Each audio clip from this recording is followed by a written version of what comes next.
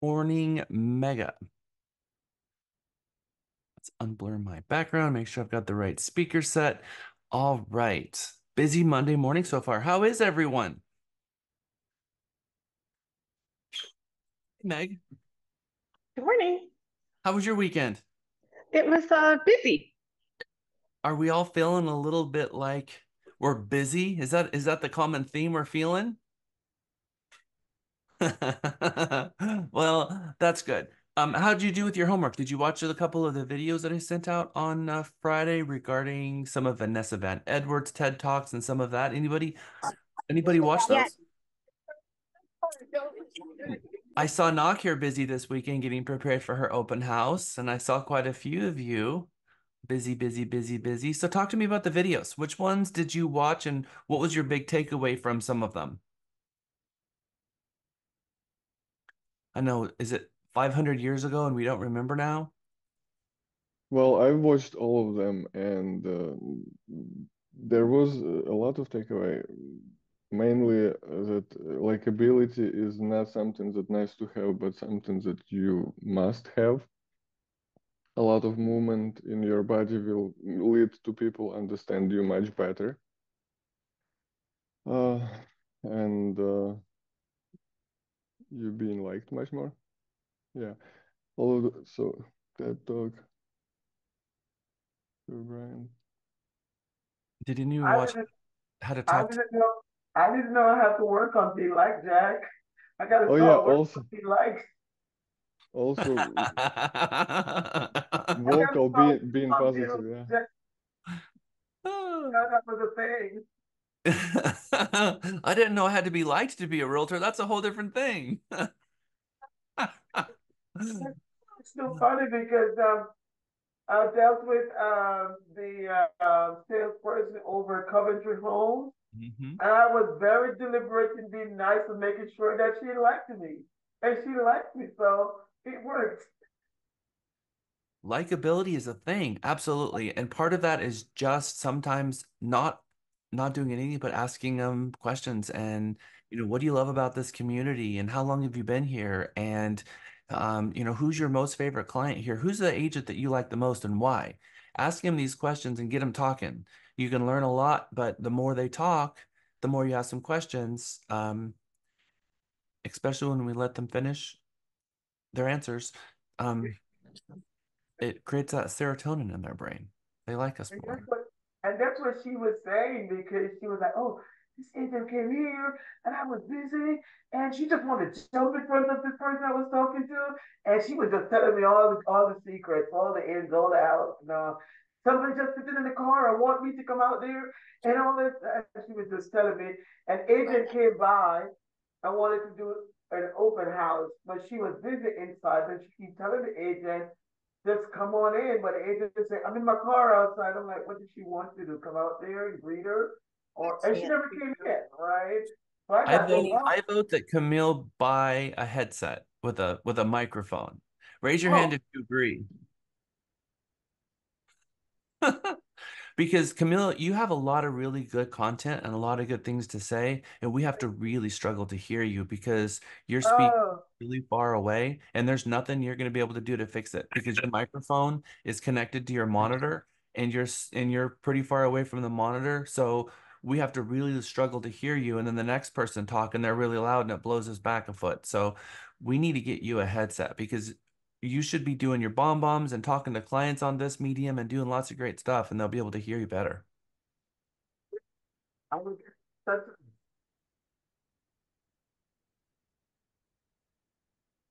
And now I can't hear you at all. But yes, we need to get I'll send you a message. Actually, Miguel, can you forward to Camille?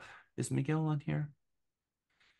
Lisa, can you message Miguel and have him? Oh, Katie, can you send Camille the headset email that we just purchased from Amazon? We've done a lot of research and found a really good headset, Camille, that might work out really well for you if you decide that you want to do that. Knock, I see your hand up. Out in the real world. Hi.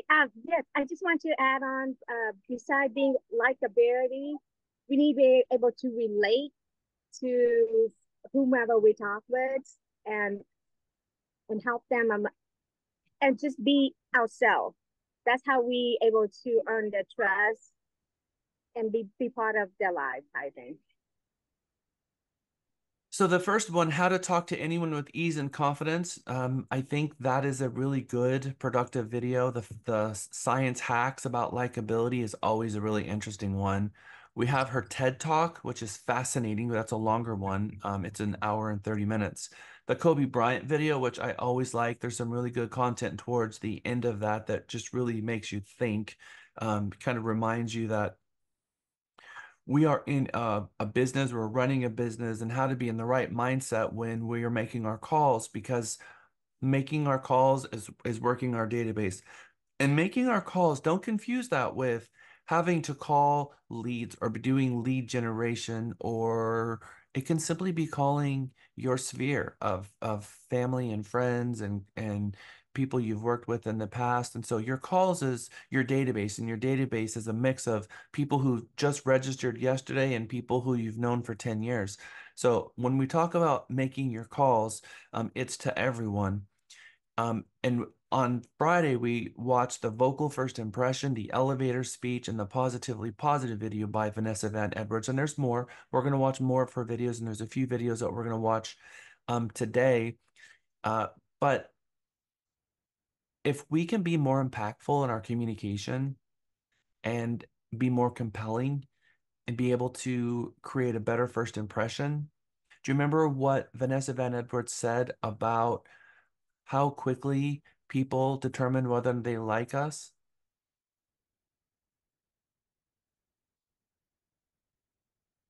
I forgot the first. Within first 60 Was the seconds first of three a meeting? seconds? 5 seconds. In the first 3 3 seconds, seconds. Yeah. already determined whether or not they like you or not, just based on your what word? Hello. Hello. And we listen to that word hello, and we listen to a power hello from a CEO. Did that one rank most favorably? It did not. It did not, About no. the so she put her hands on her hips and stood up tall and elongated her torso so that she could really get that maximum resonant voice, and thought of a really powerful, strong thing and said, hello. And because they thought that was going to have the best reaction, but it actually turned out that it was just over angry. So what resonated with everyone all the time as the number one likability factor? Happy hello. Happy. Now, can we be happy all the time? Happy Halloween. Can we fake being happy? No. I don't think we can. I don't think that's authentic. Sometimes. Elizabeth, what were you going to say? Because you, No, I was going to that I can fake that I'm happy even if I am not. I mean, we can try, but I think that we give mixed emotions because maybe we're trying to be happy, but underneath it, people can determine, see, they can feel something's wrong because we have a natural detector in us. I was talking to Katie about this. Katie went to school for criminal justice, and a lot of what she studied was human behavioral sciences. And determining whether you have someone, or deception checking, trying to figure out if the person is trying to lie to you or if they are lying, and those little telltale markers, looking at you, looking up and to the left, not being able to keep to the same story, how they're going about, whether they're defensive, whether they're giving you too much information, all kinds of things telling a story. But at the end of the day, they've already determined whether they like us or not based on the hello, let alone the rest of the story. So how can we take some of the life stress that's beat us up a little bit and get that life stress off so that we can start our day with a little better energy? How can we cleanse our energy and be more productive in sales if we need to be happy? What are some things that we can do? Should we drink it? Yoga. Is alcohol the answer? No. What's the No, what's the no, No. answer? that's temporary. Yoga. It's Yoga, yoga, healthy life. yoga, walking, exercising. Practicing gratitude. positive Yeah, affirmation. gratitude is a good one. Yeah. Look in If the you're a mirror. praying person, pray. Yeah. Yeah. Trust God. Yeah. I mean, going out into nature and letting yourself absorb some of that, getting out and getting some sun, laying on the grass and watching the clouds float by for an hour, and just let yourself think and process, which is never a bad thing, which is really just sometimes it's unplugging and decompressing, which we have to give ourselves that time. We have to allow ourselves to take that time and not feel guilty, and be able to set the phone away and just for a moment and give us that time.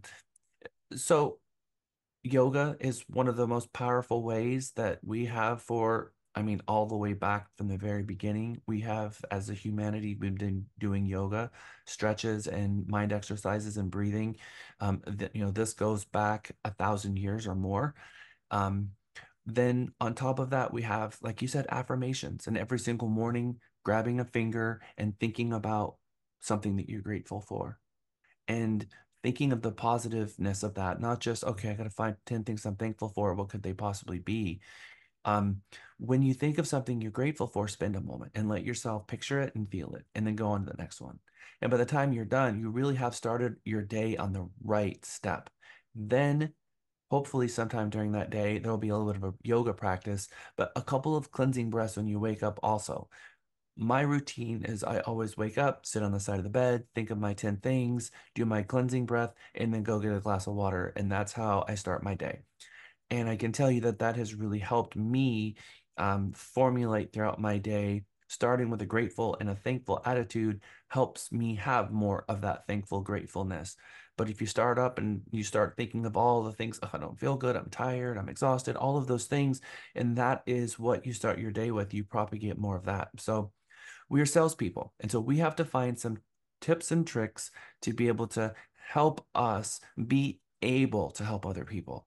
And if our cuppeth runneth over and we're not figuring out how we can mitigate some of our stress, and we're just stacking it on and stacking it on, we will have diminishing returns, because how we answer the phone, how we engage our people, the approach that we take with them, and our capacity to actually be able to listen to them starts becoming so diminished that we end up with diminishing returns. And the more effort, and really the definition of diminishing returns is the more effort that we're putting in, the less results we get.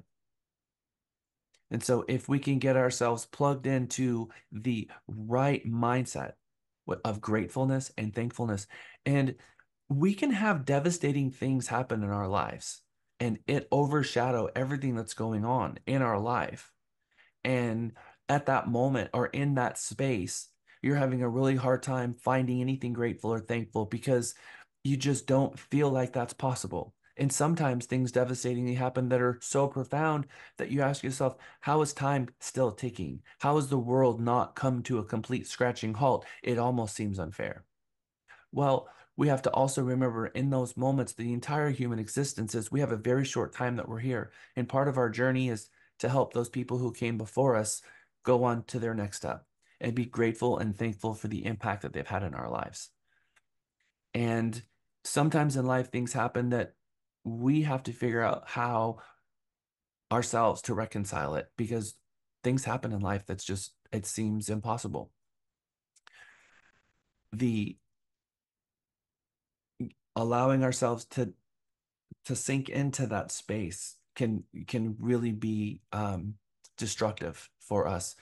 Some of the people I've seen have had horrible things in their life, and the first thing they say is, I'm trying to look at the positive, I'm trying to find the positive, and they seem to be able to go through life with those things going on and maintain that, and it seems impossible. But really what I'm getting at is we can certainly help ourselves get through that more by being positive and doing yoga and drinking water and trying to get the amount of sleep and waking up thinking about the things that we are grateful for. Because if those people and things that have happened that's negative, I think most people want us to rebound and have a happy life and think about all those positive things and all of those wonderful memories that we have. So I am very grateful and thankful that all of you are taking time in your professional career to look at this a little bit differently in terms of your career and realize we are taking on people's stress and then holistically looking at ourselves and saying, how can I keep myself healthy? How can I keep myself positive? How can I keep myself happy? Which is going to do nothing but enhance the relationships that you have and the friendships that you have. And the relationships that you have, not just with your friends, but also everyone you come in contact with. You know, those people in life that every time you just seem to get around them, they just seem to have that energy that just makes you want to be around them more. And it just leaves you with kind of a higher vibe. Think about someone, throw out a couple of names. Who's someone that you know that every time you get around them, it just makes you feel better? Is there someone like that in your life? My cousin Claudia. So, what is it about Claudia that just every time you get around her, it makes you feel better? It's her energy. She's joking about everything. She turns anything that is like negative, she turns it into a positive, and next thing you know, you're laughing about it. I'm like, how'd that just happen? And it just takes off a couple layers of stress and it makes you feel a little bit lighter. Yeah, yeah. Thank you. Yeah. I'm like, okay, it's Claudia time. So it's time for me to go laugh and distress. Yeah. Thank you for sharing, Nelly. Has somebody else got some stories of somebody that does that for them as well? My best friend Trisha. Thank you, Laura. She's So what just is it about Trisha that makes you feel like that? she says funny things. She's just funny and witty, and she just makes me laugh. And she's a HEB cooking connection um Oh, okay. part chef. Yeah. Yeah, and she's a salesperson at heart, and and she's just really personable and just funny. Thank you for sharing, Laura. Amelia, I saw your hand up. Who do you know that leaves you feeling like that? My son Austin. So he's autistic, right? So every morning I have to write letter for him and then put it in the mailbox. I mean, he's downstairs now. So every morning he's going to look for a letter from me. So he writes a letter to his friend. He knows it's me, but we just playing this game. So he write whatever he wants. He wants to know, like he's so much into real estate and then floor plan and everything like that. He said, "Where's your open house?" And I want open house on this. So I have to reply to him every morning. That makes my That's really cute. Thank you for yes. sharing, That's Amelia. awesome. Thank you so much for sharing that. I loved Yeah, that's hearing that amazing. story. Yes, Love yes, yes. He is awesome. Anybody else want to share? Well, I'm kind of feeling blessed because I surrounded but quite a few people like that, and I get more and more people like that in my life. My father-in-law is really wonderful person who I can describe as a happy man, and he is very inspirational. You and Lisa have been just really inspiration, and everybody on the team, like Katie, Miguel, like I love really everybody, and you make me feel so good and like just make me want to be better and work harder.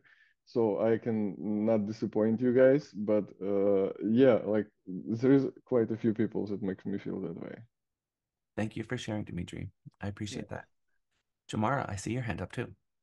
So ever since I came here and started orientation here in the office at Realty Texas, I met Lupe. And when I tell y'all that she is so encouraging, every time I feel overwhelmed, she's like, girl, we got this. And I just love that. She's been transparent. We text each other. And I mean, I've only known her, what, a week now or so, but she is so encouraging. I love speaking with her. That's amazing. Thank you for sharing. We all need more Lupe in our lives for sure. Uh, Jamera, hi. Good morning, everyone. hi. I normally go to the office, and this morning I'm like, Jamera, I'm running late. I had to drop off my brother, but I was getting ready. That's why I was off camera. But you almost made me tear up over here, Jamera. But what she said, no, that's her. That's not me. That's her. And I guess, you know how they say we're a reflection of each other. So Yeah, for sure. that's just everything she said. That's her. She's a positive one. And I think we need more Jamaras in our life. So thank you, Jamara.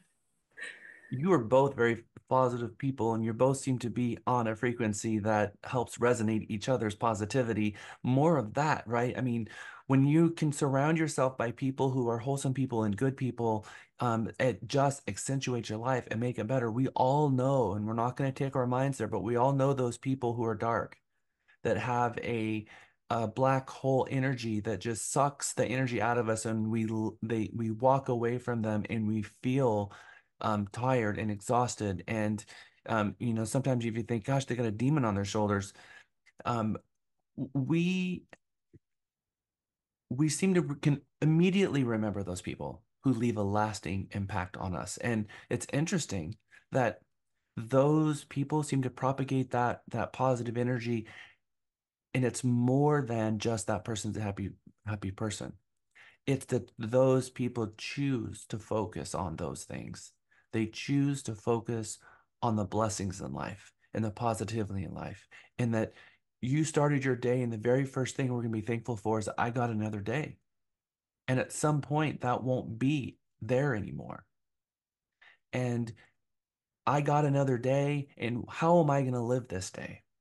And how many other people can I affect to help them have a nicer day? Because we are here for such a short time.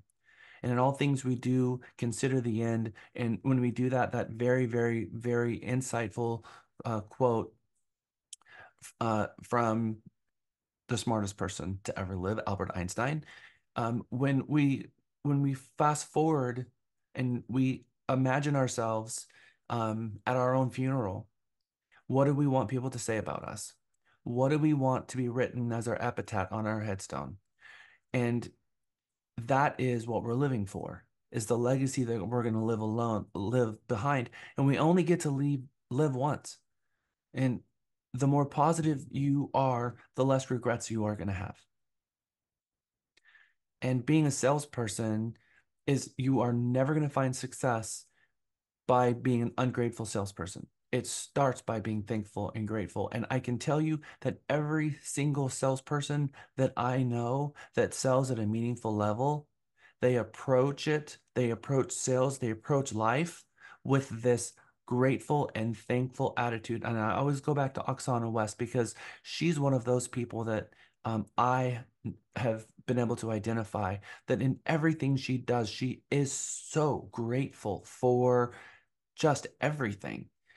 Lisa and the people I surround myself with, I am very picky with who I allow inside my life. And there's a very small number of people inside that life, and it's packed full of people who are kind and sweet and giving and loving. And that's who I choose to allow my energies to surround myself with. And we have to make those own personal decisions too. But for ourselves, waking up and using the finger exercise to help magnetize your positivity. Um, that is going to help us all in our pursuit to having a better, more fulfilling, happier life in our personal lives and in our professional lives. In all things we do, consider the end. Today is kind of the day that the last 4 days have been getting us through. This is backwards. This is our fourth day class today, but today is our referral-based business class. Monday, Wednesday, and Friday's class last week was all built all about today's class, because what we're trying to build in a real estate profession is a referral-based business where our clients are referring us other people, and we have a consistent set of leads coming in. That's everything in this profession. This profession is all about where your next client is going to come from.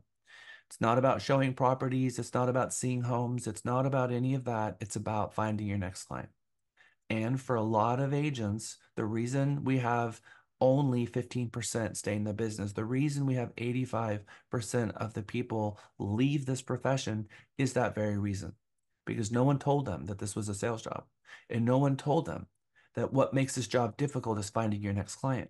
Because almost 100% of the time, when I ask my mega students on the very first opening day, the mindset of a successful agent, why did you get into this business? At least 5 of them will say, back when I was buying a home, I saw what my agent did, and they didn't do it very well. So if they can do it, so can I.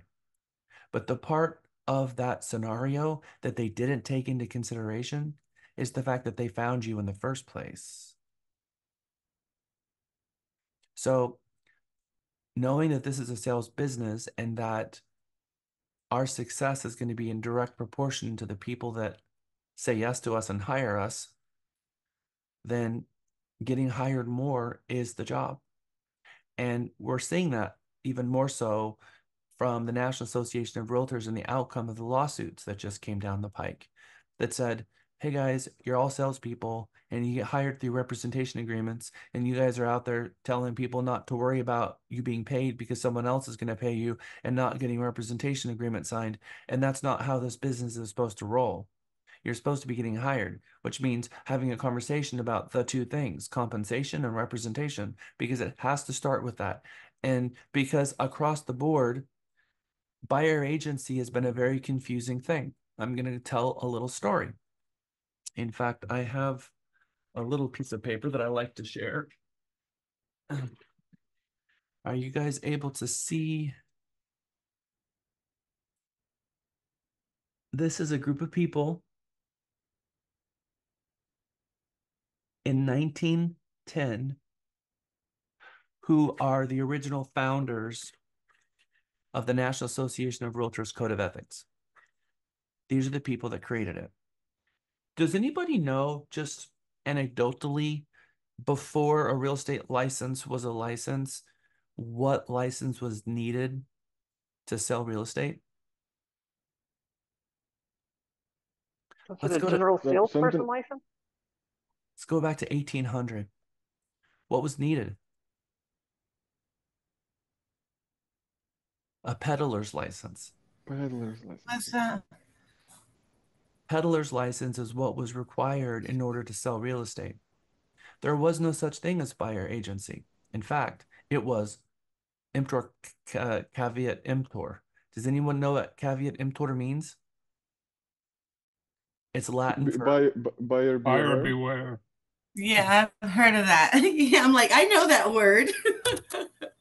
yep, it's the Latin term for buyer beware. And they had to Hmm. say that.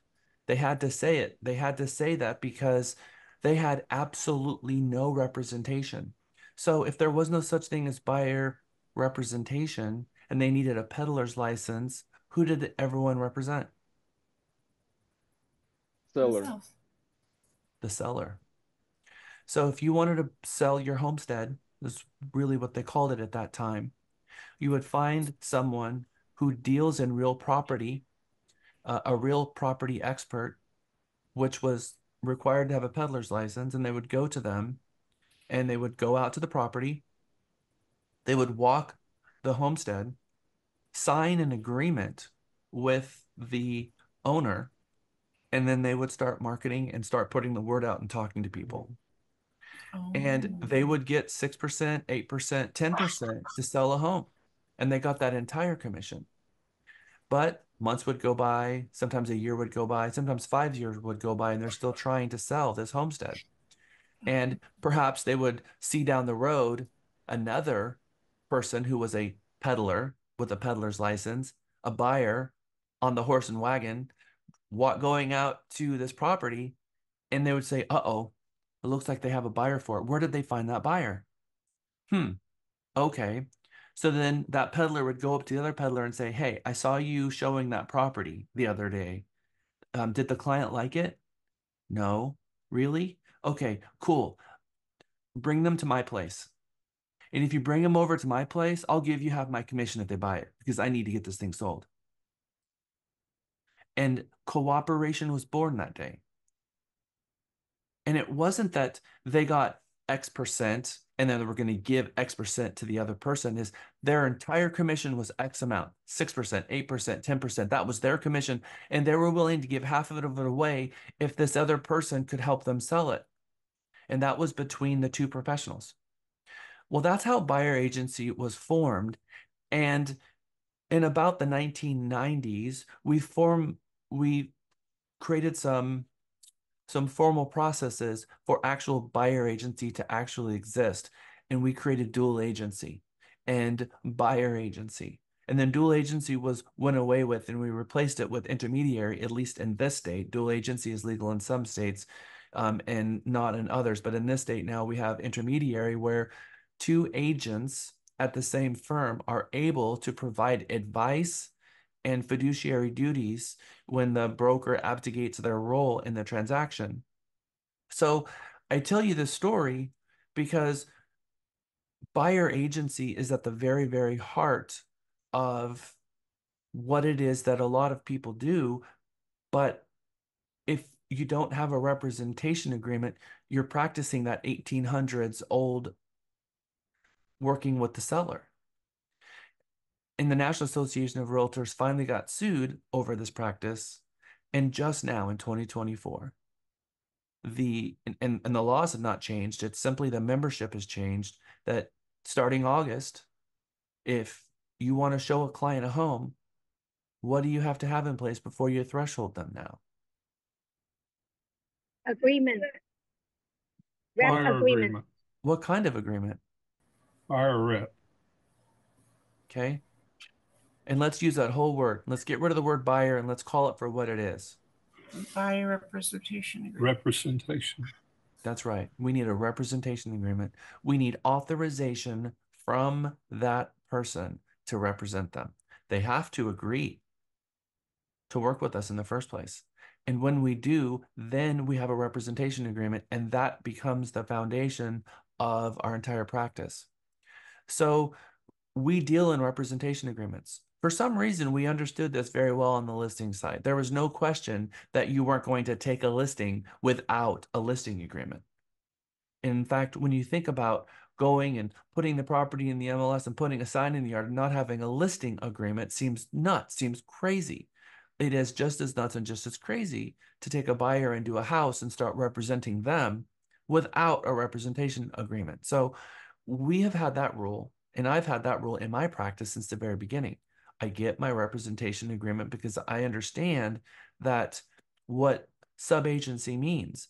Subagency has always said that, well, the agent can assist the buyer, but doesn't represent the buyer and owes their duties to the seller first. And if a buyer knew that, they would never be telling secrets to that agent, because that agent would have a fiduciary duty to call the listing agent and tell them everything they learned. So now we are focusing more on representation. And in a referral-based business, when we're talking with our people, now we're doing lead generation and trying to find more people that are interested in having representation.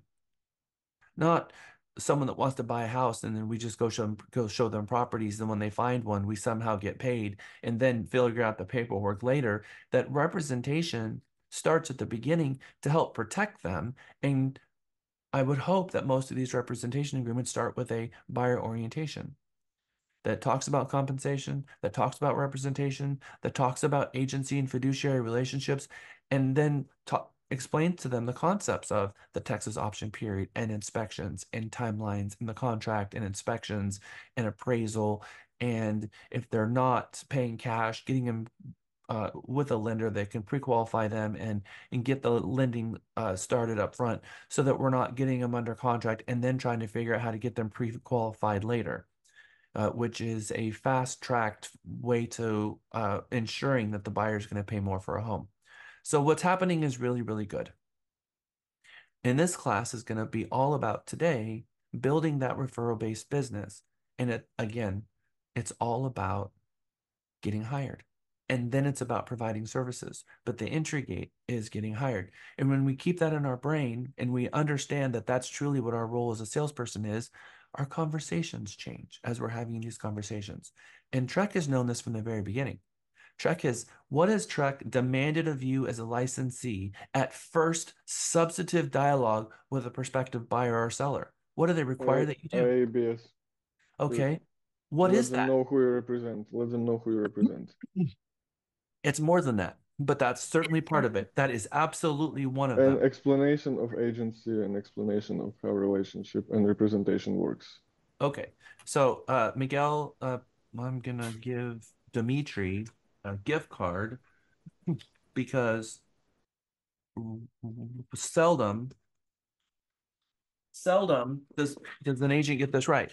Seldom do they explain it accurately like that. The two things that's required from Trek is that at the at substantive dialogue, the first two things that's required is that it's not required that we give them the IABS. Did you know that? It's required that we explain agency and tell them who we represent. That's what the law says. And we have a form that helps us do that.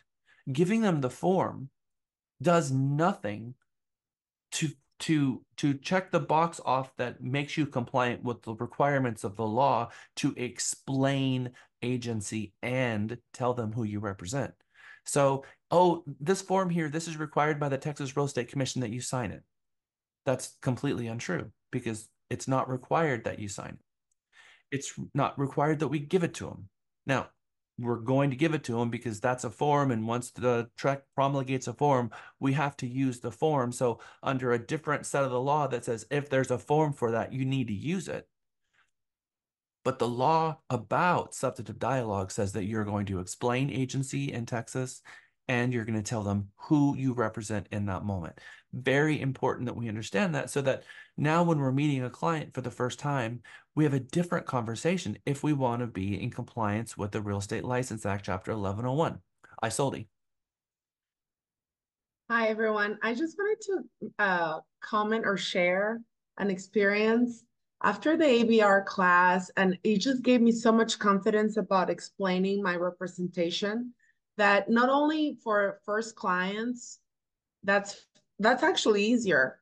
My my thing was with existing friends, you know, and it just happened that one of my best friends finally he's been talking about buying a property for years and that and I've been kind of like sometimes I just like show him around what's going on in this area because now he wants Lakeway and sometimes I just show him around what's on the area just for him to get ideas. But it's been like a while. And now he's like, okay, I'm ready. I'm actually ready. Like I'm gonna go and buy my house, the house of my dreams. And I'm like, you know what? I'm like, sorry, I can't discuss more any real estate with you until you understand that I represent if I represent you, like this is my one of a good friend you need to understand that if I cannot open a door for you, I cannot talk real estate. I cannot get deep into what you're really looking into. You understand that I am representing you, and I was just being so professional to a friend, and and he's like, "What? You mean that if we go to a place and I don't sign this, and you have a fiduciary duty to the seller? What?" And he was like, it blew his mind. He signed that everything the same day within an hour. You know, Thank I you. just wanted to share that. And I'm really glad you did. When we Good share to know. that with buyers, sometimes, especially when they've been talking with lots of people at different open houses, the common theme that I got in my profession is people saying, how come no one else has told me this? How come after all this time, nobody has told me this?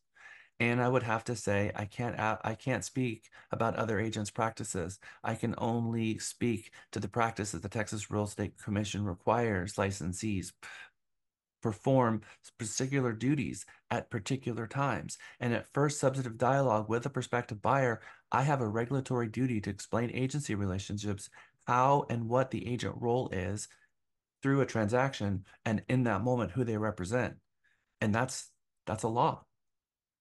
And their mouth drops when I tell them what subagency really means and what it means to them in terms of what the agent's role is. So thank you, Isolde. Exactly right. Um, Regardless if it's our best friend or someone that we know really well or a family member, our professional duties aren't abdicated based on how well we know them. In fact, we have even a higher obligation to make sure that those people who know us, that we take the moment to explain these things. So thank you. We're going to talk a lot about building a referral-based business and creating an engine that is allowing you to have a nice,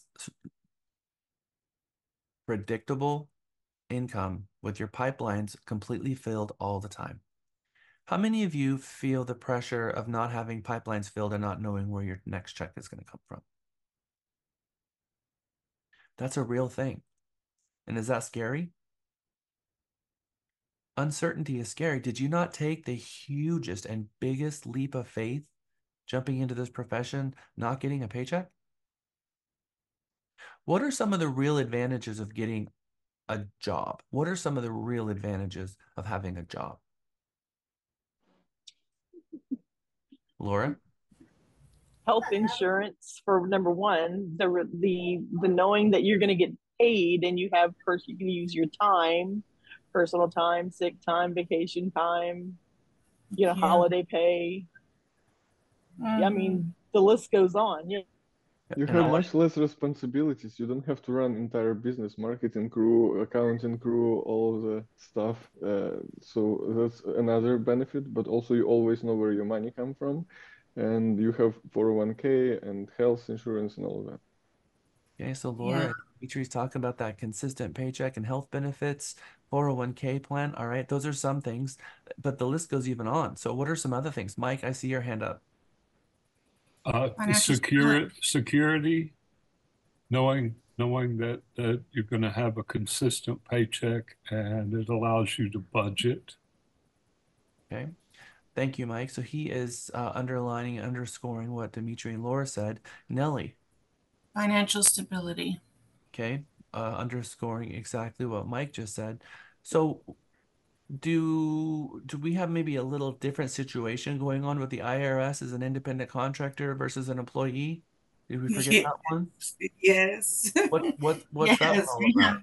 We're totally different, a different relationship. You do a lot of write-offs and make sure you keep all your receipts and have a good CRM system, put your expenses and things like that. What is the advantage of being an employee as it pertains to taxes? They're taken off the top. Uh-huh. They're taken before you even get your check. A refund actually means something, right? How many of you getting a refund? Yes, the refund means something. How many of you are getting a refund? I didn't see any hands going up. Not very many people are getting a refund. Steven says he's getting a refund. I am. Nellie's getting a refund. All right. So hopefully you guys are taking 18% out of every single paycheck that you get and sending it to the IRS as you get those so that you never have to worry about that. But the employer takes that money right out of your paycheck and sends it to the IRS for you so that you don't have to worry about that. But then also, let's talk about something else. Let's talk about Social Security. Are we building Social Security as an independent contractor? Yes. No. We're not. We are not.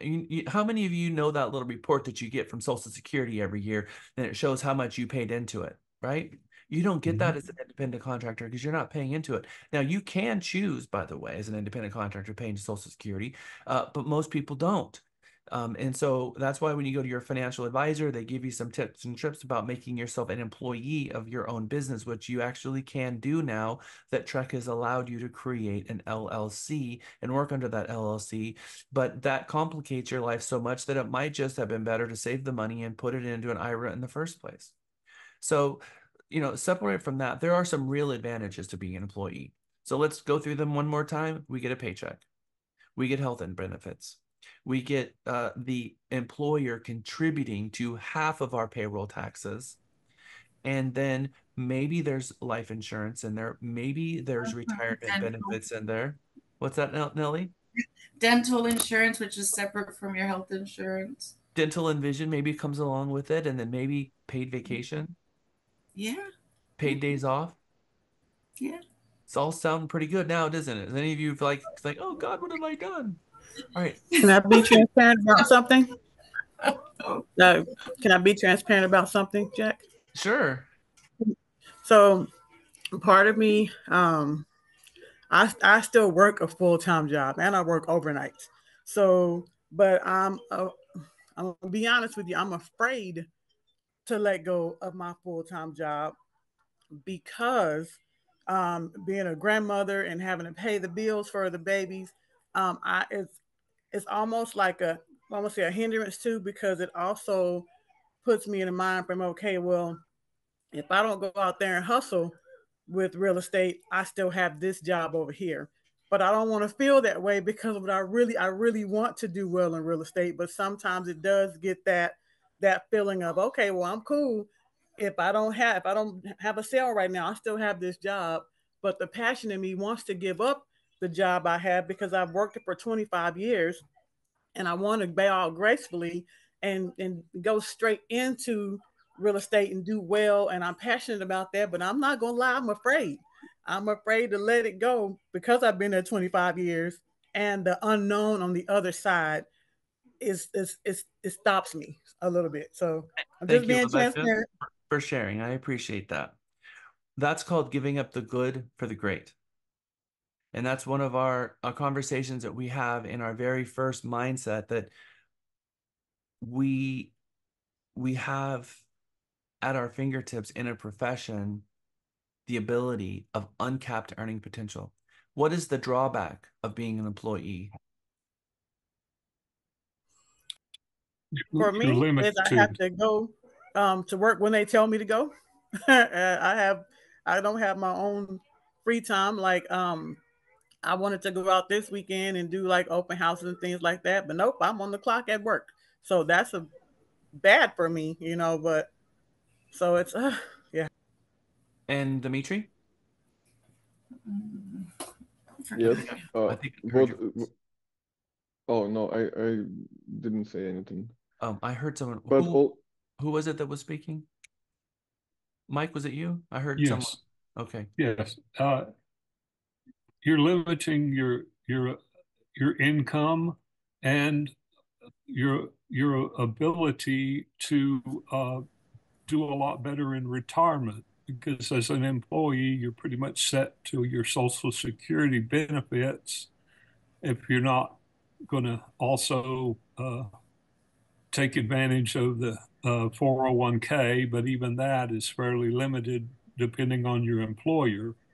And as a solo business owner, you can have a solo 401k that allows you to even put up to as much as around 60 some odd $1,000 a year into a tax-free retirement system.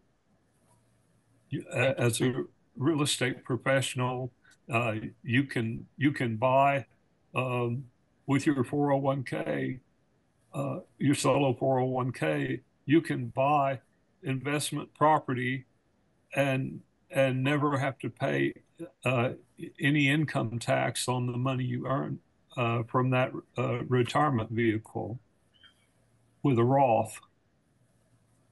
Mm, thank you, Mike. All right. thank you. So um someone read to me the slide on the I have screen. one more. I have one to add. One Nelly, will thing. you read to me the screen first? What's on the screen? Oh yeah. Okay. Humanity lost their freedom when they started to depend on salaries.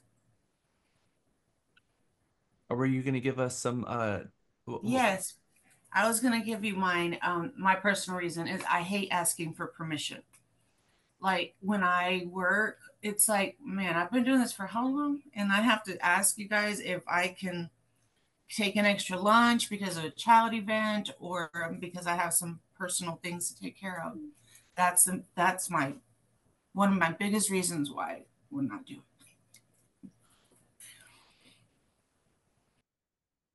you as a as an as an owner of your own business, which as an independent contractor you kind of are. You're right that no one can make you show up, but the reality is you are the only one who can't quit. When you're an employee, you have the freedom to quit and walk out the door at any moment. But as a employer of yourself, you no longer have that freedom. And when your client needs you need to be there when they need you.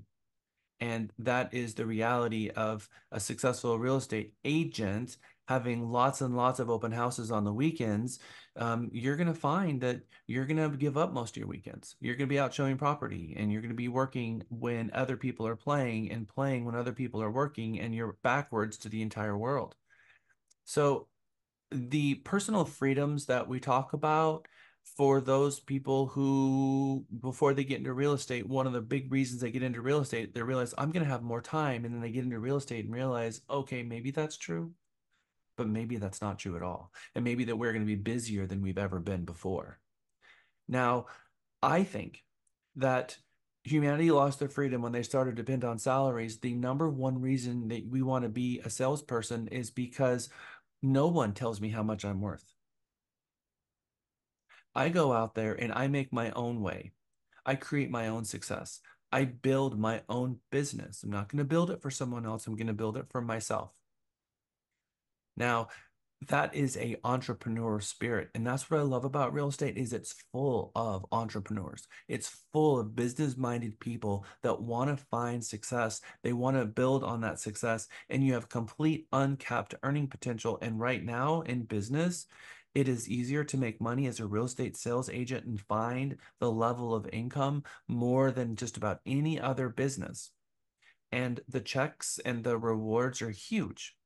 So we have to ask ourselves if the true rewards in all of this, if it's resonating with you, because if you're not making the money that put you into this in the first place, then a job starts looking better. But you have to treat this as an employee. And I asked a question on Thursday, on Wednesday of last week. I said, how many of you would fire yourself if you were your own employee? And I saw a couple of people smile. Um, how many of you are putting at least 40 hours a week of work into this job?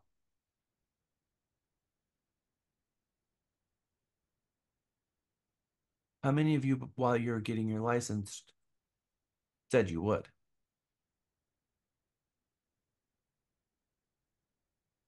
So if that's the case, then what's stopping us from putting in 40 hours a week? Let's talk about that for a moment. Other than, not jumping into this profession with both feet, because it's kind of an idea that at this point in Mega, you will have taken the leap of faith and jumped in with both feet. Now, there are some people who are looking at retirement, and that retirement is going to vest them in a little bit, and then they're going to get retirement check, and there are for good reasons why they're going to stick it out and then make the transition, and in the meantime they're transitioning. That makes perfect sense to me. I totally get that. But if you are a full-time real estate agent and this is your primary, and this is this is your income, and you're not working 40 hours a week, why? What are some things that are stopping you? Laura, I see your hand up, and some others. Yeah, I'm a little bit like Lebecca. I mean, I'm getting ready. I want to make a huge life change. I'm currently married, and I've been, I want to, go through that process of being single again. And I mean, I do have, fears that I can't support myself, on, my own salary. And that's one of my biggest concerns is, I mean, I've been in the same situation for 28 years. I've got comfortable to, having insurance and, and having, you know, things. And, when I transition, I'm going to be basically, a single mom.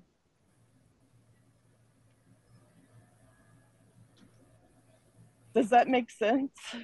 Yeah, it does. And we have all we have all found ourselves here together in this group as people that share one thing in common. We have got a real estate license, and we are real estate agents. And we took the leap of faith and the belief in ourselves that we can go and make this profession, and get all that we want out of it. But what is this profession about? Helping people. People. Consulting, representing. Representation. Representation, you're right. Oh no, sorry.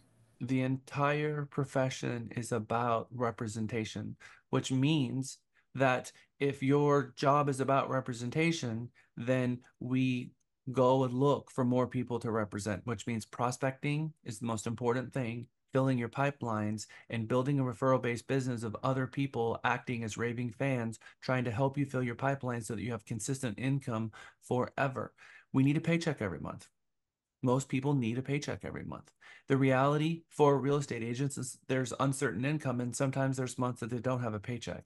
If we need a paycheck every month and we're going to make this our profession and we take that seriously and we have everything writing on it, then we have to wake up with a salesperson mindset, which means get rid of the distractions, have the positivity, get rid of the stresses that we as much as we can, mitigate all that, which we've talked about, but then figure out how we are going to advertise ourselves and market ourselves to prospective prospects. And if you can create an entire body of people that are raving fans that are helping us get in front of other buyers and sellers, you'll always run into these people in your life that just seem really well connected and they're always trying to refer you to other people. When those people find themselves in your life, you need to encourage that behavior and be grateful and thankful for that behavior. And let them know that you're thankful for the referrals. Take them out to lunch to thank them for the referral, and then update them as you're working with that person at little checkpoints, because people love the concept. People love living through vicariously other people buying a home. You know, we found a home, they're really excited about it, they got their offer accepted. They are, just keeping them updated on the major checkpoints without divulging confidentiality, but keeping them updated so that they can feel like you not only appreciated that you gave a referral, but that you cared enough to vicariously keep them updated. That means that they're going to want to do that more and more. That's the one thing that agents really get bad at, is sometimes they even close and they don't even call the person that referred them to thank them and let them know that they even closed, let alone keep them updated throughout that transaction. And part of that, sometimes they forget after 45 days of a transaction who even referred them in the first place, and they never even wrote it down, and they don't even track. And sometimes their number one referrers, they don't even realize it's their number one referrer because they've gotten so busy that they don't even have the ability to track it, when that is the number one thing that they should be tracking. Okay. Has anybody, so today we're going to be diving really deep in the world of referral-based business and talking about how we create a referral-based business. Has anybody done their 23 paragraphs or want to do their 23 paragraphs in class right now?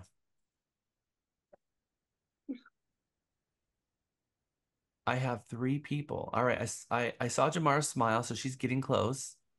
Amelia raised her hand, and Katie said yes. So it's going to be Katie first, and then Amelia, you two are going to be our 23 paragraph reciters today. I'm super excited. All right, Katie.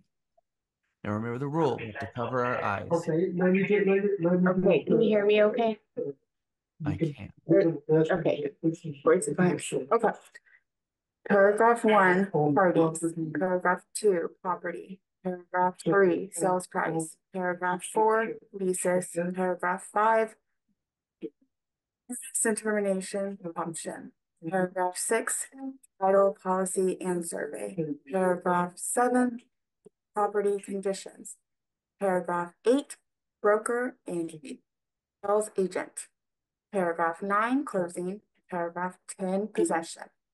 Paragraph 11, special provisions. Paragraph 12, settlement and other expenses.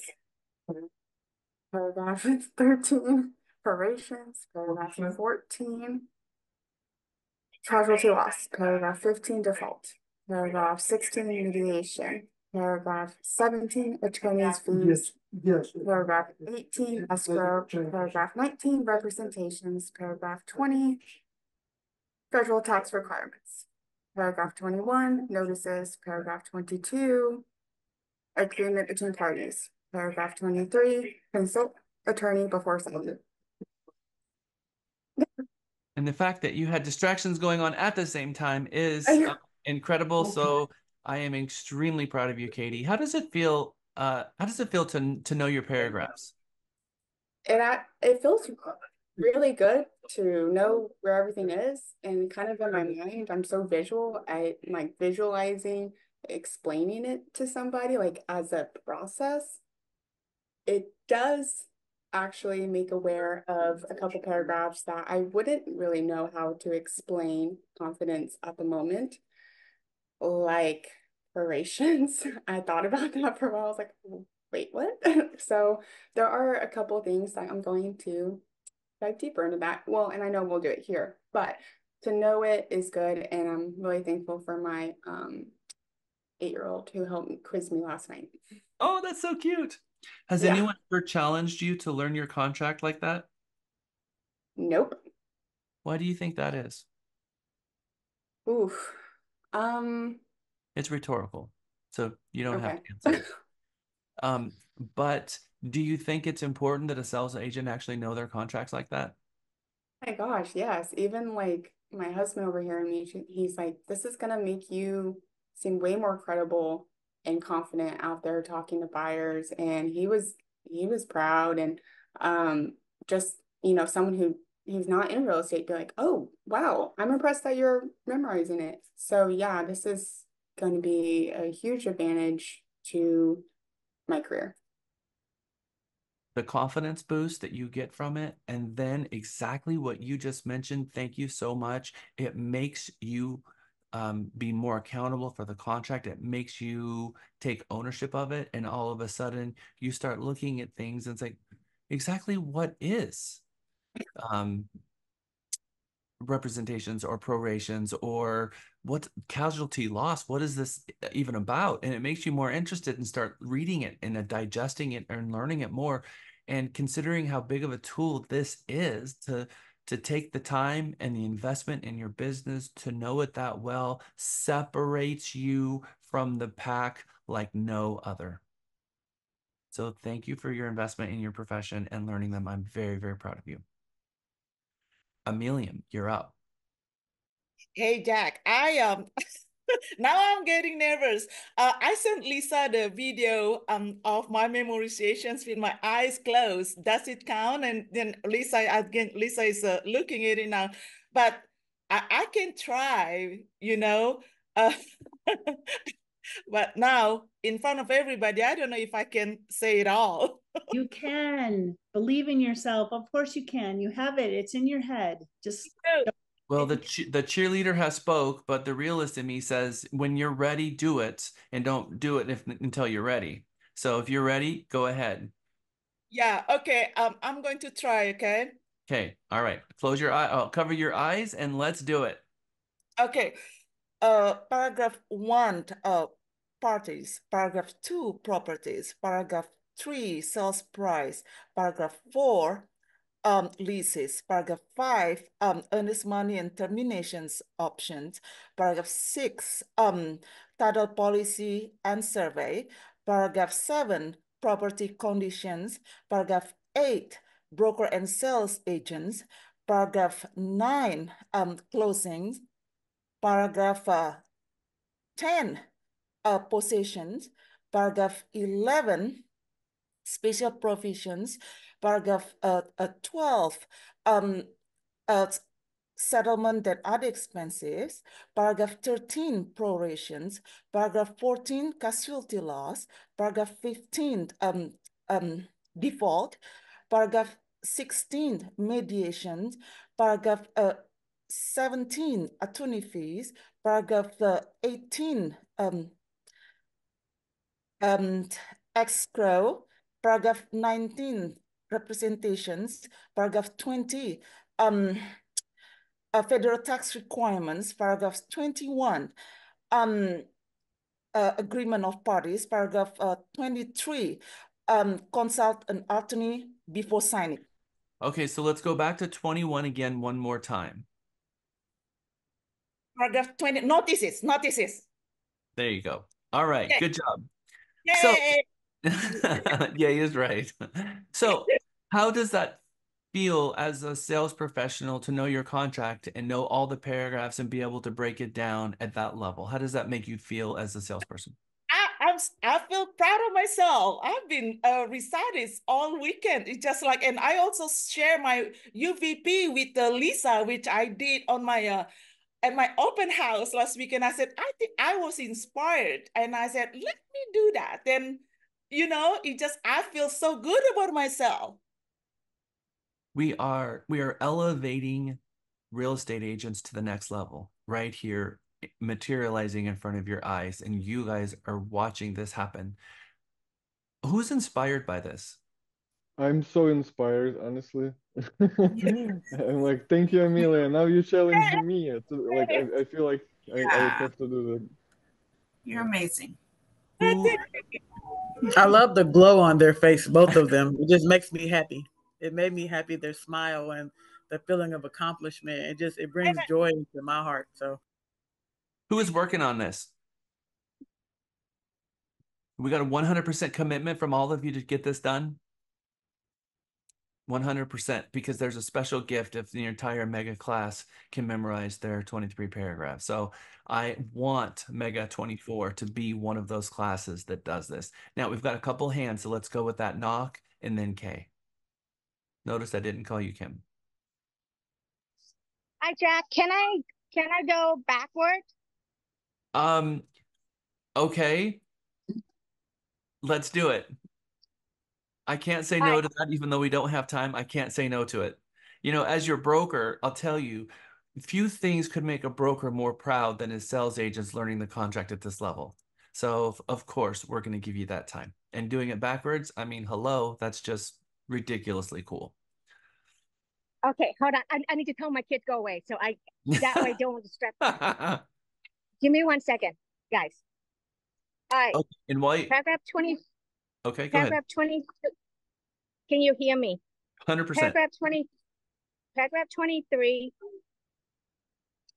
Consult with attorney priorities to sign. Paragraph 22.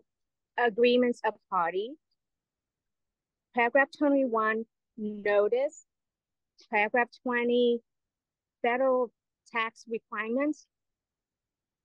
Paragraph 19. Representation. Paragraph 18. Escrow. Paragraph 17. Attorney fee. Paragraph 16. Mediation. Paragraph 15. Default. Paragraph 14. Casualty loss. Paragraph, where am I? 14? You did casualty loss in 14, now you're on 13. Okay, thank you. Paragraph 13 is proration. Paragraph 12, settlement and other expenses. Paragraph 11, special provision. Paragraph 10, possession. Paragraph 9, closing. Paragraph 8, broker and sell agents.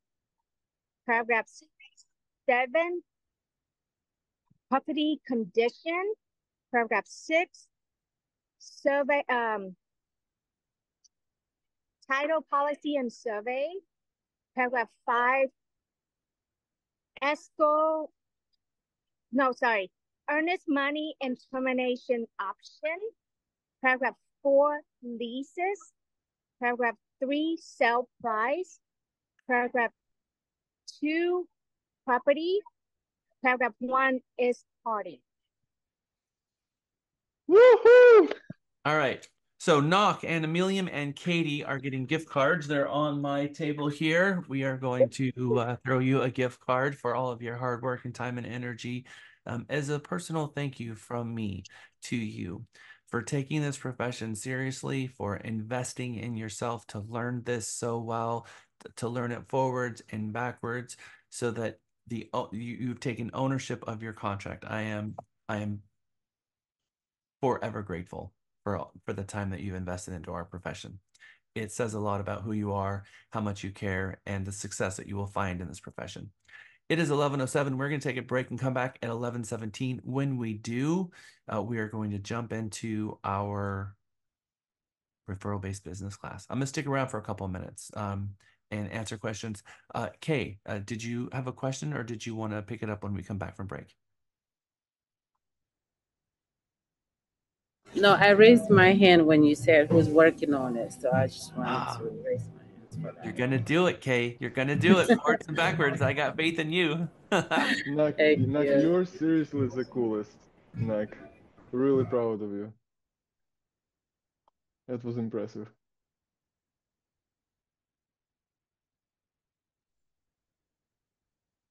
Jack.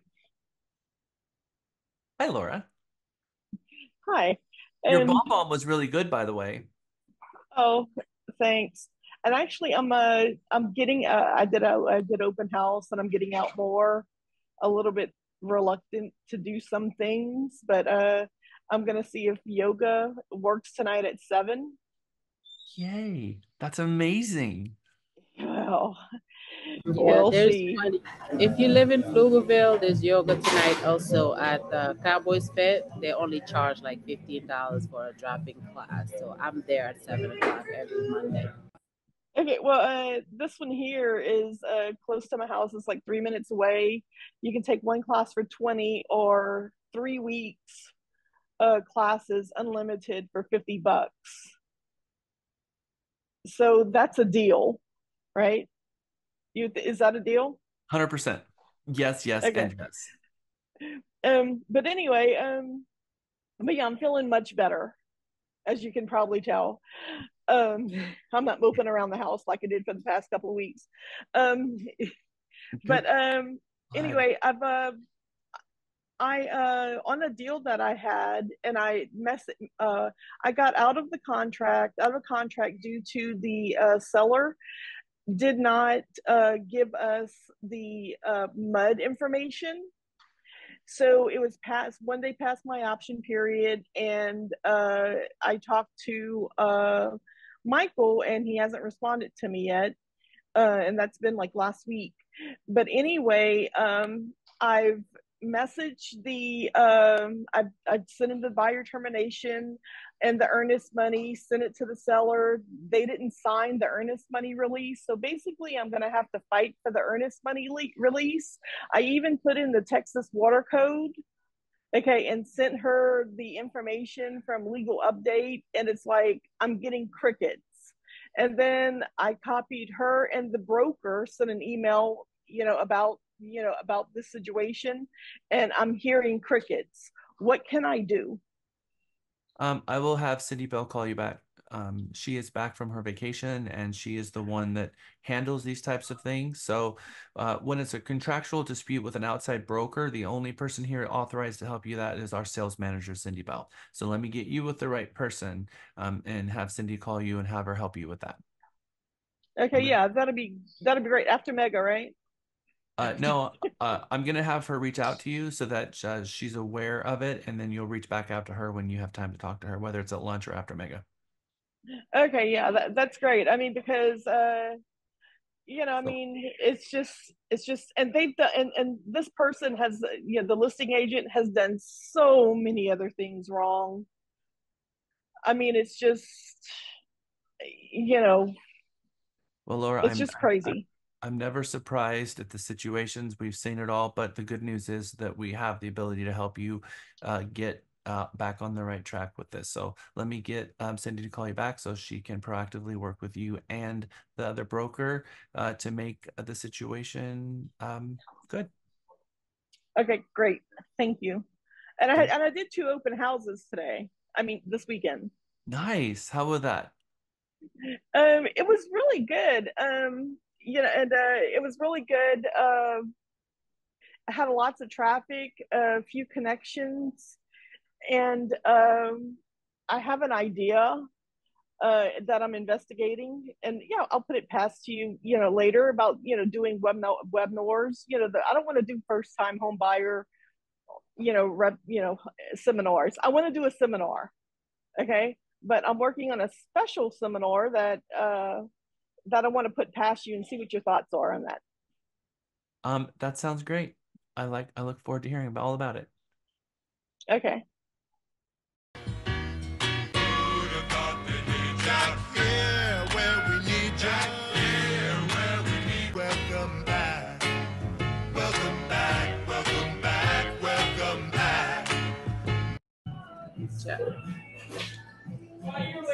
Jack, I think you're still on mute. Were you guys able to hear my welcome back? No, you're mute. Yeah, we were hearing Yes, your welcome I back. did. Okay. Vincent. Yes. So, huge shout out to Katie, Amelia, and Nock for your paragraphs. Thank you so much for inspiring the entire class. And of course, investing so much that you would memorize the entire contract paragraphs of your 1 to 4 family home. That's impressive. And thank you, especially for the inspiration. It always pumps me up and gets me super, super excited. Nock, I see your hand up. Was that from before or did you have a statement or a comment or a question? Oh, don't want to see that. I lowered it. So she knows better not to drive, and don't play with your phone when you're driving, Nock, or I'm going to come take your phone away. Well, actually, what and you'll take her phone away, and Trek will take away our right to teach class. So, when we see that, it actually puts the entire company in jeopardy of losing our ability to teach when an agent is teaching. And I'll tell you, if that happens at the Realtor Association, they eject the people from class, and they're not allowed back for the entire class. Okay, so please don't put us at risk. All right, thank you. All right, the 4 things in real estate. We wear 4 beautiful hats. One is prospecting, and one is converting those prospects into clients. One is getting those clients at the closing table and giving them the biggest hug they've ever had, and then following up with them and making them part of our family forever and getting referrals from them. It is a beautiful journey that we get to as a sales agent, help people through one of the most confusing purchases of a lifetime, one of the most expensive, and we get to hold their hand and get to share our experience and our knowledge and our wisdom. So not only are we a teacher, but we're an advisor, we're a shoulder to cry on, and we get to help them buy what's going to be home for them. And we get to see them go through their own emotional journey of kind of the fear and of starting the process and not knowing where it's going to lead them, whether they're going to get a no or a yes from a lender, these types of things. And when we get them all the way through to the other side, and we get to help someone who maybe perhaps is a first-time home buyer, and for the first time they own a little slice of America and they've got their own place to call their own. There's nothing like it, putting the keys to their hands and helping them through that journey. You are revered to them if done right. You're part of their family. They associate you with something that they are so proud of, and because you have that association and cared and walked them through that transaction, you're a leader to them, and that means that they're not going to forget you. And how do we tell them how much we care about them, allowing them to for having the trust and faith? They trusted our ability, our commitment, and ethics to get them there. We keep in touch with them and we call them, because if we never call them again, then we're kind of sending them the message that we really didn't care about them. We weren't really grateful for it. We weren't really thankful. So we need to call them on a regular basis. Keep that 180-day timeline for the do not call list, EBR, existing business relationship, alive and well, and calling them. And I know that many of you are stepping out on breaks and making calls, and going on lunch and making calls before your lunch. I've caught 2 of you doing that. Katie is one of them. Katie has been very, very good about reaching out to her spheres and calling her people. That's very impressive. Who are some other people in Mega that would like to share perhaps some of your experiences that you've had calling people that maybe otherwise you would not have called had you not been in Mega? Anyone want to share? Uh, me. Awesome. Thank you, Katie. Yeah. So when I first moved to Austin, I met this guy on the 7-Eleven right down the street. We've been like really cool. So I used to come in and out. And one day he asked me what I was doing. I told him, you know what? I'm a realtor. I moved from Maryland and DC, but I got my license. I haven't been operating.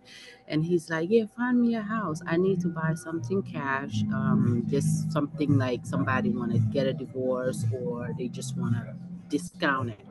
And I just like, okay, sure, no problem. And every time I see him, he's asking me, and I'm like, yeah, it's just there's nothing. I haven't seen anything yet. And I was just looking in the internet because I didn't have no MLS. I still didn't activate it. But since I've been in Mega, it started making me question, like, it's business right there. Like, what am I waiting for? Why can't I just jump and find this guy a house and he's paying cash? Yes, I just thought it was like gonna be difficult for me to find him something because he wants like a probate or something like a steal. He keeps using the word steal. I want something of steal. $200,000 house. Somebody want to just get rid of their house. I want to buy it. And then Saturday he texts me and asking me again, and I'm still like, I need to find him something now, but I need help. I don't know what area or where to find him, what he's looking for. But bottom line is that's what I feel like this program is doing for me. It's motivating me to just know like there's business out there. You just got to get up and go get it. Nothing could be truer than what you just said. There is business out there. You just got to go and get it. And when you have someone that's asking you for help, get him in a buyer orientation and sit him down and educate him on the realities of where our market is, and that every month goes by, if the market is appreciating, and that he was so smart to wait until now to buy, because had he bought between 2021 and now, he would be in a completely different situation. But had he bought before that, he actually would have built an incredible amount of appreciation already, and that this is a really, really good time for a buyer to enter the market. And get him in that buyer orientation and have a consultation with him, because a lot of people come to us asking for the steal, and then we go out and get him out into the world of buying, and they find out, oh, I didn't know I could go to Gerald and buy a home and have them pay my closing costs and buy down my rate, give me a discount on the house itself, and me actually buy a house for no out of pocket at all, except for the cost that it was to get the home inspected. And so in the different markets that we have, the builders right now have some incredible deals out there. And so there are incredible deals to have happen. We just got to get them out there and see the inside of these things. And so it sounds like you've got a buyer orientation and a buyer tour to go on, which is really exciting. That's a great way and great things to fill our time with here in Mega. So thank you for sharing. And I'm guessing that there are other people in Mega that are having these same realizations, these same thoughts that, wow, there is a lot of money. I learned just last week that billions of dollars worth of commissions were handed over just in the first quarter of 2024 in just one of our mini metros in Texas. 12,000 sides had closed, 6,000 properties closed in just one metro. And if there's that kind of money being thrown around, how do I enter that market and participate at a real meaningful level? Because it's there, we just have to go and seize it. As we talked about in all of those quotes, it's an action word. Seek and you shall find, knock and the door will be opened. All of these phrases that we've heard from millennia, the action of actually going out there and seizing it. So thank you for sharing. Prospect, convert, close, and follow up. All of the money in real estate is, all of it is housed under one database for you. At least it should, because all the money in real estate, the 5% that is sharing in the 95% of the business, they're operating from a system that helps them communicate with their people in an organized way. All the money is in tech-enabled, systematic, relentless, scheduled follow-up. And that's not just the people who you've never spoken with before that registered on a website. Those are also your past clients and your friends and your family, and being relentless about making sure that everybody knows that you are the professional, that you are going to continue to talk to them about real estate until everybody else they've ever known in real estate fades into the darkness and they forget about them, because you become the person that's educating them on everything that's going on in the market. You call everyone and say, hey, I know there's a lot of confusion going on out there about real estate commissions. I just want to update you and tell you the truth about what's really going on. They appreciate that. And talk to them about rates. I bet you've heard the rates are going crazy, but did you know they've actually gone down, and they're actually, the Fed chair is reading again this week, and their expectation they're going to go down even more. Now we're sitting in the sixes right now, and perhaps even they're going to go down even further. And that, maybe you heard that, when you buy a home that you're going to spend $100,000 over asking. Well, that has far changed. In fact, now buyers are getting closing costs paid, and they're getting incentives to buy a home, because they're not getting regularly updated on what's going on in the housing, and they hear something and they don't ever hear anything again. And maybe they think we're still in this crazy multiple offer situation because they're just trying to stay far away from the news as possible, because every time they go to the news, they're just inundated with massive amounts of negativity and they just don't want that in their lives. So if we can be associated to real estate and we keep reinforcing that message, we will become the real estate expert that they go to for every question, and solicit that and put that out there. Maybe one of your underlying messages and all your social media posts and the reels and TikToks that you do is, when you have questions, call me. I'm very well connected. If you need a plumber, you need an electrician, you need a landscaper, you've got questions about the rates, you got questions about selling or buying a home or leasing a home or buying your first investment property, call me. I'm the expert. I want to be the one to get to help you figure out what your message is and keep putting that out there, because the underlying message that you want to reinforce is having people call you when they have a question. When they think about real estate, think about you. Connect those synapses in the brain, like the story that I shared with you guys on the first day, where the dentist and someone's sitting in the dentist chair, and that person has a horrible toothache, and the dentist looks down at them and says, "My goodness, if you know somebody going through this, have them call me." I hate to see anybody in this level of pain. The dentist in that person's brain connected the synapses, toothache, and that dentist, and put them together. Because it's not just good enough to know that you're in real estate, just like it's not good enough to know that that dentist is in real estate. I asked you all the question, if I had a toothache, what would you say? And only one of you, because your husband's a dentist, said, call a dentist. Everyone else said, oh my gosh, you should see a dentist. But if your dentist asked you for that referral, what you would have heard is, oh, that is the synapses, because that's the most relevant synapses for that situation. I was told what to do in this situation. You call Dentist Joe. And then you actually, it's like your brain is like, boom, and now I've helped Dentist Joe. Right. So that is what we are trying to do in real estate. When your friends and family, when they think real estate, they think you. That needs to be plastered all over your messaging, so that when they think real estate, they don't just think of first the when they were buying a house or when they were selling a house or whatever thought is the most relevant synapses that's currently burned into their head up to that point, that when they hear someone talking about real estate, you're what comes into mind. And you reframe in their mind the slideshow that connects the synapses that says, when I hear people talking about real estate, I think about knock, boom, that comes into my door, or Jana, or Laura, or Mohammed, or Samantha, or Katie, or any of you. That's what pops into their head when your family and friends and past clients think about real estate.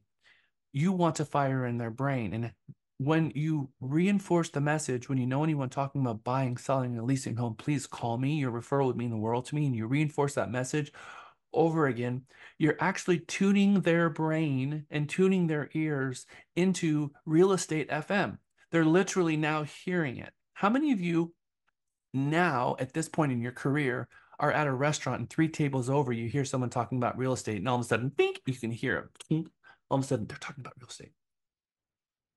It happens to me all the time, because you yourself become tuned into those conversations, and you'll pick up a radio signal from 5 seats away of someone talking about real estate, and you're listening to what they're saying. You're like, oh no, that person's still wrong. But maybe you say nothing at all. But you're trying to do that for your family and friends. So when they know that they have someone that they know that's looking to buy, sell, or lease a home, now do you think they're going to get up and walk 4 tables over and say, you need to call my friend? No, probably not. But if their friend came to them and said, hey, I'm thinking about buying a house, or we were, out, we saw an open house this weekend and we're thinking about selling our house. When people are thinking about buying and selling a home, they usually share that with their friends. It's usually they're sharing that with their friends before they go to an agent, because most people are not in the market to hire an agent. They're in the market to buy a home, and they find their agent along the journey of purchasing the home. So they're stopping in open houses, they're clicking the button to see properties online, and they're getting other agents that are talking with them. So it's very possible that conversations have been had, but no representation agreements have been signed.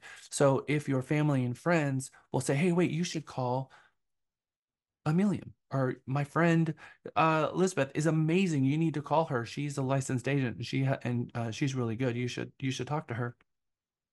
You now are programming an army of raving fans that are helping give you leads. So all of those leads and all of those people you should put in the CRM, but you also need to put the referral source of where it came from. And one referral source can come from somebody else. So we have referred by in our CRM. So you can pick none or somebody else in your CRM. And if you add someone to your CRM and you go down and you click the referred by and they're not in your CRM, you're going to think, oh, oops, okay, let's go add that person too, get them in the CRM and then pick them as the referred by and start having a commitment to having an organized database. It's the most important thing that you can do to create a referral-based business because all of the money in real estate, the key to it is relentless follow-up, staying in touch with your people, letting them know that you're in real estate, reminding them you're in real estate, letting them know how appreciative you would be for their referrals, and getting a constant flow of people seeking you out to help them with real estate. That is what is going to help fill your pipelines and allow you to be a more successful agent by lowering your stress, by having a consistent set of paychecks coming in, making this career and profession more fun. All of you talked about the advantages of having a job, and the entire advantage of having a job is all surrounded by one thing: compensation. Compensation. Compensation on days off that are paid, compensation on your salary, compensation on retirement, compensation on health benefits. All of it was about compensation. But the thing is that you can be compensated at a much higher level that's not capped. They're giving you all kinds of incentives to keep you as an employee because you're most likely making them money. So now you're giving up that paycheck so that you can uncapped earning potential by being a relentless salesperson, but that starts by letting everybody know who you are and what you do. That's step one. And if we haven't done that yet, then we need to get that in place immediately. Your websites, one of the advantages you have by finding yourself at Realty Texas, one of the many, is your websites.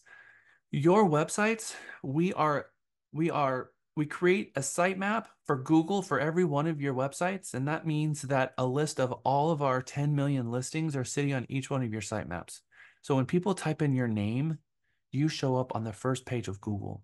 Go and test it and get with Miguel and have him conversations with that, because if you're in position 12 instead of position 1, it's probably because you haven't done a blog yet. And we can get you on page 1, but we can't get you on position 1 without your help. We can get you to position 1, but we need your help. And we have many agents here that are in position 1 on Google ranking with their name. And how do we do that? We have to have at least 2 blogs, and their blogs need to contain your name. But your website domain has your name first. Your H1 tag on your website has your name. The blogs have your name. And so you type in your name and you show up on page 1. That means more people are going to be able to find you. And when they do, they hit find your website, they do a home search, and then they click the heart on one of the listings. It asks them to register. They click register and auto fills their information in their registration form. And next thing you know, a lead falls into your CRM assigned to you and nobody else but you. And that's a private lead. We don't see that. We're giving every single agent a website, and that website, hold on, I have really bad loud. Okay. Your background noise is throwing me off. I'm sorry. Um, your website is driving traffic to your CRM. And in that CRM, those are private leads. Those are not company leads. Those don't come at some special split. Those are yours. So we are investing in every agent by giving you a website that's ranking on Google, that is really, really making a huge deal for you guys. Some of these websites are IDX websites that has all the data. There's not one out there that's not $600 a month. And so be capitalizing and using this database. But when those leads come in, call them as fast as you can, because remember what happens when you call them in less than 20 seconds. Now, the statistic was 60 seconds. I gave that away in our overview of the exam we had. But when someone registers on your website, if you call them while they're still in that mindset, you have a 391% higher likelihood of conversion, let alone getting them on the phone. We're not talking about getting them on the phone. We're taking it to the next step. You have a 391% higher likelihood of converting them into a prospect. Kay, I saw your hand up. I just had a question regarding the website or the URL. I signed up with a company that basically just advertised for me, just like based on referral. And they asked me if I had a website, but I did have my personal website with the special K, and I don't want to use that for Texas. So I wanted to use this Realty Texas website, and I just wanted to know, like, is it possible to integrate that CRM link to my website, or do I need to just provide them with the URL so they can create, That's they all. can add my website? There are several things. There are several things. One, inside of your .me, you will notice that there is a link for ads, for landing pages. And that ads is up at the top. It's on the right-hand side. It's before the Learning Center, and it says ads, and it's got a little G on top of it. You have the ability to create your own landing page so that you can give them the landing page specifically if they need a landing page, but you can also give them the URL to your website as well so they can advertise your website. But the landing page has technology built into it. So if they send you a referral, they can, through our API, put that referral directly into your CRM without any data entry going on. And so you can get them in contact with us, and we've got some documentation to show them how to do that, but all of the above, 100%. Okay. The statistic, thank you for asking, by the way. We know that when a lead registers on your website, the first time we call them, we only have a 40% chance of getting a hold of them. The second time, we have a 60% chance. The third time, we have a 70% chance. And the fourth time, we have an 80% chance of getting a hold of them. Then it starts increasing. We get a 90% chance by the sixth call. So that's why we call them 6 times. And then if we're still not able to get a hold of them after that sixth call, we put them in a last chance and give you 4 more times to try to get a hold of them, which is going to increase your conversion rate. If you want to increase your conversion rate, meaning that out of every 100 leads, you close 4. If you want to close more with the same number of leads, we simply call more, and that will help you get your conversion rate to 5 or 6. And that can be a profound difference, especially when you look at the numbers per closing and the level of commissions for each transaction. It becomes a significant difference. And the last 2 little updates is the best days to call is always Wednesday. Wednesday and Thursday are going to be your number 1 and 2 days. There's a 46% difference between Wednesday and Monday, which is pretty profound. In other words, Wednesday, you're going to have twice the success. The day that has the least success is Friday. But hey, there's no such thing as a bad day. Saturday and Sunday, we're already lead generating by showing properties and being out in the field and doing open houses and doing community events, doing buyer orientations and buyer boot camps, and maybe even uh, coming into the call center and making outbound calls and calling your spheres of the people who are already part of your life. So lots to do every day, but if there was a day that we were going to take off, maybe this list would help you determine what day that would be so that you can maximize your success on your calls. We have an audit call once a week. That's part of your Ready, Set, Sell ISA class that we're asking you guys to do. You're listening to other people's calls. We ask you to Google yourself to see what it says about you. Look at where your website is ranking. If you want to get higher on page 1, go to Miguel and Katie and make an appointment so that they can help you learn the blog. If not, just help you schedule to go to Deandra's next blogging class, because we have a monthly blogging class which helps you use ChatGPT and some of the tools that are out there to Google what are the trending topics right now in real estate, and then create a 2,000-word blog or a 1,500-word blog on that topic, put it through at the source, change it, and update. We've got a website that will help make sure that none of that content is plagiarized. So it rewords it, and then it gives you the content, and then you can make it your own. You can go through it and read it and change it and move things around to make it your own. But it's a way for you to really quickly push content out, find out first what's trending, and then give you a well-written article about it. Make sure that it's not plagiarized by putting it through that system. And then you can make it your own from there, which is saving you time. Power Hour, calling 10 people in the morning and 10 people at night. And if you haven't done that, we're going to throw you into it in our next class and have you pick up your phone and start calling a few people. I know sometimes as we're learning to swim, we spend way too much time standing on the rim of the pool, not jumping in. So that's going to help you guys reconnect with some of those people. Open houses, we're asking you guys to be doing them through Mega. We're already through our first week, and Mega is going to be over before you know it. Mega goes by so quickly, and by the time you're done, you're going to be wishing that it hadn't ended so quickly. And so please use this time wisely and fill your pipelines. Open houses is a really good thing to be doing right now. Remember to get all your people in your database.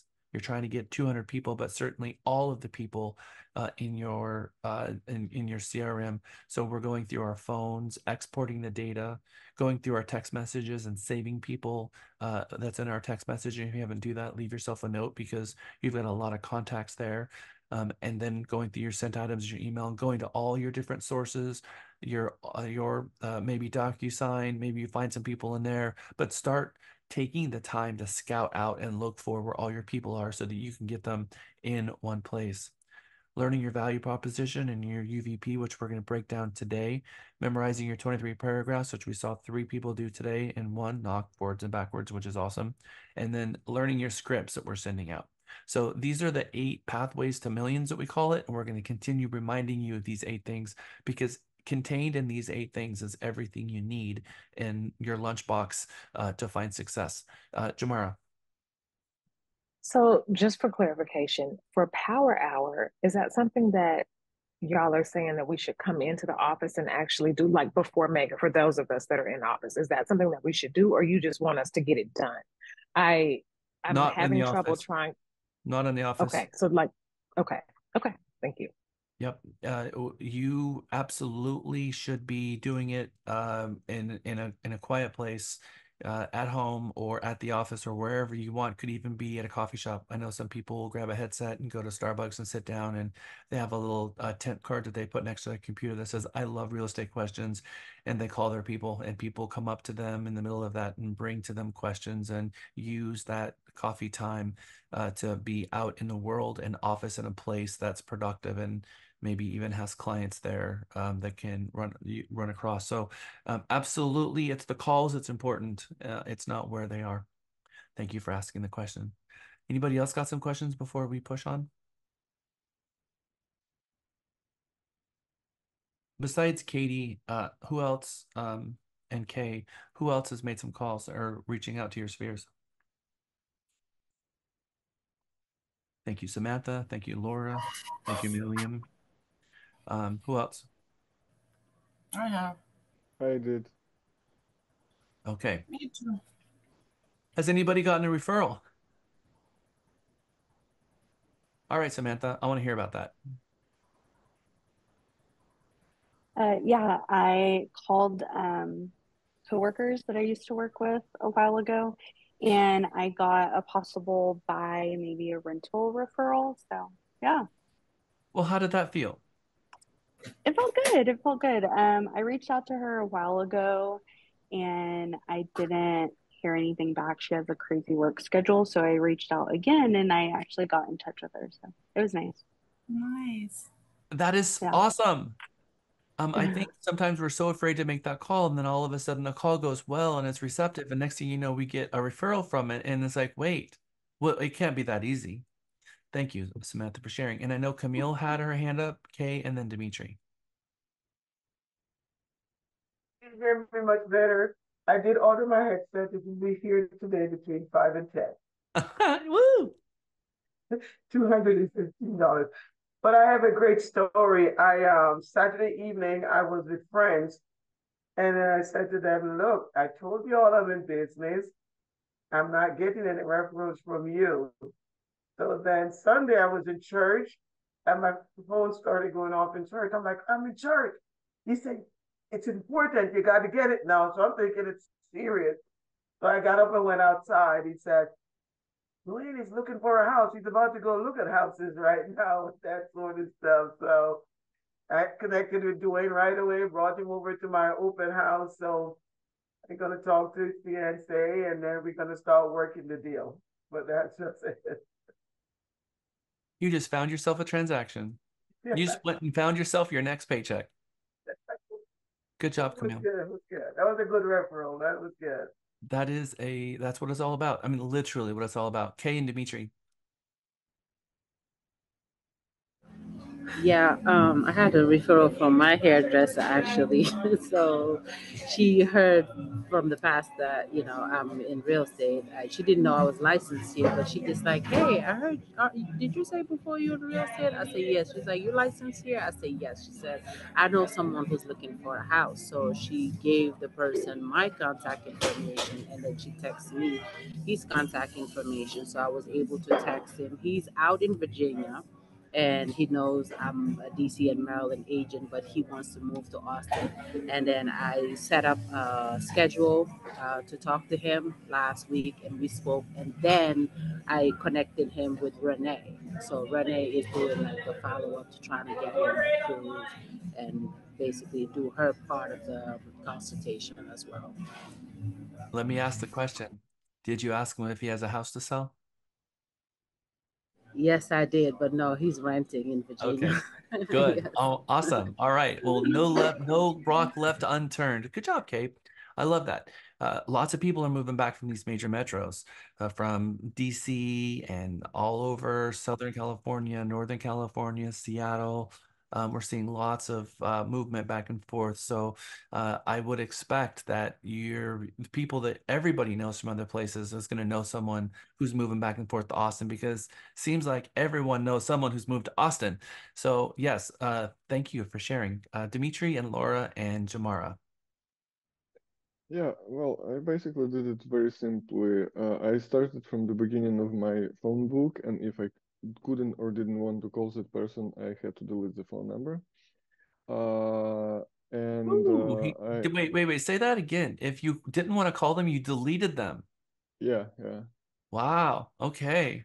Dimitri's And giving people the axe. basically, I called a bunch of people. I probably over days of mega, I think I called 125 people. I should find the number somewhere already.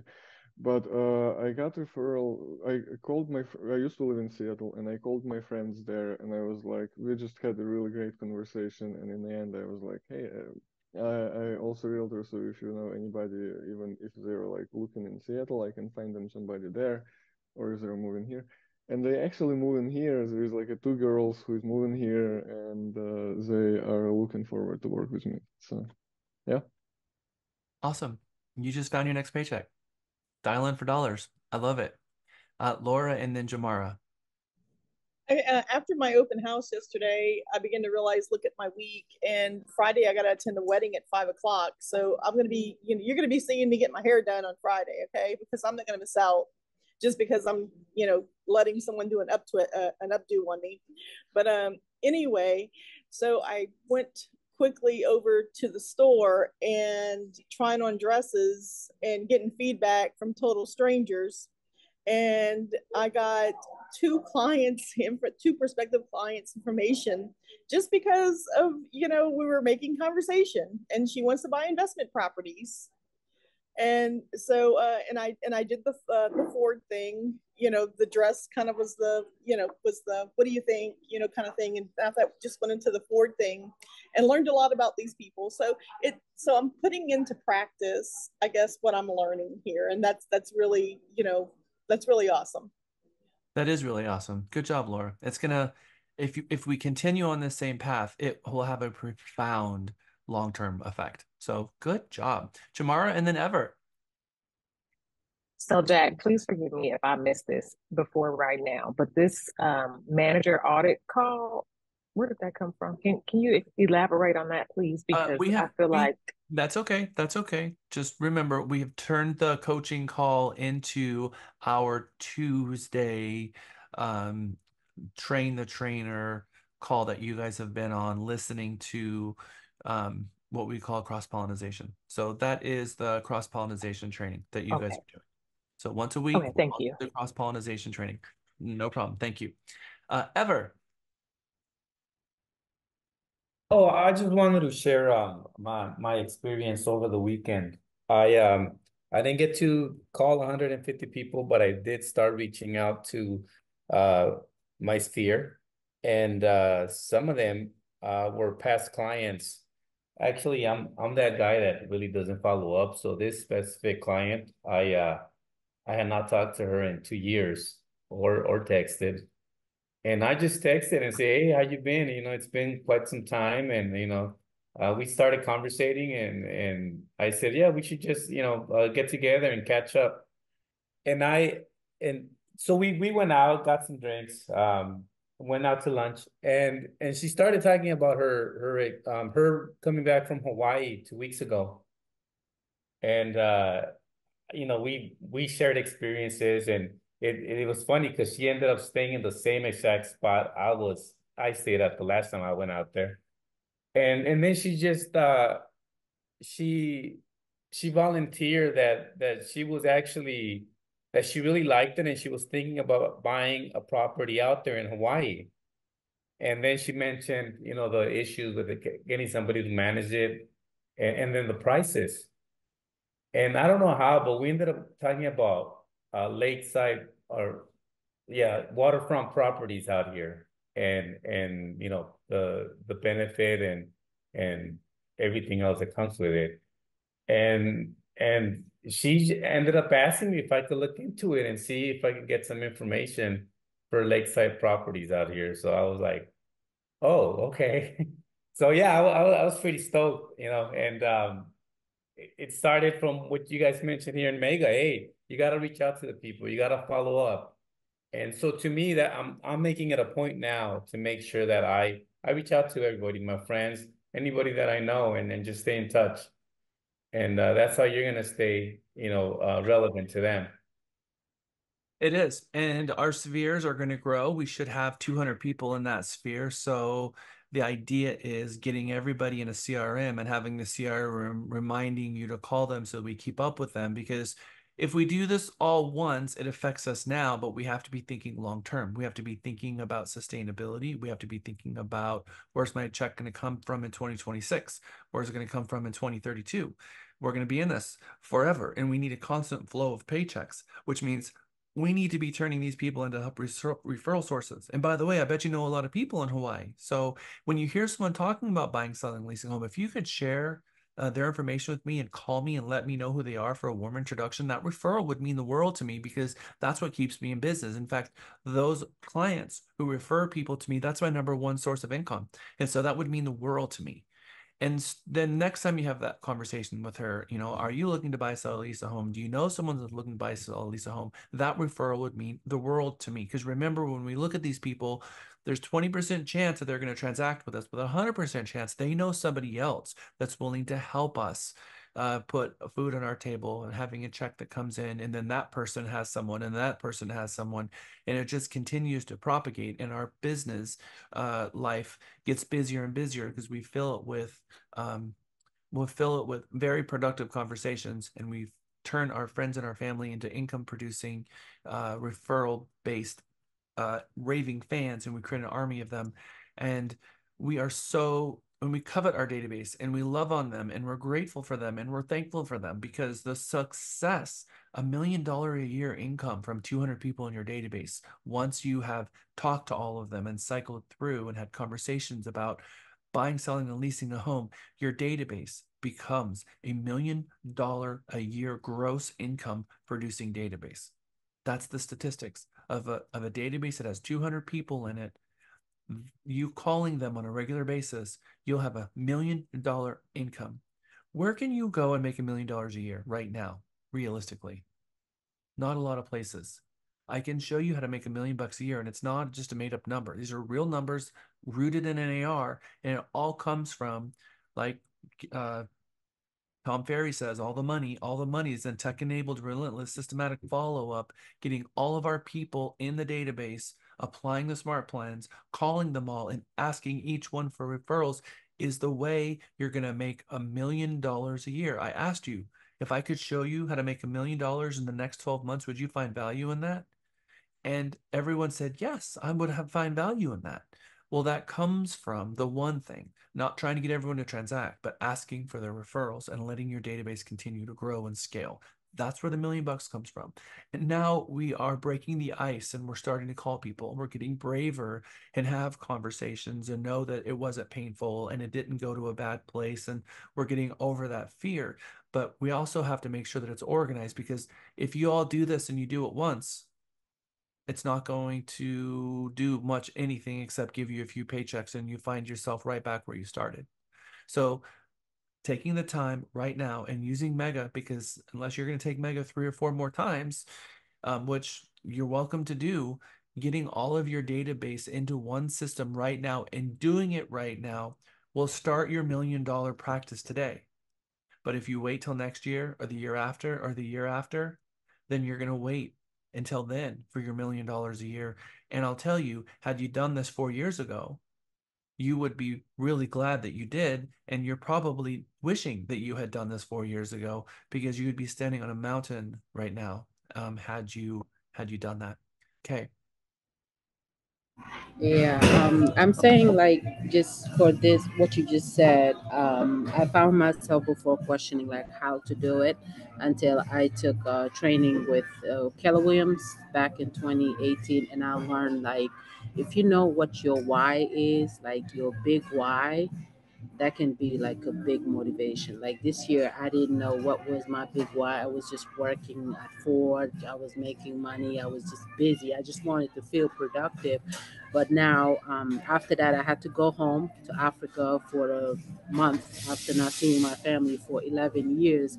And now I just got back and quit my job because I'm like, now I have a big why I want to go out there and quit the working and just focus on real estate because I need to make this amount of money so I can go back and build a house for my mom. So it's just, I just wanted to share like, if you really want to make motivation, just find what is your big why at this moment and just focus on that.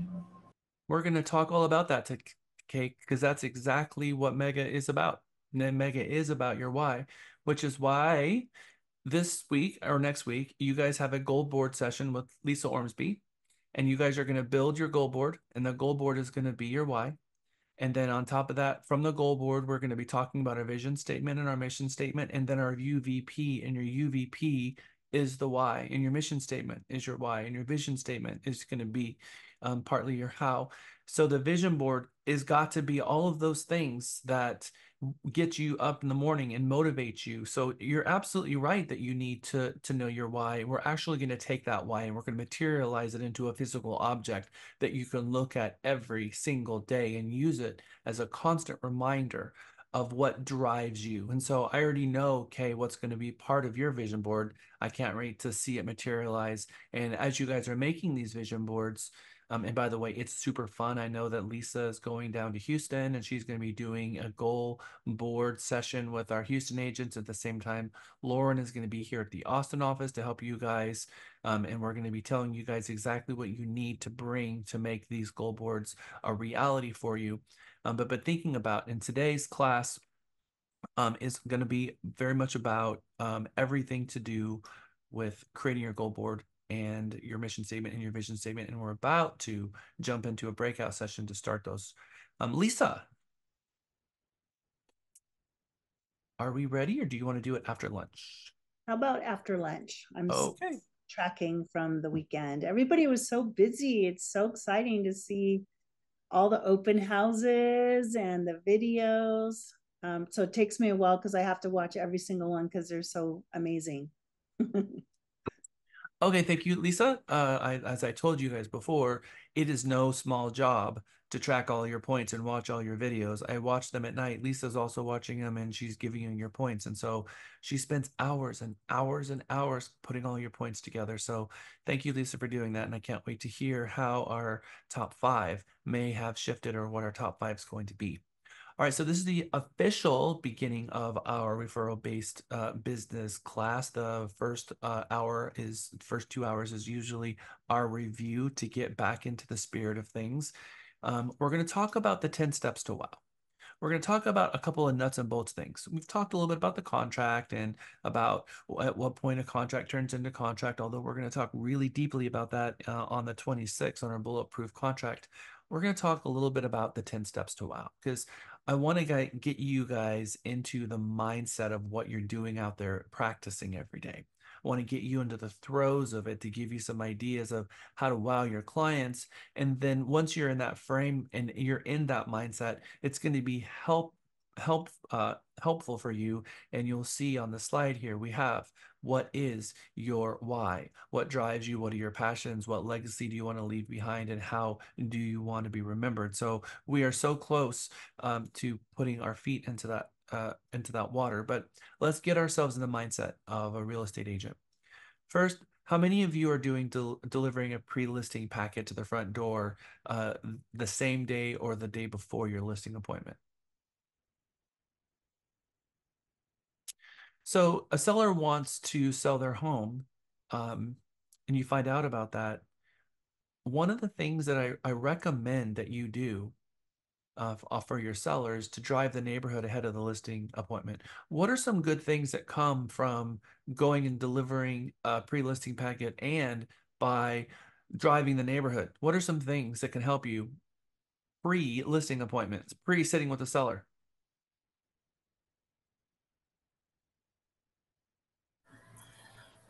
Getting to know the neighborhood, doing a market analysis. It will certainly help you as part of your market analysis to drive in the neighborhood. So what are some things that you can be doing while you're in the neighborhood? Doc? We can look for which is there any other houses on the market for sale right now? So that way, whenever you do your CMA, you can have an idea of what you're looking at. Dig a little deeper there. Not only, so what can we do with these houses? You can also tell who's a tenant. Yeah. So are we just going to drive by them? No, we just want to look. It's the pure whether is it similar to our house that we're gonna list, or they look nicer, or any updates that we can see. Are you doing that from the outside? Well, from the outside, and then also we can call the listing agent. If I usually take picture of design and then call the listing agent, and then go look on the MLS to have a little picture for myself. Okay. I don't know, is that the right way to do it? There is a it's a little backwards. We're gonna put it in a different order to make a little bit more sense. But yes, I saw two hands. One just went down. Kay's still up. Yeah, I mean, I will look into like if there's any amenities in the area, just to be familiar if there's any park, if it's close to a lake, just to kind of make people know like this is the wonderful neighborhood to live in. You have proximity to a lot of either shopping area, I mean restaurants, or also I could maybe knock at the neighbors' doors to just introduce myself and let them know that I have a listing coming in the market. If you need any realtor, I'll be available, and please feel free to contact me. So, Well, I like that, Kay. Let's talk about order though, because we're talking about your listing appointment. So we don't have a listing coming quite yet. We still have to meet with the seller. But I do absolutely want you guys to be knocking on the doors, because we're going to talk about the statistics that NAR says that there is a 90% chance that a home within 4 doors of your property will list within 30 days of you listing. So once you have your listing, we are going to be knocking on the door and doing some special things there. But all right, so yes, before we meet our seller, we're going to do a CMA. We have to bring our CMA with us. We're going to look to see what comps are in the neighborhood. My recommendation is that you drive the neighborhood, that while you're doing your comps, you have called, made an appointment to walk the properties, and you maybe call the listing agents for the pending ones, have a conversation with that listing agent and ask the big question. Did you go into multiple offers? Would you mind sharing with me what you're gonna close at? Because maybe you're my best comp. So you ask for the professional courtesy. So you're doing comps. You see what your active is, and your active is your competition. The pending is what your market is currently trending, and the sold comps that you're bringing to your CMA are your comparables. So the ones that are active and the ones that are pending are just as important as your comps. Now, your comps derive value to figure out what it might appraise for, but then you have to market the property against the competition. So we look at the sold comps to see what are the values, what is it likely to sell for, and then you have to look at your active properties to see what you're against and up against. If, for instance, you look at the comps and you see strong support for 400,000, but you see properties on the market that are in like condition or even may have some improvements that you don't have for 375, it doesn't matter that the comps show 400 anymore, because if you list it at 400, you've got comps that maybe offer the buyer more for $25,000 less, and that's going to put you at a significant disadvantage in selling that property. The comps are going to have to liquidate on market before, and there's always a fresh new supply of properties hitting the market. So we have to look to see what is our active, and then we have to see the pendings. We're trended. The ones that are pending, the ones that have found success. The active properties, they haven't even found success yet. They may never sell. So we call the pendings and we ask them, hey, would you mind sharing with me, were you in multiple offers? And would you mind the professional courtesy to let me know around about what you're going to close at? Because I'm going to be listing a property in the neighborhood and it looks like you're going to be my best comp. Most likely you will be closed at the time our appraisal is done, which means you'll be my best comp. So that's a very important piece of information for me to know. And if you're thinking about listings from that perspective, it's going to change the dialogue that you have at the seller's table, because you're going to tell the seller, all right, so here's our comps. Here are the 3 that are active. I actually toured these homes myself yesterday so that I could see the inside. Do you think that's going to impress your seller? I don't see enough people shaking their head yes. Do you think actually putting yourself inside their competition is going to impress them? Yes. And then telling them, and here are the 3 that's currently gone under contract. These are the ones that found success. And I called each one of these listing agents and I was able to get from them what they're ultimately going to be sold for. And there's a couple surprises here that's going to help us. Do you think that's going to impress them? It absolutely will. And it's something that agents don't do. And it's going to be the 10 steps to wow. So before you go on your listing appointment, you're going to drive the neighborhood. You're going to put yourself in the active comps and schedule an appointment, because you will have done your comps. You can schedule an appointment, let the listing agents know that you just want to tour the property because you have a listing coming, and then tour the properties so that you have eyes on them, which helps you with your comps. And then you call the pending transactions, pending ones, and you call the listing agent to find out what's going on with those, to figure out where they're going to close, because they probably will be your best comps. And then you share with them what the solds are, and you will have walked the amenity center. You have driven the neighborhood. You got a feel for the neighborhood and the different products that are being sold in there. And if the neighborhood is still being built out, you drive by and have a conversation with the on-site. Now, I'm not driving around telling everyone, hey, I have the seller at 123 Main Street. I'm not telling them what's going on and who I'm listing, but I'm letting them know that I have an appointment in the neighborhood and I'm going to be listing a property. And I also have a conversation with the on-site, because it may be that no, the sellers don't want anyone to know that they're listing their home yet, because they are going to break it to their neighbors and their friends and they don't want you to say. So I don't tell anybody the address or who of what's going on, but I will talk and have a conversation with the on-site and let them know, what's your inventory? Can I see a lot availability sheet? What properties do you currently have on the market right now that's available, and what do you have coming in the next 30 days? Because I know that one of the advantages of a resale is their ability to close fast for someone who's moving in town and need to get a roof over their head. Sometimes people can't be homeless for 45 days. So I want to know what they have right now that would be, in my mind, competition, and what incentives they're offering. And are they buying the rate down? Are they offering any special incentive for commissions? Are they offering any special incentives for closing costs? What are their base features? Have the base features changed since maybe they sold this house? Or if it's a competing builder, what are the, like I said, what are the offerings?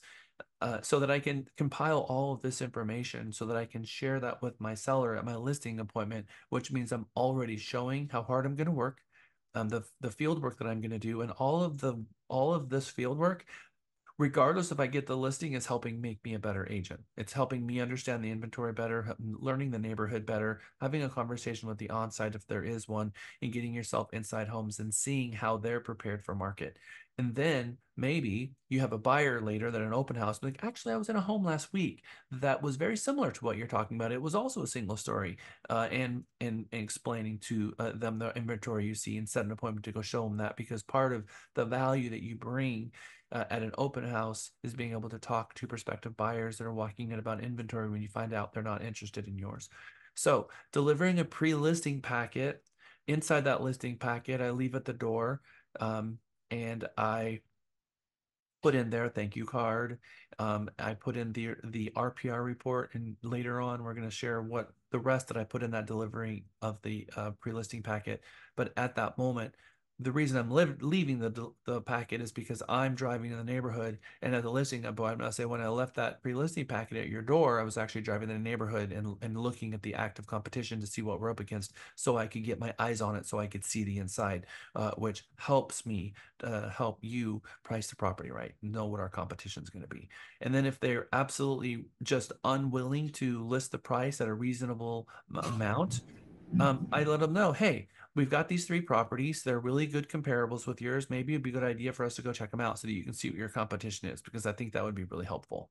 And get them over there to see it themselves so they know what they're up against, which sometimes will help them understand, because now you've seen something that they haven't. And do you think that the seller is at a disadvantage to a buyer in knowing what the market uh, currently is trending for price? How could a buyer have a little master's degree in that more so than the seller? Because the buyers went on a journey and saw all the competition. They've been inside them all. They went on a journey to see every single house that's on the market. And now you're sitting at a seller who's done none of that. So when you price the property on the market, and if the property is priced too high, the buyers aren't going to even show up. But if they do show up, they're going to buy the home that offers them the best property for the best price. And if this is overpriced and other properties are offering more square footage and more upgrades and a better backyard than this property, then you're not even looking at like product anymore. So it's very important that we ourselves see what some of that competition looks like. After we get our listing agreement signed and we do have our presentation, we're going to do something at our listing that people don't typically do. We are going to have an extremely well thought out and articulated marketing program. And most agents don't have a marketing program other than, I'm going to put it in the MLS and I'm going to get photos. Maybe they do a video, maybe not, but they certainly don't have this whole idea of listing it in certain MLSs at a certain time to make sure that we drive traffic to the open house and talk about the buyer needing that 70% of our buyers at any given time yet don't have an agent, and they're looking on realtor.com. And if they see an open house, they'll come to the open house, and they're doing that mostly on Monday and Tuesday night. So if we come on market on Friday, no one will have seen the property, and maybe a couple of people will come and see the sign. So if we list it in the right order, and again, there's an entire class for this, which is the buyer and seller presentation on the 19th, where we will really unpack that deeply. We have to make sure that in all of the conversation at the listing appointment, it's housed around less about us and more about our marketing plan. Then we'll tell them a little bit about us. But for most listing presentations, it's all about the agent. And yes, we're selling them on our services, but it needs to be on not just us, but what we're going to do for them. And that's our marketing plan. And if you have a clearly articulatable, powerful listing presentation that's a marketing plan, which is really what they're there to hear from you, it'll be a lot more effective. Once we get them all excited about how our goal is to saturate the market with advertising, both the 30% that does have an agent and both that 70% that doesn't yet have an agent, and we're going to be trying to showcase their home on sources that's not just the MLS, because the MLS caters to a system of portals where someone already has hired an agent, and that's what the MLS is catering to. But that we're gonna cater to a different group. We're gonna cater to the 70%. We're also gonna give it to the 30%. But, and again, we're gonna talk about the whole concept of this later in another class. but that our marketing plan actually has some basis in reality and how we're going to really drive the ability to get their home in multiple offers. And if we can get multiple offers and they're no longer negotiating against the buyer, the buyers are negotiating against each other, which puts the seller in a very, very good position. And at that point, sometimes we can even get the buyer to offer to bring money to the table in the event the property doesn't appraise. And we can deal with the appraisal issue at the listing appointment and let the sellers know that that might even be a thing, even in today's market. Even in today's market, we're seeing these types of things. And so in a market where the market has slowed down, our marketing plan is even more important. In markets where things are on fire and going quick, it's also very important. So it works no matter what market we're in. So after you've had this conversation with them and you've talked to them about all of these things, properly preparing the home for market, getting the right collateral, saturating the market with advertising, how you're going to properly market and expose the home to the 100%. And then they're excited about getting the home sold because they know that you are going to be the person that's going to sell their home for the most. There's no question in their mind now. You fill their house with that energy and excitement about selling their home. When you walk out the door of their listing, what do you think they feel when you leave the house? What do you think really is going to happen to them when you walk out that door? Oh my God, I can't believe we just did this. Are we doing this? Like a little bit of disbelief, maybe. I think they're impressed. Well, let's think about your home when you sold it last time and you came to the conclusion you decided to list it and you signed a listing agreement and then that agent walked out the door. Were you excited when they walked out the door, or did you feel an overwhelming feeling of loss? Overwhelming.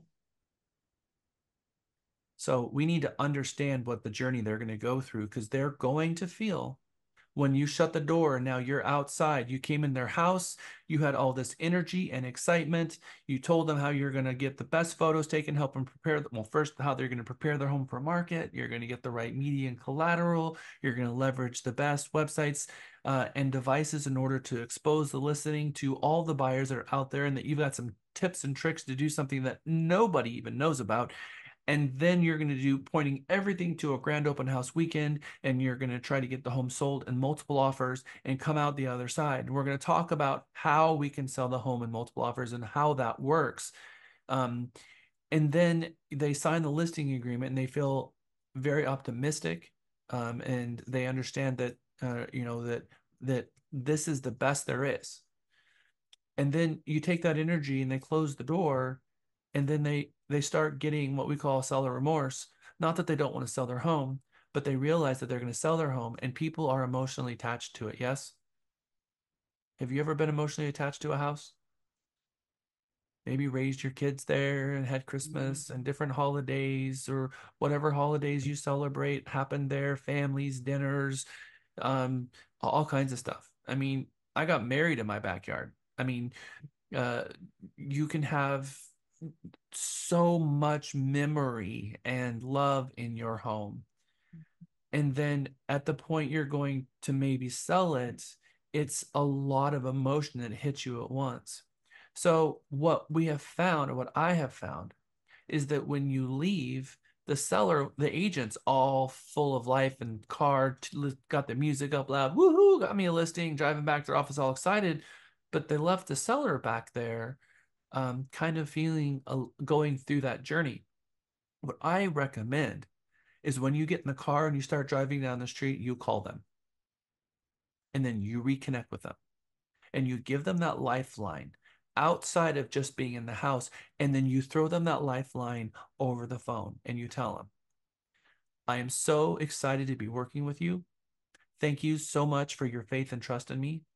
I will give you my best. If you have any questions or you need me for anything, do not hesitate to call and text me.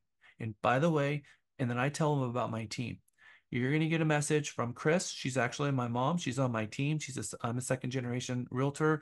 And you're also going to be hearing from Miguel, and he's also going to be sending you some really great content and stuff that you're going to need to sign. So if you get emails from them, they're on my team. But I just want you to know, if you have questions or you need anything, please call me.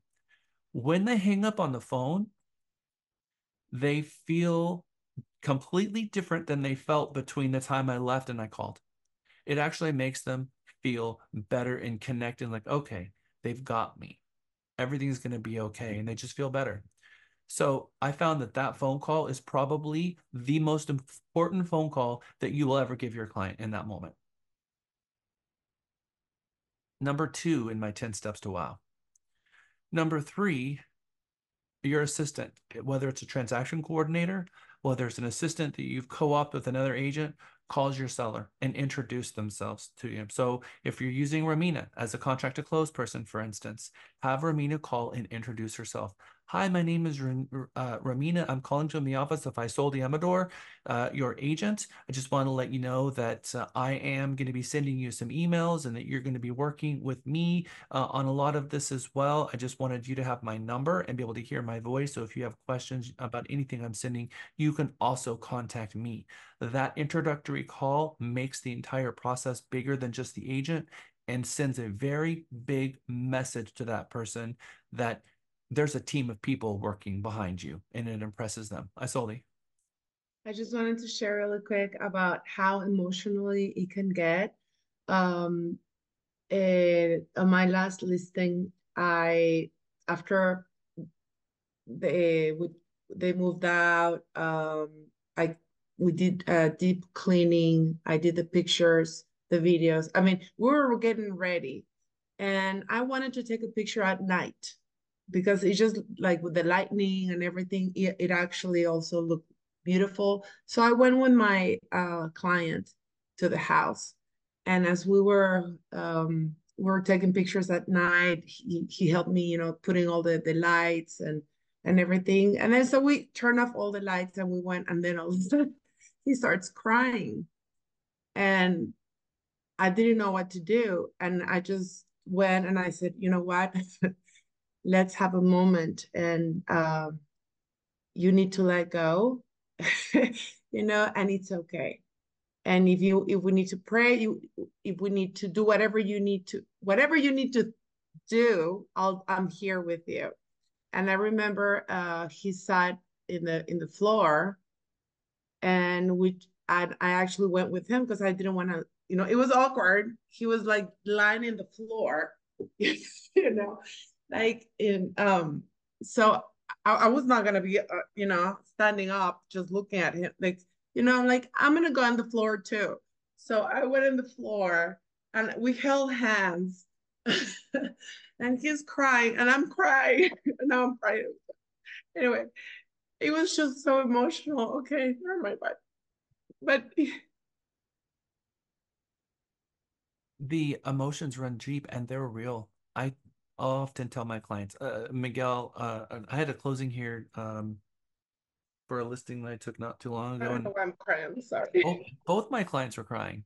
They lived in the home and they raised their family there, and they're signing the documents, and they're like in front of the closer, like, "Are we really going to sign this?" I'm like, "Yes, you're really going to sign this."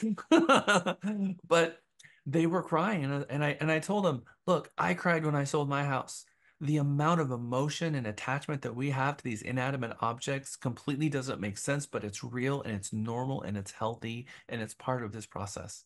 I give them permission to feel that way, and I tell them it's completely normal. And yes, there's been times that I'm a big baby too and I cry, especially with my clients. And there's been many times that my clients, I mean, I always give my clients hugs. They're always hugging me.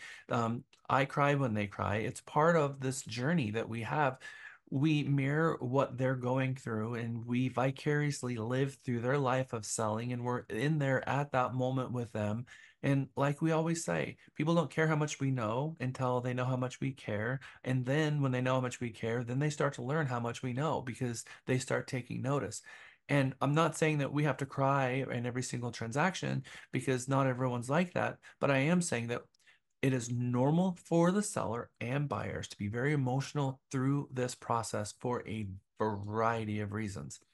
So being cognizant of that along the journey is going to do nothing but help make sure that they know that you are in their camp. And this isn't an us versus them. This is an us. And when they look at it as a us, and I always use us language, bridging language, when we do this, and when we get the property on the market and we just got an offer, it's always we, and they don't think twice about it because they know it's an us against the world, and I've got their back, and that they are going to look at you not only as their advocate, but the warrior, their battle buddy that is in this with them together. And that's important. So thank you for sharing, Isolde. I know we've had a couple of agents who have done what I call the snow angel in the carpet upstairs. That's actually, we've got a couple of photos of our clients doing snow angels. Get up and take a picture of that snow angel, and that imprint is there for them to remember forever. So that's not uncommon either. Just don't touch the doorknob after you've done it because you're going to get shocked. It's happened. I am so appreciative of how with me you guys are right now and connected, and it's telling me that you are in the mindset of right now, right here, and these 10 lists items, which is super important because it's not just a list. This is the day in the life of a real estate agent. The deeper that you can put yourself into these 8, the more you're going to come out the other side and really deliver a mission statement, vision statement that's really meaningful. After my staff person or my CTC person calls them to introduce themselves, making the team more about a team versus just an individual, the very same day that the listing is taken, how many of you have ever heard of, is Amy McAllister on here? Our Candy referral program. It's called the Candy, hold on, Candy Wish. Um, uh, Katie, can you see if Amy can jump on? Because I want her before we go to lunch to talk about our Candy Wish program, if you would not mind doing that. Thank you. So we have an account here at Realty Texas. Every time someone gets a referral over the phone calling through our ISA program, we send them a link to a third-party company that sends them a really cute little link that's a candy company that it says congratulations, you've been given a candy wish. They click the link and it takes them to this huge list of candies they can choose from, and they can put it in this little box, and it arrives in the mail with this really cute box. It's got little candies in it, and that is our little gift program. The two things that I like to do is I like to set them up for that because people love that, but also I give them a gift certificate for 2 for the movies.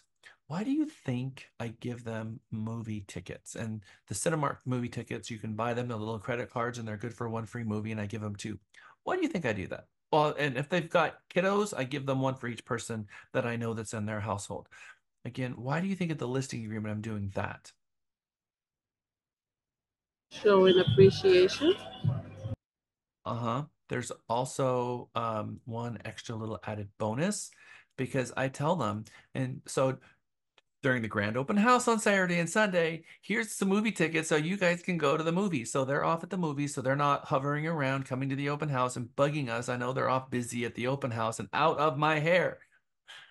So I always give them movie tickets, which is fun for them, fun for us, and it's just a little added thing. Do I see an Amy McAllister? Hi. Share them about our Candy Wish. I can't remember the name of the company. Can you send the link and tell them a little bit about it? Yeah, it's called Sugar Wish. So it is actually something that they get to go and choose their own gifts. So we do the mini one, and then they have like 6 different options, or there's, I guess, 10 different options, and you can pick 6 of them. And then it will either text it to their phone number or email it to them. And whenever they receive their gift, then it has a little box. We actually got our logo as the inside of the box when they open it, and then it has whatever candy, dog treats, popcorn. There's some spa stuff, some plant stuff, and just a little bit of everything. So it's been really good. Everybody that does give us that phone number and name, we let them choose something, and they always call us back, with another one coming back afterwards and letting us know how yummy the treats were that they received as well. So it's been a huge hit. Yep. So thank you very much. Amy, Katie, would you throw the link in to the chat? Thank you, Amy. By the way, we had a really good weekend this weekend, so I'm super excited about that. I can't wait to talk to you more about that. Absolutely. Sugar Wish. We like to send these to everyone who gives us a referral just as one of the thank yous, but also I send this to my seller and they absolutely love it, especially the kids. The mini is the 2, the small is the 4. I look at getting an account with them. We have one for the company, but I also recommend you guys doing this. And there's discounts that apply when you sign up an account with them. So that is our gift program. I give them the gift certificates for the open house up front, and then I send them the sugar which they love. And then I let them know. And by the way, every time you guys give me a referral, I'm going to be sending you guys a sugar wish as a thank you. But what they don't know is I'm also going to take them out to lunch. Take a client to lunch Friday is a very important thing that we can all be part of. And it's a very effective thing when they send a referral. Now, I don't do these things when they send me a referral that buys a house with me because that's not what I'm trying to achieve. I need more referrals because I know that how important a referral is because whether or not they buy a house from me or not is meaningless. They are now part of my news sphere and they're going to refer me people. And so I've got a new referral source in my database and I look at it that way. And if they transact with me, that's just a bonus. That's a bonus on top of it because I know that every year I'm going to get referrals from this person because I'm going to excite them about using me and I'm going to make them love me, dang it. No matter what it takes, they're going to like me. And I'm going to continue researching everything possible to make sure that I do everything possible to be likable and fun, part of their family, and make them know that I've got their back. And that means I'm going to take every designation possible and learn every tip, every trick, every rule, every regulation, every paragraph of every contract, every word of every single thing, so that not only am I a good advocate for them, but I am the very best advocate that they could possibly find. And so that type of commitment is what you are looking for to be the one that those clients look at you and say, no, there's no way I'm trusting anybody else because this person, they are the best. They're not the second best, they are the very best, and they care about me. So that's our gift program. 5 is the Friday report, and you guys can do a Monday report if you wish. I always like doing a Friday report. There's value in doing a Monday report, but I tell my clients every Friday you're going to get an email from us. My team is going to send you an email, and that email is going to have every active, pending, and closed property on the market. I also go into the MLS or now our own client gateway system, and I set up a portal for them for their own neighborhood so they can see as properties are going active, as they're going pending, as they're being marked sold, they can see what's going on in their neighborhood because I'm going to continually try to do everything that I can to drive information to them before they ask. I don't want them to drive through their neighborhood and then see a sign that goes up and me not told them that that sign was going to come up there. I don't want them to have to call me and ask me about that property. Shame on me for not telling them that a property was listed and tell them information about that before they even asked, because I'm going to outpace them every single time. Before they have a question, I'm going to give them the answer every single time because if I'm not ahead of them, I'm behind them and I'm not going to let my clients outpace me ever. So I set up a portal so that when properties are listing or going pending, it's sending them an email immediately. And so they're getting that. But I also still send them a grid sheet view of everything that's active and pending and sold in their neighborhood since they've taken the listing so they can see what's going on in their market. Then I send them a list of all the showings and the feedback that we've had from that time period. So they're getting a CMA on Friday, a list of all the feedback on the showings, and a recommendation if we're on the right track in terms of pricing and anything that we need from them or communications or questions that we've had. So they know that they're going to get a Friday report. And knowing their Friday report, oftentimes they know what's coming. And so they just don't call me and ask me questions. It's not that I don't want the questions, it's that I answered that question before they had to call me and reach it. Again, it's not because I don't want questions. It's that if they called me, I already failed because I didn't give them a piece of information already. Attending closing is an absolute must. Do not miss your closings. Schedule your life around the closing and schedule a closing around your life. You have an opportunity when you're negotiating the contract in the first place to know when the closing is to number one, make sure you give yourself enough time to get to the closing table without having to push it out. If an agent has to push a transaction out, what does that mean? If you have to extend a transaction, what does that mean? Something didn't go as planned somewhere in the process. So we, Someone, yeah. I love it. Something went wrong, because that's not supposed to happen. You're supposed to land on that closing date, and people are scheduling their lives around what paragraph?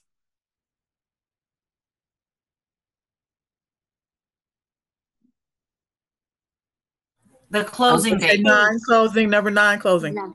Okay, exact. Thank you. Paragraph 9 closing. They're literally planning their life around this. Movers, utilities, internet, mail, trying to figure out all of it. Their move out. All of this is being planned around this date. And if we have to change the date, something went wrong somewhere, and it's going to cause us pain. So when we're going to select the closing date from the initial offer that we have as the buyer, because usually the buyer picks a date, and sometimes the seller will try to counter that date, and then we tell the seller as part of our negotiations, look, uh, for these reasons why this date's important. But besides just the buyer and the agent, who do we talk to about the close date and helping us pick that date? Title company. I don't, nope. I would say no to the title company. We talked The to about lending company? Who? Sorry. The seller and the buyer. Nope. the The seller buyer, and the buyer. the seller, Yeah, who said lender? the seller. I did. Oh, the lender. I did. And I thought about Knox said it, and someone else said it. Thank you. that. No, it's not the buyer and the seller. The buyer needs to talk to the lender, because the lender is the one that's going to get them to the closing table on time. If there's a loan going on, and the lender needs to be the one to look at that closing date and say, yeah, I can do that, or no, I can't. So it's the lender that is going to get you to the closing date. And if you didn't even talk with the lender about picking the close date in the first date, what are we doing? We're making a promise for the lender and making the lender now subscribe to something and meet a date that they themselves never had anything in picking. So there's two things that we ask the lender to help us with when it comes to drafting our contract. What are the real two meaningful things that they will help us with when we're drafting a contract? Number one, you said paragraph 9. Closing, yeah. Closing date, and then the third party financing addendum. Yep. We are going to ask them how to fill out the third party financing addendum, because that's not for us to fill out.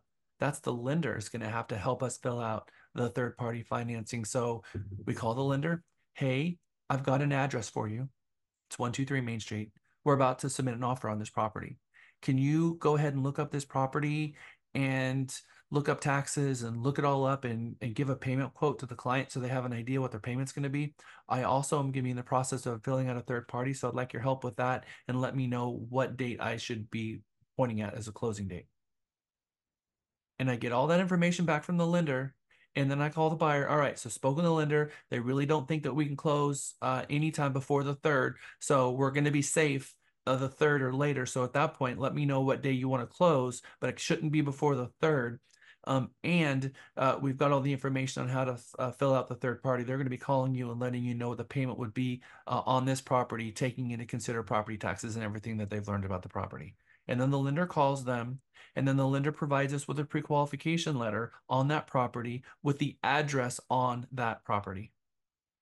So it doesn't say TBD, because how many times do you think, as a listing agent, I get a pre-qualification letter from a buyer agent that's dated 6 months before, which means it's expired, by the way, and I call the lender, and the lender doesn't even know what I'm talking about? I haven't talked to those people in 6 months. Wow. Oh, cool. I didn't even know they were still using me. Do you think that makes me as a listing agent feel very secure about that pre-qualification letter or that buyer?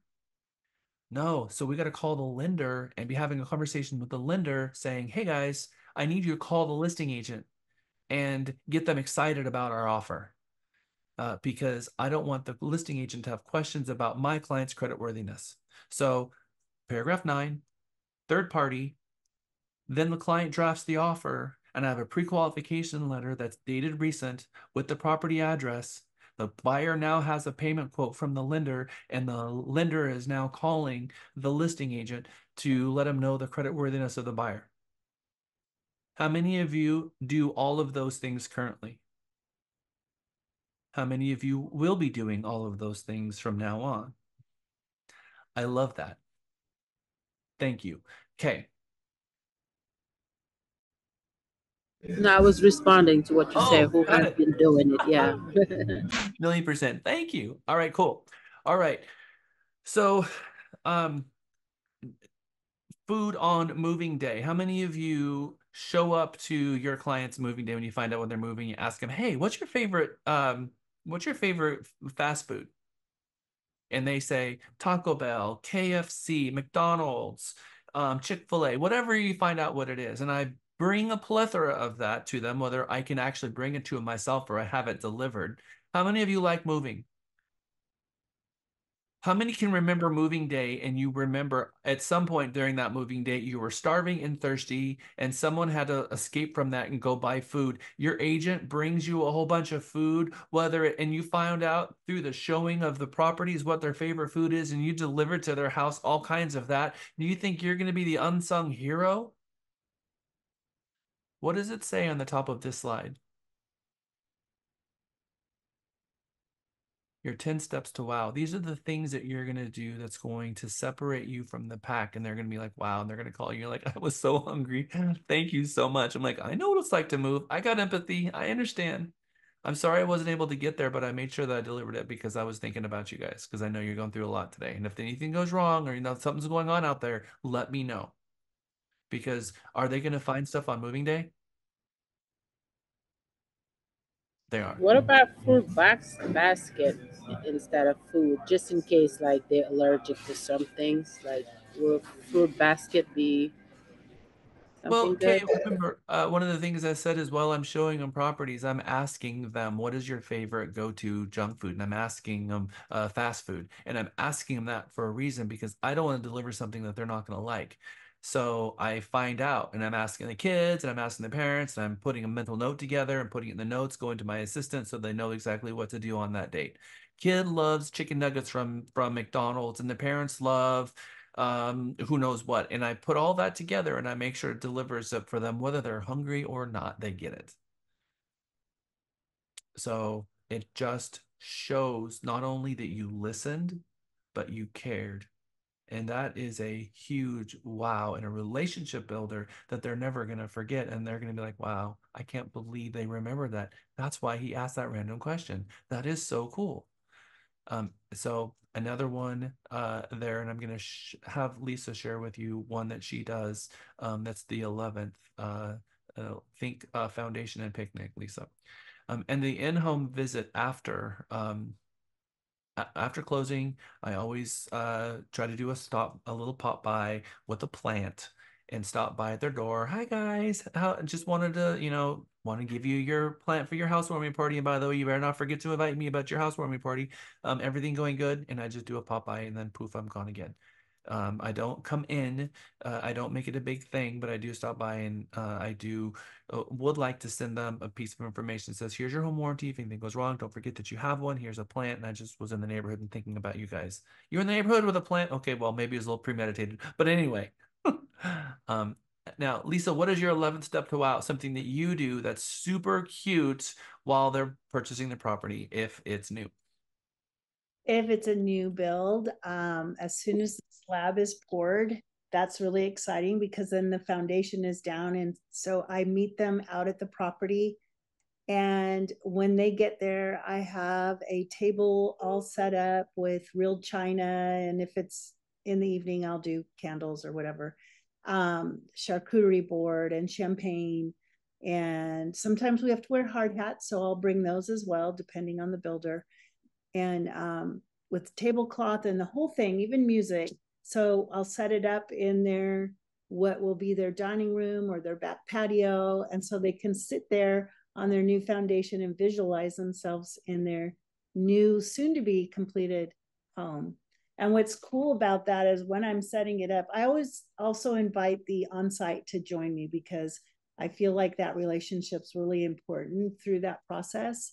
And the on-sites are always so excited about that because that never happens. And then when people drive by just looking through the neighborhood, they always stop and say, wow, are you the realtor? Do you do that for all your people? And I tell them, why, yes, I do. Are you looking to buy a home? So it's also a good way to pick up potential buyers at the same time. So if you want to go on a date with Lisa, buy a house. Yeah. Um, super, super cute. Something I hadn't thought of, and what a wonderful little experience you can give your client, a little champagne toast with some cheese, and give them an opportunity to see their house and take some photos. And when they purchase their home, you can put together these cute little photo books of the journey of them standing in front of the empty lot, and then as the builder is sending, and you guys are taking photos of the home as it's being built, and then of course the picnic and the champagne toast that you're gonna have at the property, and then the closing table, and put together your little journey. You can give that to them later after closing as a gift, which is super special. So here are just some ideas. So we just took you through on some ideas on how to wow your clients, how to be that exceptional agent that goes the extra mile. And sometimes we don't even know what that extra mile is until we hear some of the things that are the extra mile. And always like to hear some of the things that you guys are doing on the extra mile. Real estate. Okay. I just wanted to add a little bit of, humor in this. I saw an agent online who actually buy Louis Vuitton bags for each of his clients every time he closes, and he's located in I think Dallas. And because of that, he was famous in social media, and now he has so many clients just because every time he closes, he buys people Louis Vuitton bags. So That is awesome. I like that a lot. It's a really fun way to be your thing. Everyone's got their little hook, their little fun thing. And knowing how much of a movement that is, I could see that being very successful. So that's a great idea. Thank you for sharing. Knock, I see your hand up too. Hi, this question is more for Lisa.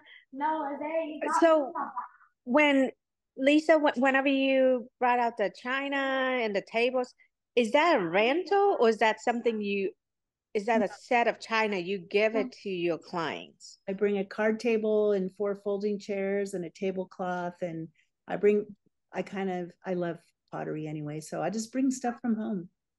Oh, okay. But I thought like the china set that you give it to them to as part of your open house. I just feed them and set the tone for what it's going to feel like to them to visualize that in their new home. Okay. And then I have one more question, I promise. What is the rule for closing costs give? What is appropriate budget? Because in the past I can spend up to two to $250 I think for that my would client. a good 30-minute breakout session to talk about a mega mini. I think that's a really good topic because that's a conversation that I can see really going places and really having a lot of dialogue for. So let's break that down tomorrow on your mega mini, Okay. if you don't mind, because that's a really good question. And I don't want to rush anyone through that question because we're going to lunch in 10 minutes. We talked about some ideas to how really wow them and get them excited about using your services. We did some thinking about what it is to be an agent, being out there and work with our clients. And there are tears, there are champagne toasts, there are endearing moments when you bring them food and all that happens through a home search, and we get to know them pretty well. The emergency trips to the bathroom, or who knows what, or the kids looking in the back seat, and all of a sudden you see where did that Coke come from? Where did that orange? Where did that banana come from? Oops, the kids swiped it from the last house and nobody noticed. which has happened before. And there's been a situation where I had to bring one of my random sellers who I had nothing to do with. I just showed their home a 6-pack of Coke and a little note. I am so sorry. The 4-year-old stole this from you, and here's a 6-pack. Sincerely, Jack Stapleton. I had to do that once. Also, during one of my open houses, I went upstairs to close down the home, and there is a 4-year-old asleep on the bed. Where did you come from? Says Jack. Had to call the police, and the police came, and of course, husband and wife both stopped to do the showing, and the husband thought the kid went with the wife and vice versa, so they both went off in their different directions, and the kid was upstairs playing and fell asleep, and nobody knew, so I had to call the police. And around the time the police came, both the parents came flying down to the home at 100 miles an hour and running in the house, and I'm like, oh yeah, no, kid's good. It's 5:30 and my open house ended at 4, but the kid's good. And so, all the different weird, crazy experiences. We've had 2 situations where one of our agents took a buyer to a home and the buyer passed away at the property. We've had 2 situations if that happened. That was not my buyer, but that happened to buyer agents here at Realty Texas. We've had all kinds of crazy stuff happen. So you're kind of going along with your client at this kind of weird slice, and there's stories that are being built. But real estate's complicated. By its very nature, it is complicated. But not only is it complicated, they need us. And we so overly simplify what it is that we do. Sometimes we don't know what our value is well enough, or we don't know the job sometimes well enough to really understand our value. And the longer we get in this, we realize they would have never got to the closing table without us. They would have, between the way that they were negotiating and bringing the contract, and it just, there are more times that they didn't find a house, we found it for them.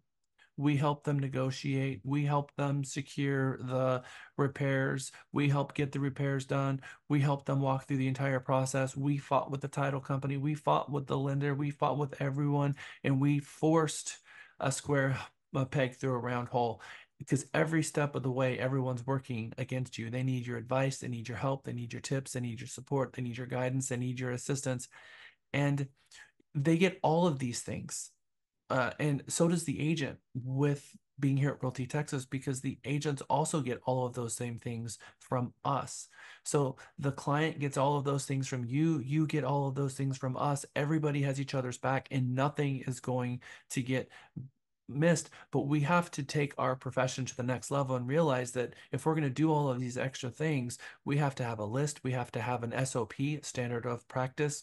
We have to provide a level of service that's always trying to figure out how we're going to wow our client. What is your why in this business? And Kay mentioned that, because if there is no why, you have no way. There's no way to get you to have the momentum, the enthusiasm, or every day waking up and having the drive to find the success. You got to find the why, and the why is going to be the power of your engine. It's going to be the power of your success, because it's going to be the ultimate driver of your success. It's what drives you. It's where your passions come from. It's the legacy that you want to leave behind, and it's how you want to be remembered. And if you are an agent that in every single turn of events, you're reinventing yourself, you have a different mission every single week. Every time someone calls you and offers you some service, you're pulling out your credit card in the middle of June because someone sold you on something that you think you need, because you don't have a plan. One of the things that I do and I have in my business, and it really shows me who the real legitimate companies are out there and not. When people call me throughout the year and offer me their services, I tell them I make my vendor selections in January. Call me next January while I'm in vendor selections. And 99.9% of them I never hear again. But those vendors who are serious call me in January, and I take notice of them because they have a system. And if they have a system, they're going to be able to deliver a fairly good service. But half the salespeople come in and gone. Half of them aren't even still in business in January when I roll around again. And so my vendor selections happen in January. So throughout the year, I would recommend you following suit. I pick my vendor selections in January. Give me a call back then when I have open vendor calls, and give me a call, and I'd be happy to hear what you got. That is a very, very powerful and smart thing to do for two reasons. One, you're going to get a different class of person that's been in the business and organized. But number two, you're going to save yourself from unneeded expense because you'll be sold things that you'll never use. I can't tell you how many agents have been through 500 CRMs and 500 different programs out there and never got any value from any of them. So it will help you stay on track. Every agent must have a mission statement. Every agent should also know their mission statement for their brokerage, their lender, their title company, and all of the partners they affiliate with, because not only is the mission statement very telling, it reflects the concentrated thought that that professional put into their business. And if their mission statement is crap, it tells you that they didn't put any thought into it at all, because it's supposed to reflect their values, why they're in business, what they're trying to accomplish with their business. For you to see their finished published mission statement and you see that it aligns with your values or doesn't align with your values, it's a reason to hire them. And you should hold anyone accountable to their mission when you find that they didn't fulfill their mission. There have been title companies that I've reminded them of their mission. You know, on your website, this is your mission. And you are nowhere near it at this moment. And it's questioning whether or not you should be one of my partners.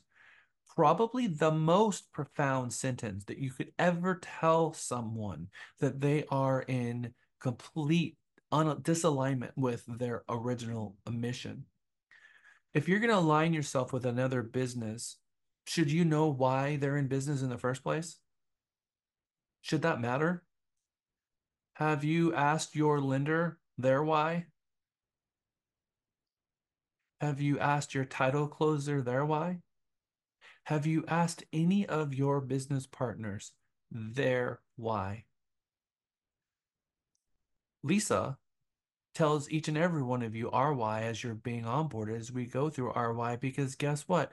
It's the very first page of our policy and procedure, our why, and our vision statement and our mission statement and our diversity statement and how we're unique and why you should hire us are all statements that Realty Texas has in our policies and procedures to put out there in the world. It's also on our website. And if you don't have a why or a mission statement or a vision statement, then this is the time to put the concentrated thought into created one.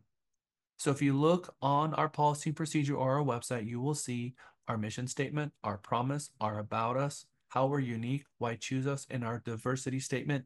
And these are all statements that were crafted and created in 2017, and probably more so true today than ever with what's going on in the world.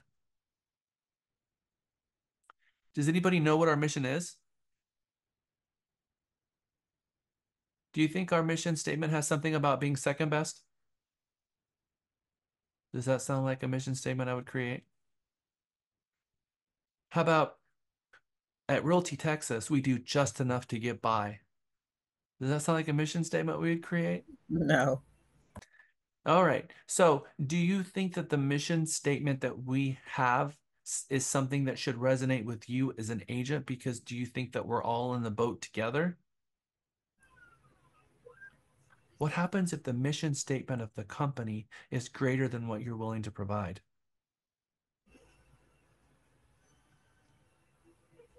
Somebody want to answer that? You may be in the wrong company or you need to get with it. One or the other. What Rebecca said. From her mouth to God's ears. Is that the saying? Is that how that goes?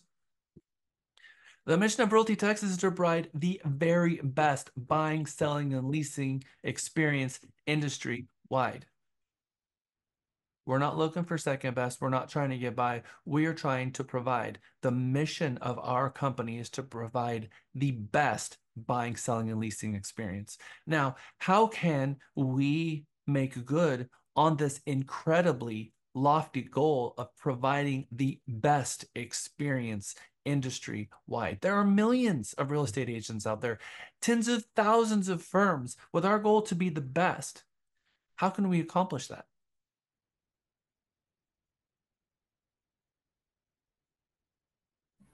Live the values, execute, be committed, follow up, all those things you can do. Live the mission statement, live the value statement. And know our why.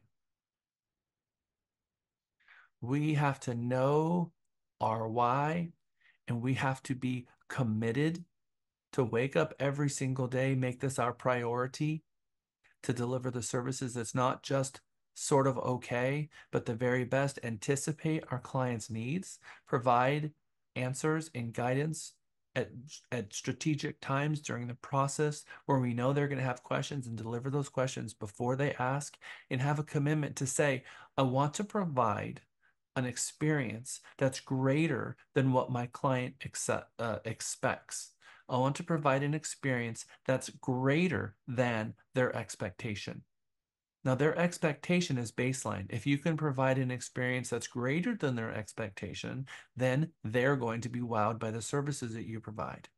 So when you're on your original representation agreement and you're having conversations with them about the services, maybe you tell them that.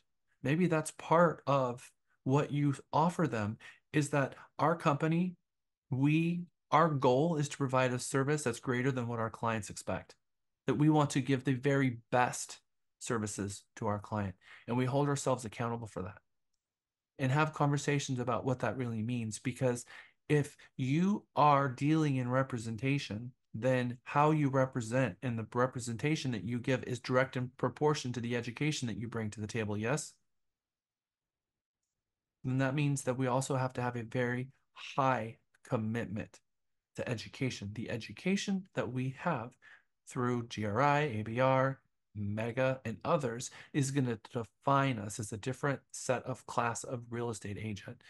And I think to your benefit that the bar out there is pretty low. Not saying that we're going to make the bar just one ring higher than what the bar is out there, but those people who really care and bring to the table this type of mentality, that I want to wow my client, I want to excite them about using me, I want them to have an experience greater using me than anybody else.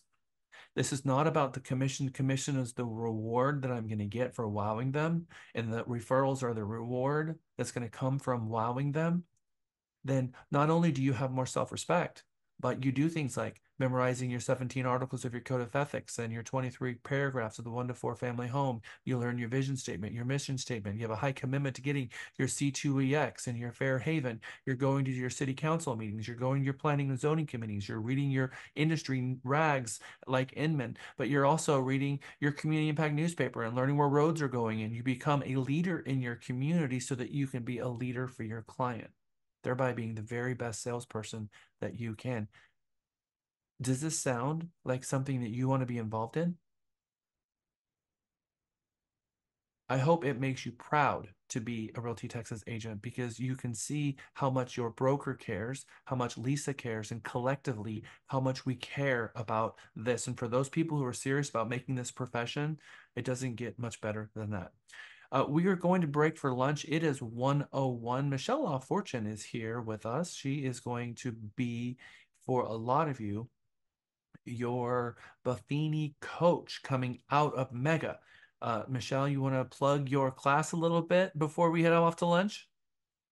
I need about 10 minutes. Do you want to do it now or after lunch? Up to you. Well, okay. You don't get 10 minutes now. We can certainly do it after lunch for sure, if that's the case. Perfect. I'll be there. Okay, so remember, the Buffini coach class is all about building that referral-based business, and is the absolute perfect companion to Mega. So when you're out of Mega, you jump into the Buffini program, and Michelle Fortune is going to be your Buffini coach for those who want to jump into it, which we highly recommend that you do. So when we come back, we're going to learn a little bit more about that. Thank you, Michelle. Thank you, everyone, for your time and attention so far today in class. It is greatly appreciated. We will be back at 2 o'clock. You're dismissed for lunch. I'm going to stick around for a few minutes to answer any questions that are off topic that you may have for me. So I've got about 5 minutes if anybody has any questions for me. welcome back. Who'd have thought they need back here where we need you? Here where we need. Welcome back. Welcome back. Welcome back. Welcome back. Welcome back from lunch, everyone. I'm super excited that we have Michelle LaFortune here to talk with us about the Brian Buffini class that she's going to be teaching all of you. Michelle. Hi, Jack. Hello. So what are we doing with Buffini this year? Okay, this year it's going to be like first and foremost for people who do not know Buffini. It's actually one of the largest real estate coaching company in North America, including Canada. That being said, I've been with them for over 10 years and I got my little, I don't know if you see it better. Yeah, just right there. Anyway, my plus 10 years anniversary, like they always send that to people. The program Realty Texas is offering this time is I want you to think about like your business as like pillar. Like one pillar would be like how to get more business at the end of the day. One pillar can be open house. Another pillar can be Realty Texas lead, the program with lead. Mine with Buffini is working by referral. In other words, it's people you know send you people they know, which today is part of your training. What you get when you sign up for this program is you get a box of like, and I apologize because I just cannot like show you very well, but it's a beautiful box, and this box is actually include So a what's actually workbook. going on is you have your video set to blur the background. So it's Oh, yep. So when you drop down the video button at the bar at the bottom, there'll be a little thing that says blur my background. And if you check that, you will no longer be blurred and they'll be able to see it. There you go. I can already see it. Woo! I know that much, aren't you? Are you proud of me? I am always proud of you.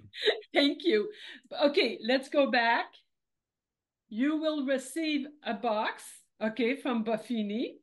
This box will include the famous workbook, okay, which obviously you're going to keep, and it's like a bunch of questions when we're going to go through the class, a bunch of questions, and you can always refer to it. Like I call it my real estate Bible to some extent, obviously. The other thing was that it will be included that your marketing campaign the entire year, which in that case would be until now to the end of the year. Excuse me. You have stickers to put like, to put your activity. And also you will receive, uh, they are flyers, okay? You will receive 2 sets of it, 100 each. And the famous note card, you will receive 2 packages of it.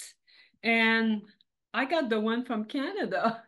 One of my coach from Buffini sent it to me, and I can send it to my clients who are actually Canadian living in the state to wish them like Happy Canada Day. That being said, I'm looking at my note. It include like one intro, 8 module, which we're going to cover every week. And every week it's going to be a different subject. Example, how to work with, like how to work with buyers, how to work with sellers, how to organize your schedule. You will have access to Buffini CRM for 2 full months. And what's great about their CRM is similar to ours, obviously. But what's great is every time we're going to have some homework, something to accomplish, and we'll have the entire week to do it. Every time you're going to put in all your information, the software will let you know like how many calls, how many pop by, and obviously like all the marketing you're going to do, it's actually going to record it. The class by itself, It's $395 plus shipping and tax. Also, we're going to start the first week. We're going to start on, I'm checking my note to make sure I give you the right date. The intro class going to be July 9th.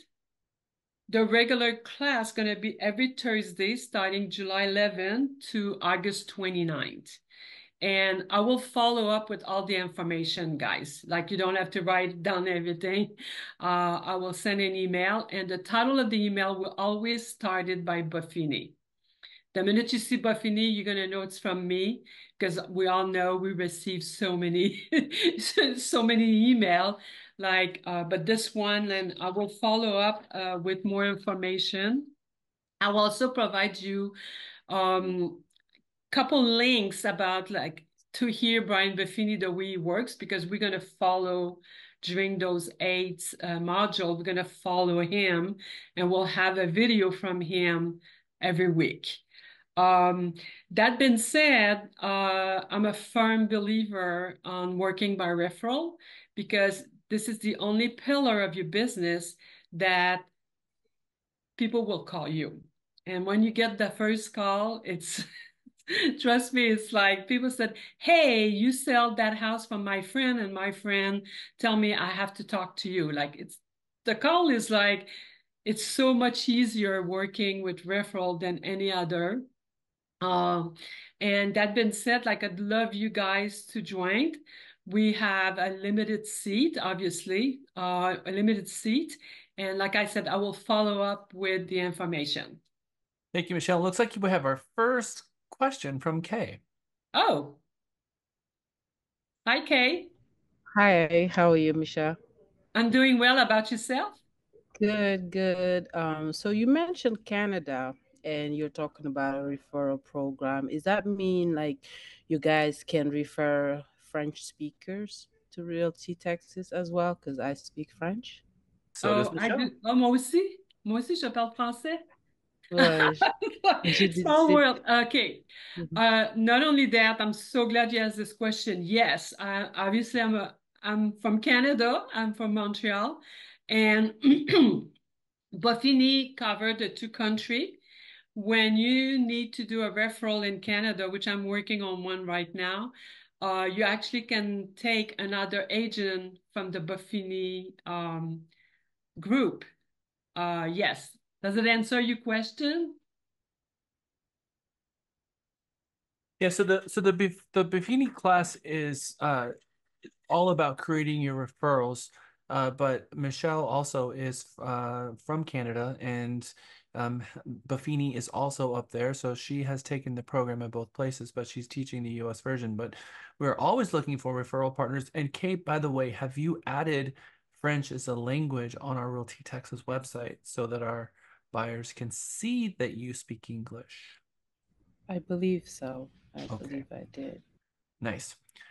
I will ask Katie to double check that for you to just check on that to make sure that that is the case. Thank you. My goodness, Michelle, thank you so much for your willingness to guide our class through the next Buffini journey. If you wouldn't mind putting the dates into the chat so that we have them so that I can continue to reinforce that as we're getting through Mega. We're just in starting our second week, so we are not quite at the halfway point, but we are getting there.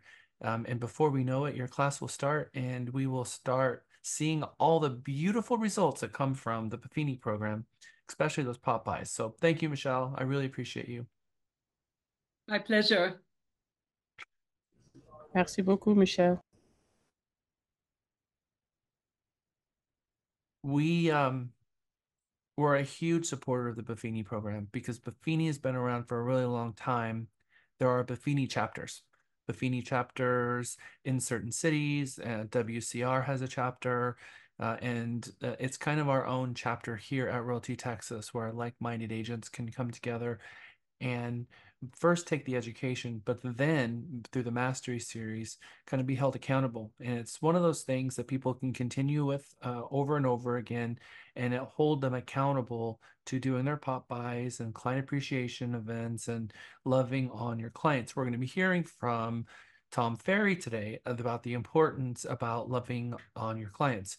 regardless of what coaching program you go to, whether it's Buffini, whether it's the Tom Ferry program, either one of the Tom Ferry or Brian Ferry or Buffini or Realty Texas Mega, you hear a very consistent message in all the coaches.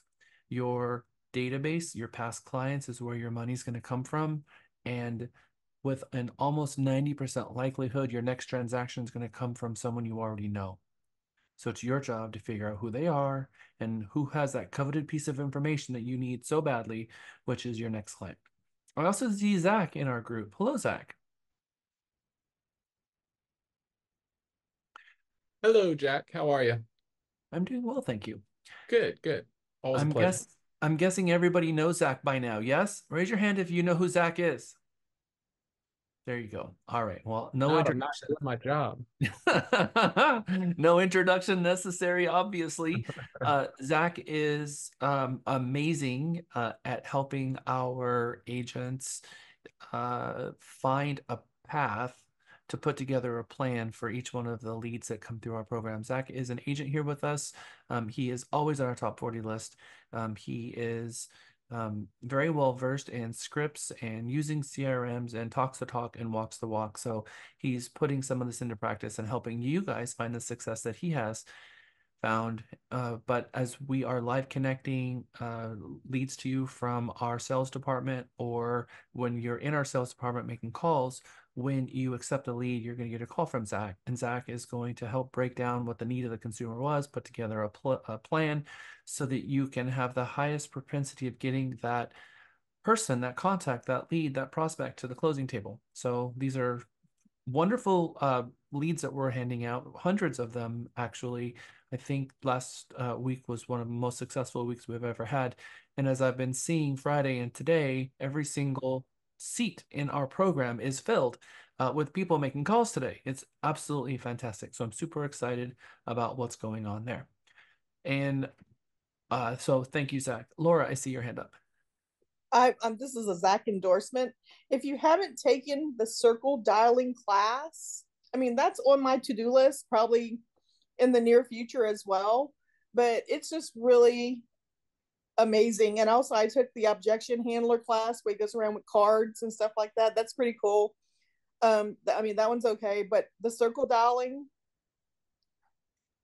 that's my preference. So Laura, I thank appreciate the shout out because we have so many leads coming in. I am actually not even able to host the class at the moment. However, you're all more than welcome to pick my brain about it, about anything. It's an open door policy. That's how Jack had it at JB Goodwin, and if it weren't for that, I would never have followed him over here. But the mentorship here is superb, and I'm definitely here for it. So unfortunately, we're not doing the circle dialing class right now, but I'm happy to talk to anybody about anything. So feel free to hit me up, guys. also, why are you in a spaceship? Oh, no, this is my Bond villain lair that I have here. So that yeah. Yeah, I like it. Yeah. I like to set the ominous tone whenever I'm meeting people. So no, I'm kidding. Yeah, Zach, exactly. I have a question. Hi, this is Nellie. I have a question. So, whenever we went over the circle dialing, I did not see where you get the phone number from. Can you get it from Remine or RPR, or you have to do one of the programs you were on? It's typically going to require skip tracing software, but I don't want to take away from Mega. So feel free again to get with me offline. You can call me, text me, or Teams me. That's probably the easiest way to get my info. But yeah, shoot me a message, and I'm happy to get you everything I know. Thank you. Mhm. Awesome, awesome sauce. We have doubled down on our Tuesday Train the Trainer, which is our, the very best way for us to teach scripts is to let you listen to successful calls that we've had. So we have our cross-pollination classes on Tuesday. Those calls are supposed to be 3 minutes or shorter, kind of in that range. I think a lot of you jumped into it last week, and probably were only able to get through maybe one or two calls because some of the first ones were very long calls that was very atypical. There's a much better set of calls this week for you guys to jump in and hear. In fact, there's more calls that were made last week probably than any other time. So The idea is for us on Tuesdays to listen to calls that actually resulted into a connection versus, we have you doing the sitting behind and watching the calls being made. That process is helpful to know what buttons the people are clicking, but the observation, you hear a lot of voicemails being left, and that's not as productive. If you spend a 4 or 5 hour shift listening to 40 voicemails, probably not as productive as if we put you in a room and then let you hear every single call that was connected and that turned into an appointment, into a room, and that was sent out to an agent. So we let you hear all the ones that resulted in a success. So I find a lot more value in double downing on that for right now in our scripts training, because conversion is the most important thing. We're finding agents are leaving a lot of money on the table, not asking the right questions while they're on the phone. They sometimes just their mind is going as fast as they possibly can, trying to help outpace the consumer, preparing for what they're going to say. And then they forget to ask for referrals, or they don't know how to handle a question or an objection about a lending situation or the rates, or is this the right time to buy, or an objection that maybe they've never heard before. So we take our ISA twos, we put them together, and they can all hear each other's objection handling. And then we have staff like Zach and Michael Potter and Amy in those classes. And then we kind of pepper in a little bit of extra advice as they're going along as well, so that you guys can watch and hear real time the pros who have made thousands of calls, and in some cases, more than thousands of calls, and be able to learn from their real-time calls. So for now, we're going to be focusing a little bit on that. But like Zach said, he's always there to answer questions that you have, because he's super helpful. Open door policy is same policy that I've employed since I've been in real estate. So thank you, Zach, for keeping that alive, because that's very meaningful. Part of our code of ethics, isn't it? Share the fruits of our wisdom. And the very bottom of the preamble of our code of ethics says that we're going to be free to help share the fruits of what we learn with our fellow agents and be zealous about it. In fact, it says that.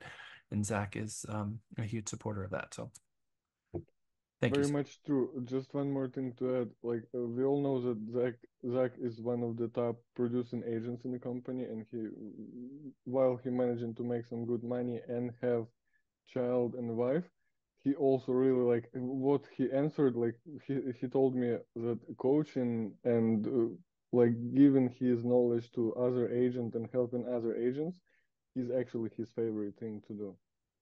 So just a thing to know about him. Yep. Thank you, Dimitri. I love it, guys. Definitely. It is my favorite thing to do is to help coach and build business plans and build strategies for leads. So I'm here for it, guys. And I put in the chat there, we had 20 plus appointments have been set out of the ISA department in the past 10 days. So it's working. So we want to see all of you guys in there. Yeah, we really appreciate you, Zach, because like last time I came up to him with a question and he nailed it immediately. Like he always knows the answer. He always like are able to help. And if Yeah, I and don't, that's I'll send you to Jack. Well, I'll send you to Cindy. All right. Thank you. Appreciate it, Dimitri. Zach, one quick question for the leads department thing. If you hit your bull, do you only have to hit it in the morning, or you can hit it like? Is there any time in the day you can just hit it to receive calls whenever you're ready? Oh, the bullhorn? Yeah. So you do have to show up for the meeting. Again, we're getting into the weeds, guys. Jack, I'm sorry. I know I didn't want to distract anybody too much with the ISA department, but the way the bullhorn works is it resets every week. So you do want to hit it every morning. Anytime you are available is when you want to hit it. So I check it every day. If I'm available, I'll hit it then. It does reset each week if you and you have to go to the meetings to be eligible for it to be reset. But yeah, every morning, just whenever you're available, throw it on. And I like to leave mine running. So, yep. Does anybody have a question about what the bullhorn is? Okay. Yes. All right. So that would be an indication that we have not yet been to Amy McAllister's ISA training class, and that's okay. I definitely recommend that you guys get into her CXM training. The bullhorn is all about you being enrolled into our system for Live Connects. We have a Live Connect system where agents who are on the phone making calls, they're allowed to take up to two, depending on if they're ISA 1 or ISA 2, of the leads. The rest of them, they're going to farm out and Live Connect out to you guys. So it's a village mentality. Other people are making calls for you and you're making calls for other people. And when you have your bullhorn on, and one of our ISA callers clicks the blast button, it's going to send all of the people who are enabled with the bullhorn turned on, meaning that they are available. It will send everyone a text message about the metro and a little bit about that claim. The first person to respond to with the letter Y for yes, our system will call them and bring them onto the live call between our ISA and the consumer. That conversation then is a warm transfer, and then the ISA drops off, and now you are talking with our Realty Texas customer. Then a room is created. You'll be assigned to that room in our transaction system. Zach gets a CC email letting him know that a room is created. And then Zach calls you sometime after to ask how the call went. He has the ability to go back and listen to your first call. You guys can do that together. So you can listen to see what the approach was, see what some of the objections, what the consumer had, and maybe some of what the consumer is looking for to help you put a plan in place to hopefully your goal in setting an appointment and going out there and meeting that consumer in the real world. So that is what the bullhorn is. The bullhorn is sending a message to Amy McAllister saying, I want to get enrolled into the system and I am ready. Once you're enrolled in the system, then you can go and set yourself active or paused, and you have that ability. So the bullhorn goes to Amy. Amy accepts you into the program. And that happens weekly. Once you're accepted into the program, then you have the ability to mark yourself active. That happens every morning. So every morning when you wake up, you go to the system, you mark yourself active, and then that will put you in a position to start receiving those text messages saying there's a lead available for you. And that lead means that they're on the phone right now talking with our ISA. So we need people to respond quickly because those conversations usually only take minutes. So that's why the first person to respond gets pulled onto the phone. So we ask that before you respond with yes, you're not driving in the car and you're not out running a marathon, but you're somewhere near your computer where you can actually take that call live and actually help service that client. But Zaki is right. We're getting much into the weeds. We've got all kinds of training on this specific topic on a weekly basis. Amy McAllister teaches a class explaining exactly that, as well as our Tuesday class, which is our scripts and role play training. Dimitri, I see your hand up. Yeah, I just want to verify. So, but to get into this program and to press a bullhorn, you still have to go through the ISA training with Michael Potter, right?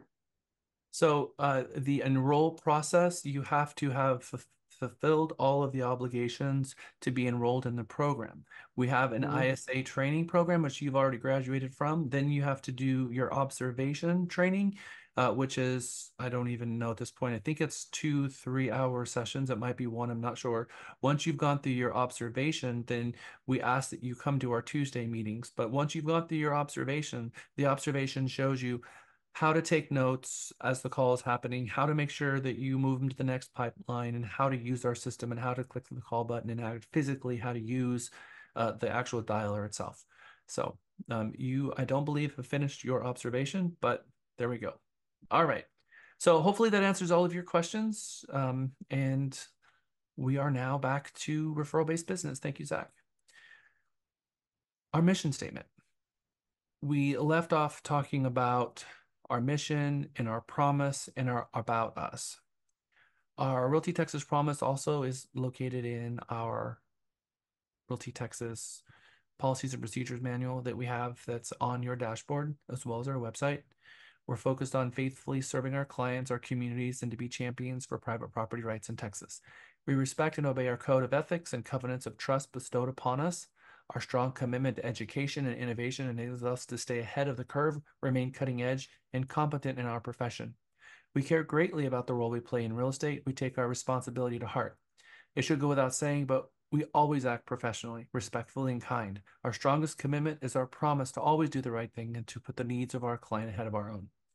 So if you haven't read our mission statement, our promise, the about us, what makes us unique, why choose us in our diversity statement, I ask that you guys do so that you can learn a little bit more about what we're telling the consumer. And often they're going to search our website and they're going to read a little bit more about us. And if if they ask you about one of these things and you are not familiar with it, it could leave you in an awkward situation. So we ask that you read those things. The question that I'm going to ask you now is, do you have a mission statement? Raise your hand if you have an articulated mission statement in your business right now. Camille has one. Nice. Raise your hand if you don't have a mission statement. Okay. So is that surprising? Do you think you should? Do you think a mission statement is important? How have we gotten to this point in our profession without one? Anybody want to? Although that sounds like a rhetorical question, I'm going to ask the question, and maybe someone will be brave enough to say, Jamar? So I probably should put my AirPods in, but so I've gotten this far because I didn't really do it for 2 years. And in having my license for 2 years, I didn't sell anything. I didn't really use my license. So I guess I didn't take it seriously until now. So now looking at it from a different point of view, I think it's definitely necessary. Nice. Okay. Ever, thank you, Jamar, for sharing. Ever? I'm gonna say I haven't gotten anywhere, maybe because of that. Uh, I've been doing this a couple of years and I'm definitely not where I want to be. And this is part of this training is helping me realize all the changes that I'm gonna have to make and all of these stuff that I'm gonna have to implement and follow. Amen. I'm making all of you CEOs of your own business and helping you see your blind spots and seeing what's not in place so that you can fill those voids and then be standing on a very solid foundation that you can work from far, far into the future. If this is going to be your primary profession, we need a business plan.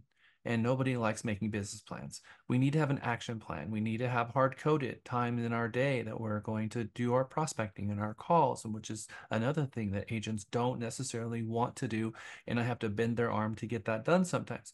But then also the follow-up, which is part of making your calls, but a little bit different, also is something that agents know that they need to do, but they really struggle with.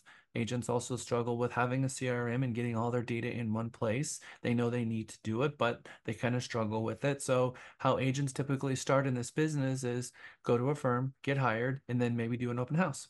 And then maybe you help a client with the transaction and they get through that transaction learn a little bit more about it, jump into an MLS class because they identify that they need to know that a little bit more.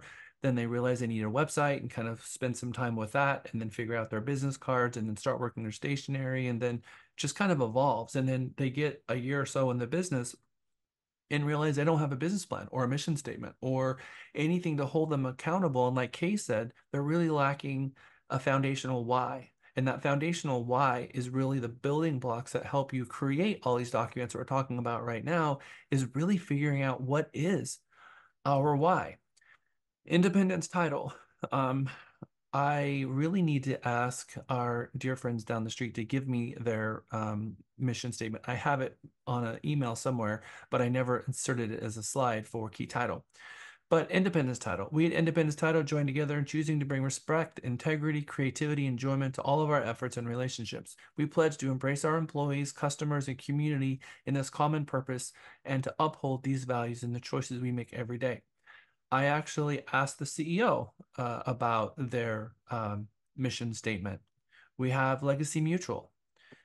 Legacy Mutual Mortgage likes to think of its customer more than just a transaction, and our referral partners is more than just another realtor. Legacy is built on some simple yet paramount core values. Do the right thing, show people you care, and do your personal best. In Mega Session 1, we learned in everything that you do, consider the end. It's, again, we talk about this insightful quote from Albert Einstein. It's not just a quote about life and death, as you can maybe think when you read it, but it's in everything you do. Consider the consequences, consider the benefits, and do the actions that is in front of you. Does it align with your value system? So this means that being focused on your why you are in business, what you're trying to accomplish with your business, and you need to be honest about your mission. It can't just be something that sounds good. It needs to be something that you align with, something that really means something to you. And it needs to be written down. It needs to be published. We actually give you a place on your website for your mission statement to be uh, displayed to the entire world. When you go to your .me and you click on your photo in the top right corner, you'll notice that you have your dashboard settings where you can go into your agent profile and modify your settings, like putting in your address or typing in new designations that you get or adding your bio or your mission statement. And your mission statement is up there for everyone to see. And for a lot of agents, there isn't one, it's just blank. So part of your homework today is going to be after you've crafted your mission statement and it is at the very core you and uniquely you, then you put it in your Realty Texas website so that it's there to display for everyone who comes to see you. How many of you know that we have a Realty Texas website hello video that you can film and have a little video on our website? Laura, Stephen, Emilium, Lane. All right, so this is something that's not coming as a surprise to you.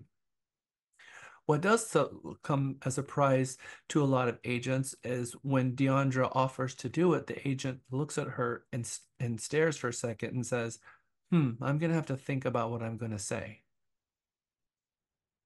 What does that tell you about that salesperson?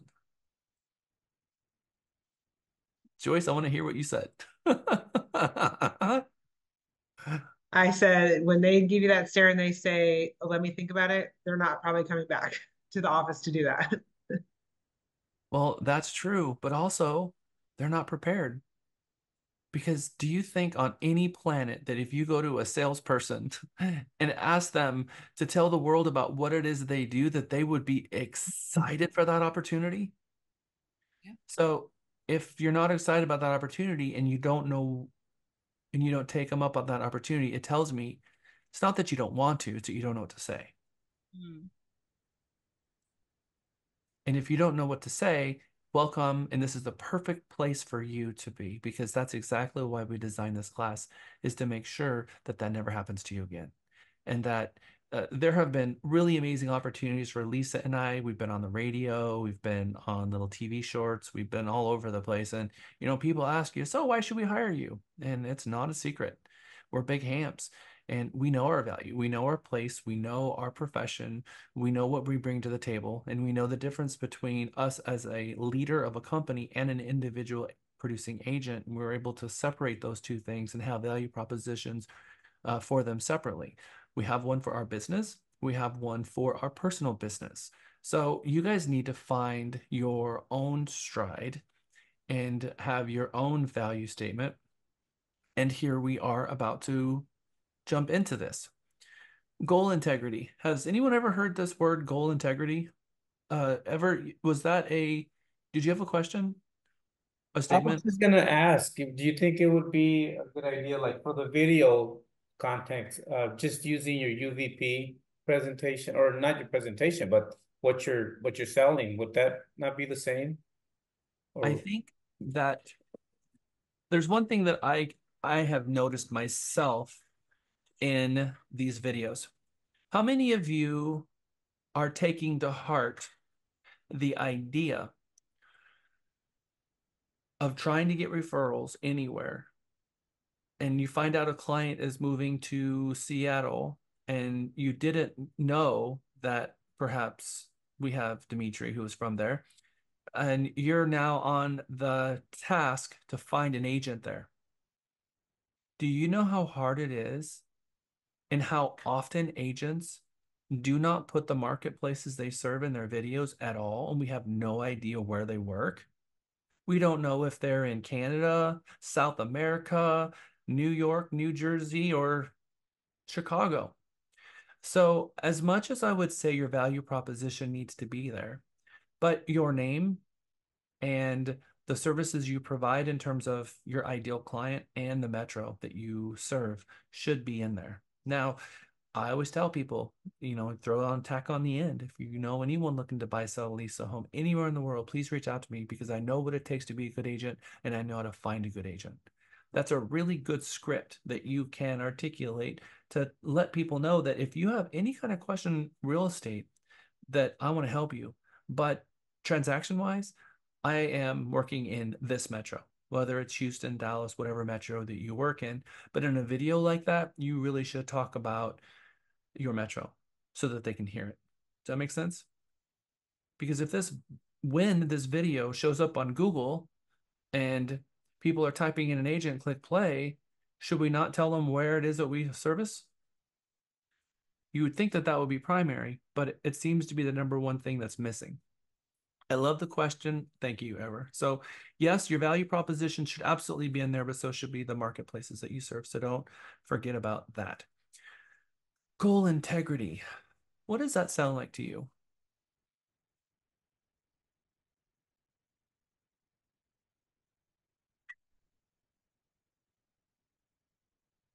Anyone?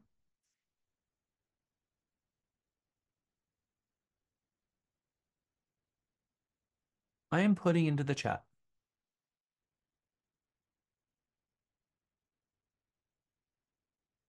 Working with intention, an avenue to happiness inside and outside of work. And it talks about working with goal integrity. Working with intention refers to a deliberate, focused action towards your work. You create a goal and that you're going to put it on your calendar. It's not just a goal to say, okay, I'm going to make a goal, but you actually follow through on the goal because in Mega, the mindset of a successful agent, a goal set is halfway reached. That's true. But the goal integrity is putting that goal and actually making it a priority. And making it a priority means that you're going to follow up with that goal and you're going to fill it all the way through to completion. So it's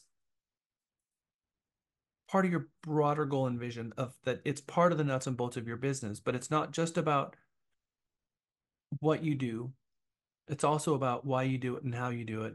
And when you create a goal, then it's not just a calendar item. We have to spend some time in achieving our goals, but a goal has to be broken down into parts. I have a goal to make $1 million. Do you put that on your calendar? How do you turn a goal like that into something real? We have to break it down into pieces and work towards it. And who has the organization in their life to be able to say, I have a goal, I'm going to break it down, and I'm going to look at the different parts and I'm going to build upon it. Because as soon as the phone rings, all of that evaporates and then we're off to something else. And then going back to it, it doesn't seem as important as the phone call was, and I want to go see that property right now.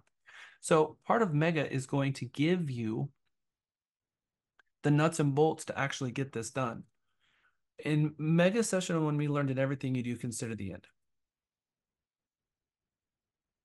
I want to spend a couple minutes with you guys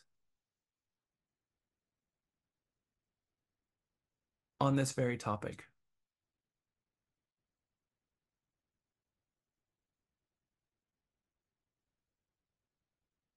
And we're going to go straight into a breakout session on your mission statement. I'm going to give you 10 minutes on this. We're going to have 10 minutes to write a mission statement or find one you already published and play with it a little bit more. It's definitely not a break. It's an investment in yourself. So please, phones aside, and be present with your group members because I want you guys to talk about some of the components that would be in a mission statement and craft one together. I'm going to give you some tips on what is out there right now. The average length of a mission statement is 29 words or less.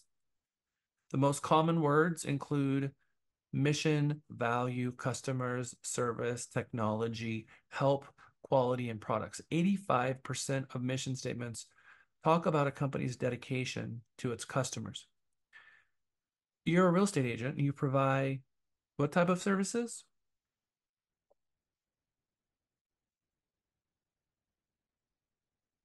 Representation. It is so important that you guys nail that every time. And so that's awesome. We provide representation services. So if when we're now knowing exactly what is it we do, it helps us craft our mission a little bit differently because we don't really help people buy and sell homes. We advise them on the steps and the pitfalls and how to safely go through the process of buying and selling a home. They're the one that's buying a house. We don't help them buy. We don't write a check.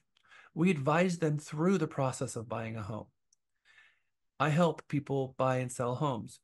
I advise people through the process of purchasing and selling a home. Very different, very, very different. So, what is your mission as a real estate professional? Where are you taking your business? What is your primary goal? We're going to learn in the very end of session 12 that a successful salesperson doesn't happen by accident.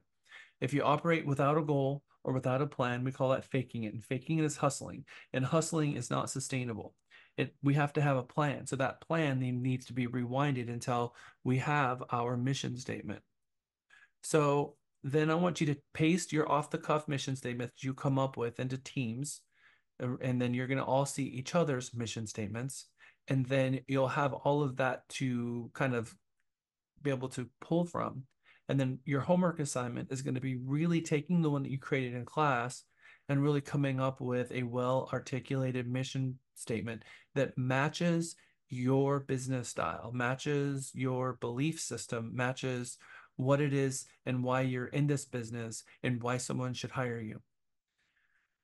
And your mission statement, it may change, but your polished mission statement will be weaved into your unique value proposition. So crafting a mission statement should not come as a surprise because it's the very heart of your mission statement and your value proposition, as well as what's going to be your value statement at the end. But your mission statement is part of your value proposition, your UVP. This is your big why. And that's not something we're going to do in 10 minutes, but at least we're going to talk about it. And I want you guys to hear from each other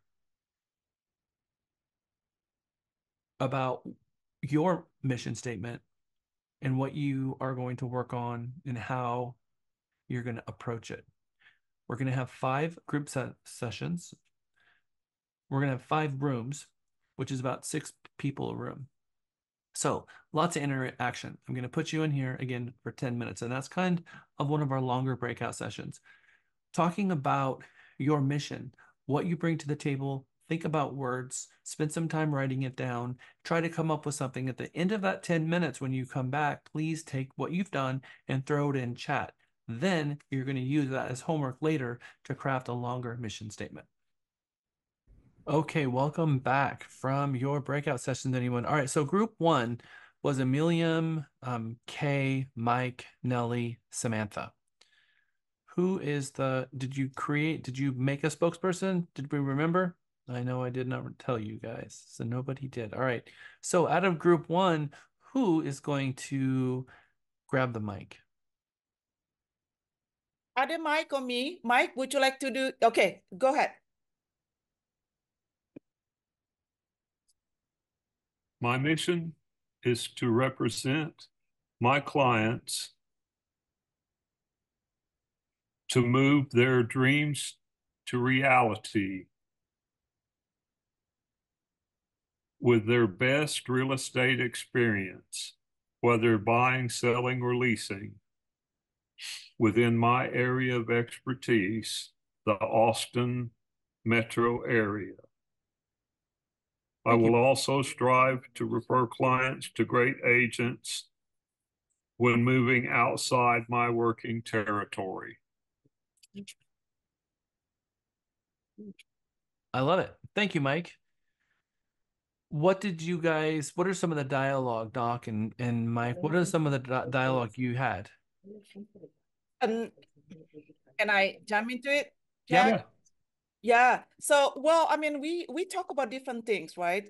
For me, I relate to my experience because, I relocated to Texas 20 years ago, and I was struggling to find an agent that could relate to me. I was in culture shock, and I didn't know, I couldn't find any resources. So I relate to that. So my mission statement personally that I would love to help people relocated to Texas smoothly, finding resources for them just to help them to have the best experience for buying, selling, or leasing.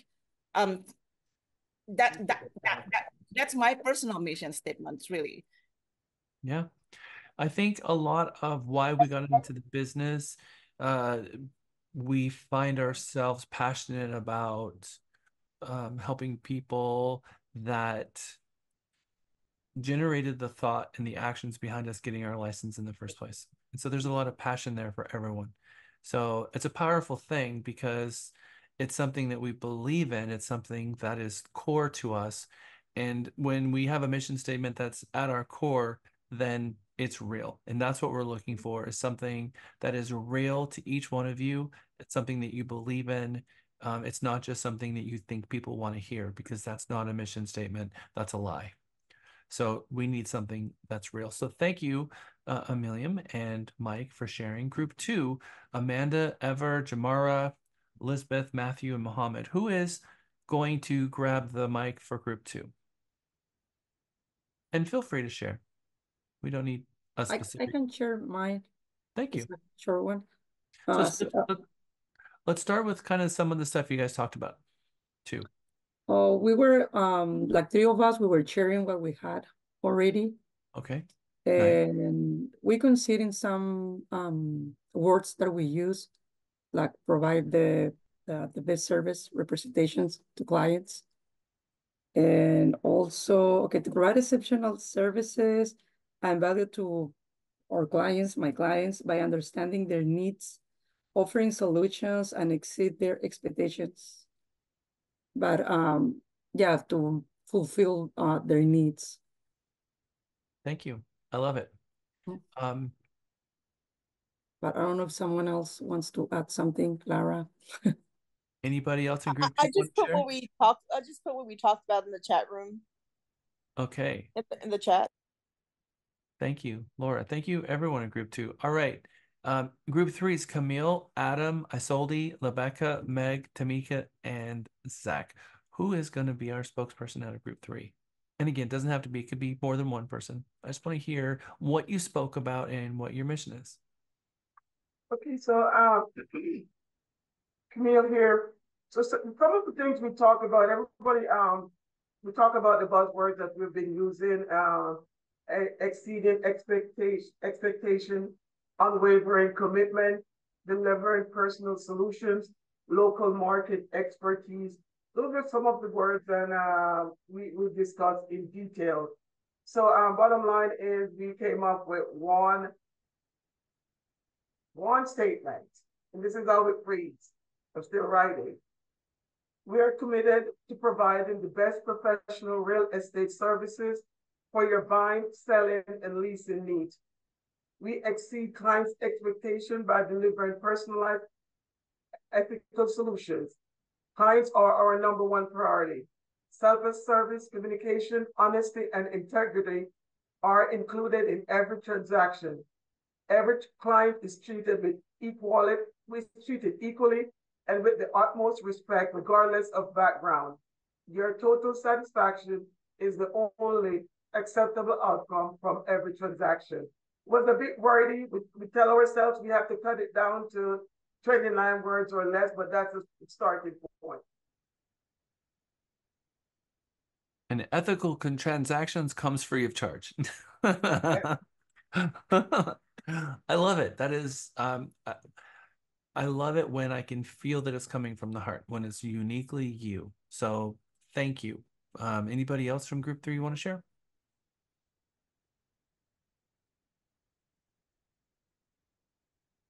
Nobody wants to share? Okay.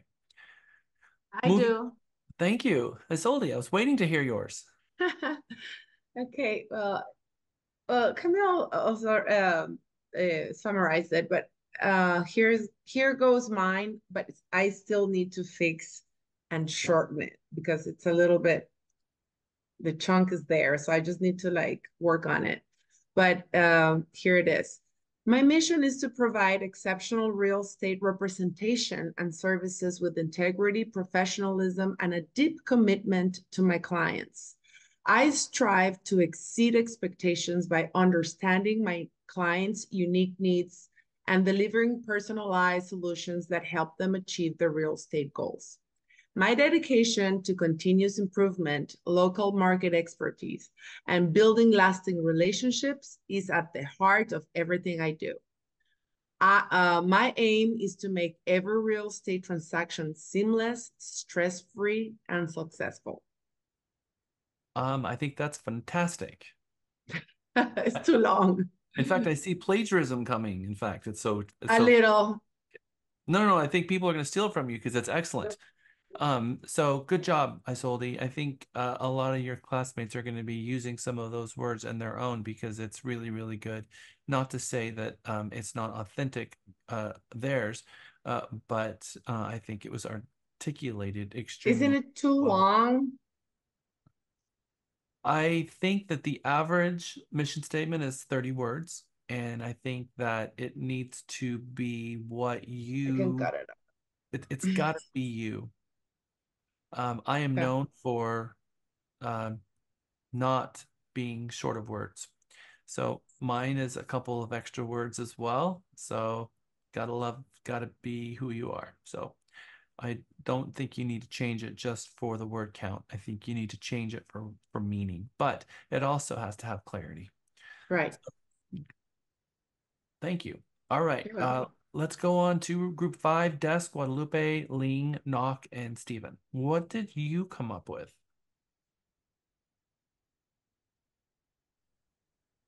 Okay, well, I'll speak first, and I guess because we didn't choose a spokesperson or we didn't decide to, but we were talking about how we are all refining our mission statement, and the words that we kind of all mentioned were dedication, represent, and I guess I'll share mine, and then someone else can share theirs.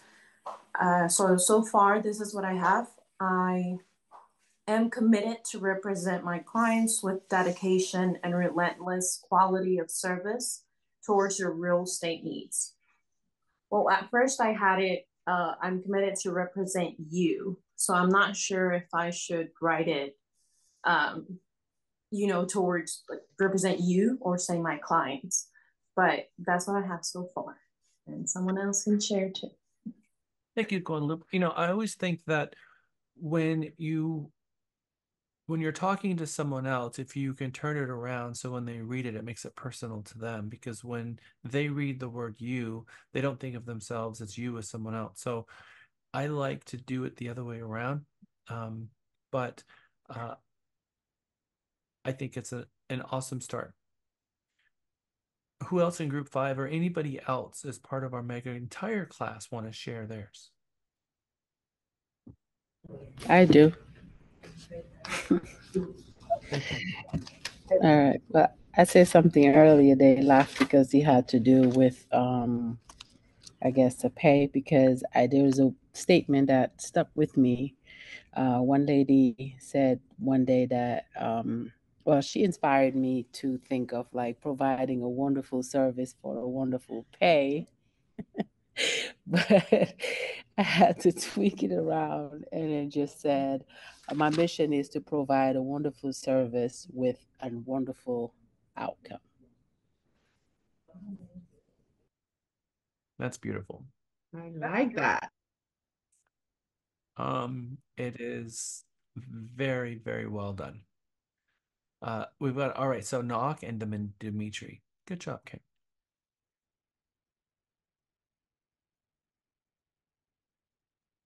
Okay, this is my still work in progress. I commit to provide a white glove real estate service through representation for sale, buy, or lease in the Austin Metro. Hello? Hi.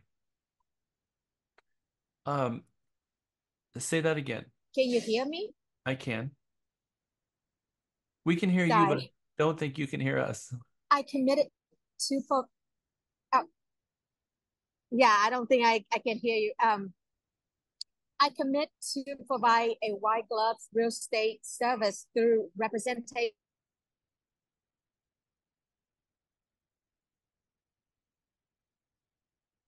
So Knock has lost her connection. All right, Dimitri. Yeah, hi. So at our breakout session, I was able to voice my mission statement, and Michelle was, as a part of previous mega, she was able to coach me a little bit on it and recommend me to make it a bit shorter, which I really, really appreciate, Michelle. So my new shorter one, I'm not gonna bore you with my old long one. My new shorter one is with a passion for Austin and its real estate. I offer, sorry, with a passion for Austin and its real estate landscape, I offer local insight, industry expertise, and dedicated service. Whether buying, selling, or investing, I deliver a seamless, rewarding experience tailored to your needs, guided by integrity, professionalism, and commitment to client satisfaction. I like it. Thank you. Okay, so we all have put enough time into this, and hearing some of our fellow classmates that you heard some really short ones that are impactful. Wonderful Kay's a wonderful service with a wonderful outcome. Hers is short, very to the point, and we hear some others that are very uniquely them. So you go to your homework assignment, you're going to see that in my email today. Is to put more thought in this and articulate and come out with your final product. And once you've done that, put it in Teams, and also go to your realtytexas.me and put it into your agent hub so that it is there as part of your profile. Michelle. Yes, I would like to say mine, and also very important, if you speak another language, it's really good to put the mission in your second, like your first language, whatever it is. Mine is create an outstanding real estate experience by prioritizing clients' best interests and desire with honesty, transparency, and integrity. Now, in French, créer une expérience immobilière exceptionnelle en donnant la priorité aux meilleurs intérêts et désirs des clients avec honnêteté, transparence et intégrité.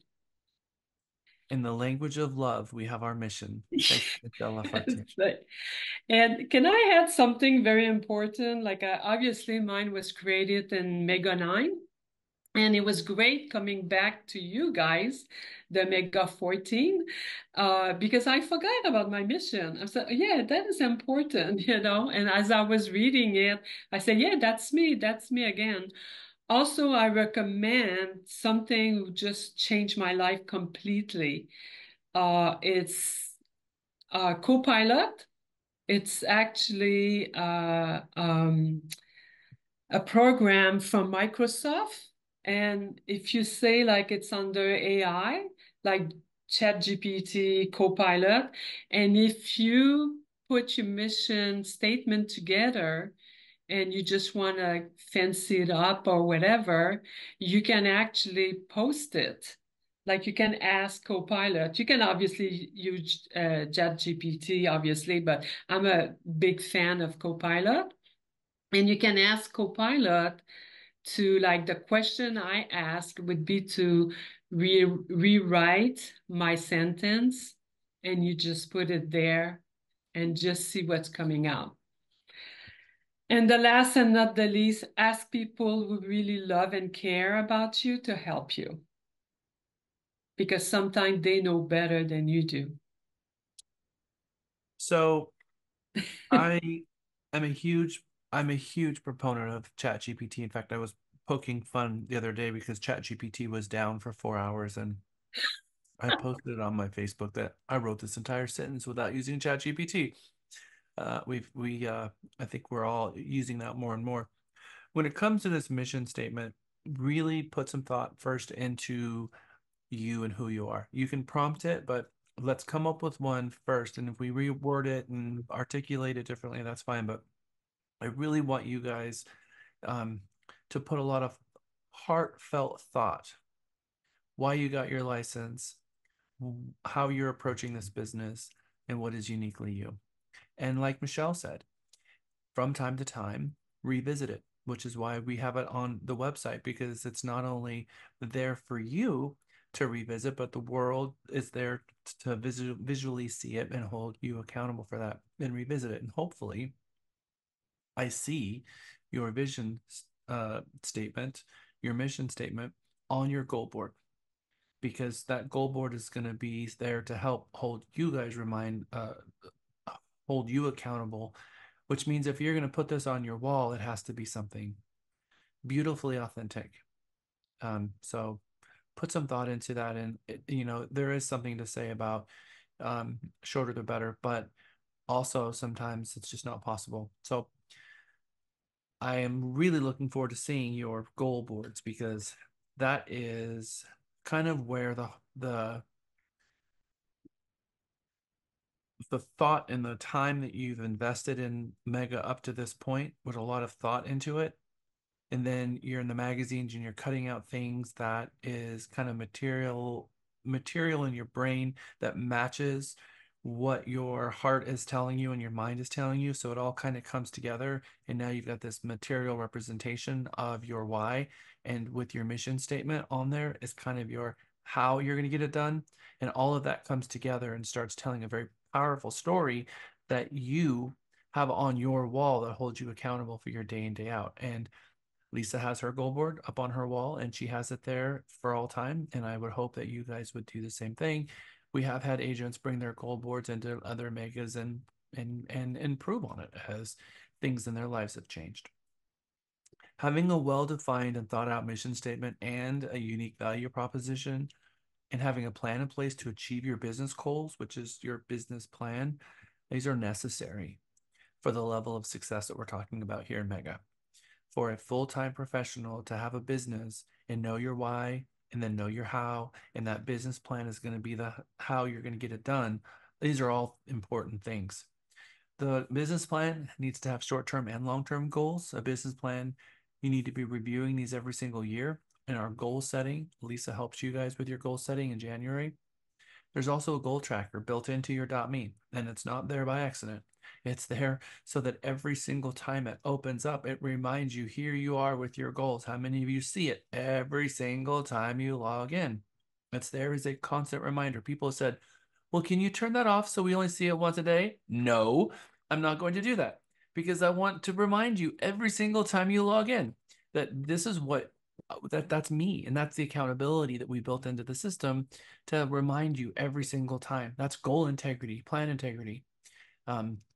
And as you close transactions and you see the bar going across, I hope that gives you great pride, and it makes you want to see that bar go all the way across and reach those goals.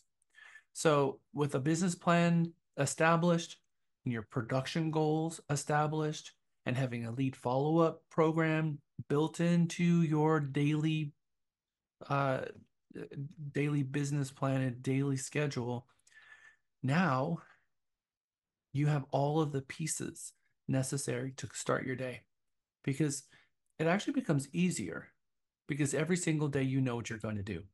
You know how to approach your day, you know how to approach your week, you know how to approach your clients, you know what you're striving for, you know the conversations that you're going to have, you know your scripts, you know to ask for referrals every time. And the profession actually gets easier, because it doesn't seem so overwhelming anymore. It doesn't seem like this big, huge, vast, open space of possibility. You've defined it. So you know, laser focused every day, what it is that you're working on. And if you have a goal, and then you know exactly what to go and achieve, you're going to achieve it, because you're focusing your time on the outcome of your goal, which is goal integrity. Super important. But at the heart of it, you got to have this prospecting roadmap. New agents have fewer past closings.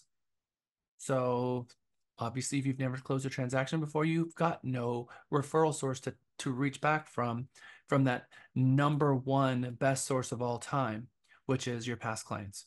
The reason it's so impactful to have people who you've closed before is because when done right, you've literally showcased your services in front of them, and they know exactly what they get when they hire you.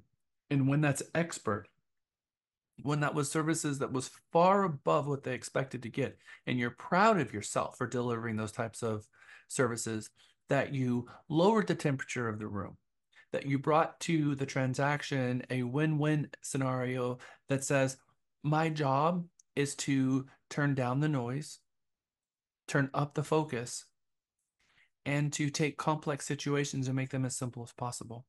We're literally supposed to take stressful situations and organize them so our clients can see it.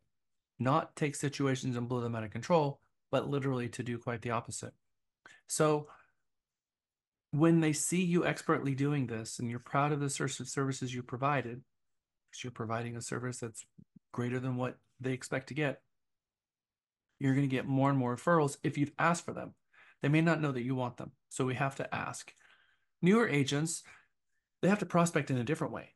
They have to go out knocking on doors, doing open houses more, reaching out to their family and friends in their spheres of people who they've not yet showcased their services in front of. So there's a little more uncertainty from the person who's referring you because they don't know yet.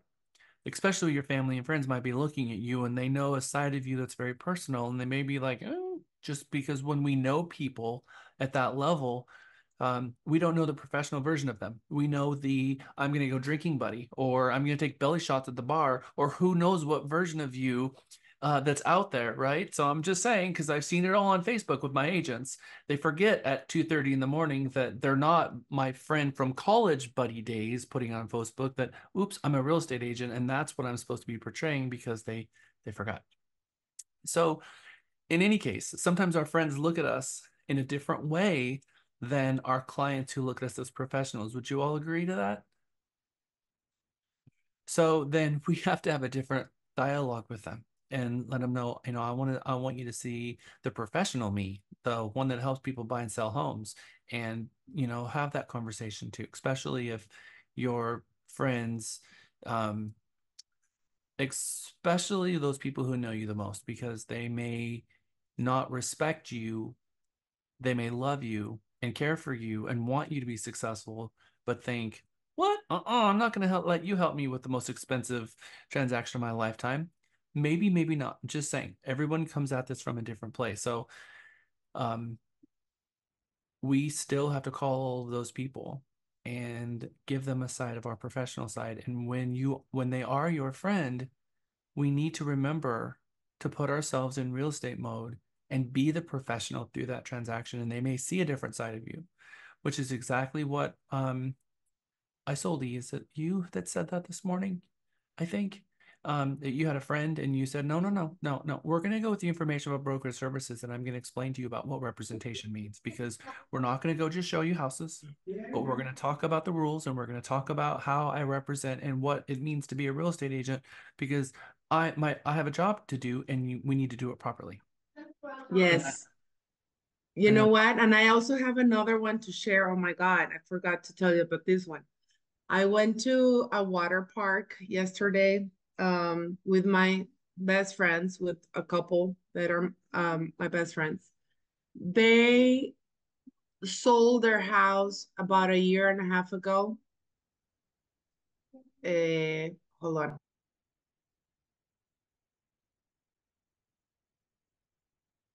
Sorry. My mom and my daughter. Anyway, so I went with them and I totally forgot, because I decided that I love them so much that I didn't want the friendship to be to affect the friendship. About a year and a half ago, they sold their home, and they came to me asking if they could just give me 1%, because they thought, oh, we're friends, hook me up, friend, and they were like, hey, can you just like sell our house for 1%? You know what? And I explained to them, and at that moment, I'm like, you know what? I don't, I told them I couldn't do it, and I would totally no hard feelings, but I just couldn't do it, and they needed to go to a discount firm, and I didn't want them. I didn't want to make it. I didn't take it personal. You know, I didn't think it was fair that they asked me that, but we continue the friendship, and I love them to death. But yesterday we went to the water park and I was with my flashcards. I was like sitting there and I was just going on the flashcards and because the girls were doing their thing and they're like, what are you doing? I'm like, let me tell you what I do. I am trying, I am in an amazing training. I am striving for greatness in my business. And you know, I kind of like throw it out there. But this is what there's so many things of a good real estate agent that you don't know about. And this is what we do. So that's fine. Continue your drink, do your thing. Just let me know, if my daughter drowns. Just let me know. But I need to continue with this, And they look at me like you're working hard. I'm like, oh, you have no idea. I am. There's so much behind one good real estate agent than just opening an app and opening a door on a super key. There is so much more. Trust me, it's a lot of work, and I did, and I was very nice and didn't say anything, and I continued with my flash, with my cards, and you know what? Next time, next time they buy or something, I know they're gonna use me, but in the meantime, I I was able to show them a little bit. Well, thank you for sharing. And hopefully they are gonna take away from that scenario and still give you a call. I think there's still room for you to have a conversation with them and explain to them this very important thing. Number one, if the agent can't negotiate their commission, how in the world do you expect them to negotiate the sale of your home? Number one. Number two, what you're asking the agent to do is to discount their marketing budget. And if you discount their marketing budget, how in the world do you expect them to market your home? Because they're going to spend over $1,000 just on marketing alone. So you take away the marketing budget, how are you going to do that? And by the way, I'm going to spend about 100 hours marketing your home, doing open houses, having conversations with other listing agents in the neighborhood to find out what's going on with their home. And all the time, first of all, talking with all the prospective buyers, selling your home, getting it under contract, helping you through the inspection and repairs process, and getting you to the table on time and trouble free. And the reality is that you use a discount real estate agent, you're going to sell your home for 10% less. You hire me and you pay me that extra 2% more, which is my 3%. You've actually tripled your money. That's the reality. Discount agents do not sell their home for as much because they're not helping prepare the home for market. They're not getting the right collateral and listing it in multiple MLSs because they can't even afford to have multiple MLSs in the first place. So by the time we are done with Mega, I'm hoping that we have the scripts that we can pull from to explain to people why. And by the way, we're taking the whole thing on contingency, and all of this, and who knows, a meteorite hits your house and it doesn't even sell and I get paid nothing. And so I'm taking the whole thing on contingency. If you want to talk about me discounting my commission, then you have to pay me my commission up front. Because if I'm going to take it on contingency, then I'm taking all the risk. And there are attorneys that will help you at 10% and 15 and 20%. So be very, Joyce.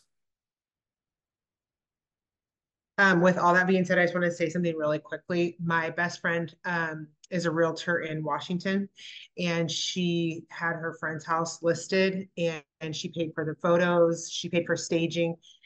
3 days before closing, the house burnt to the ground. Yeah.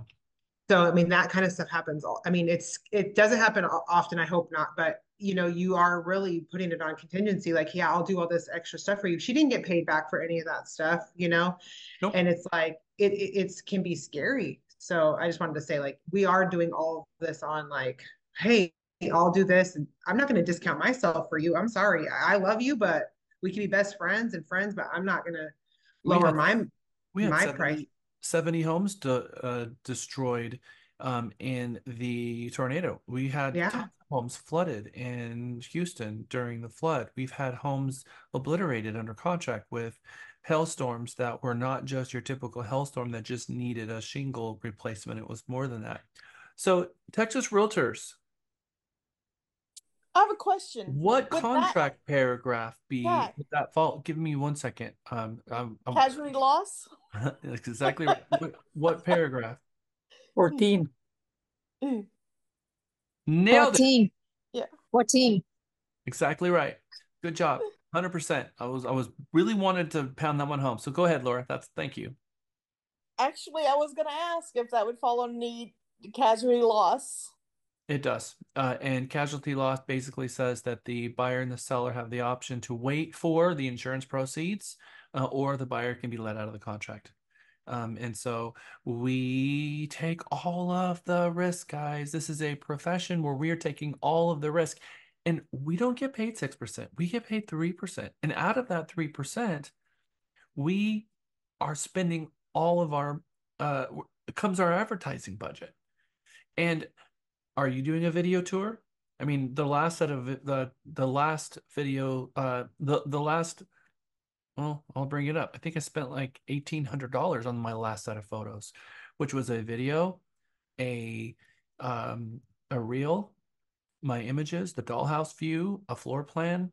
That stuff is not cheap when it's done right. So I just want you guys to remember that the seller is not doing themselves a favor when they're asking to have a discount agent list their home. They're not going to sell the home for most. So we should not be offended.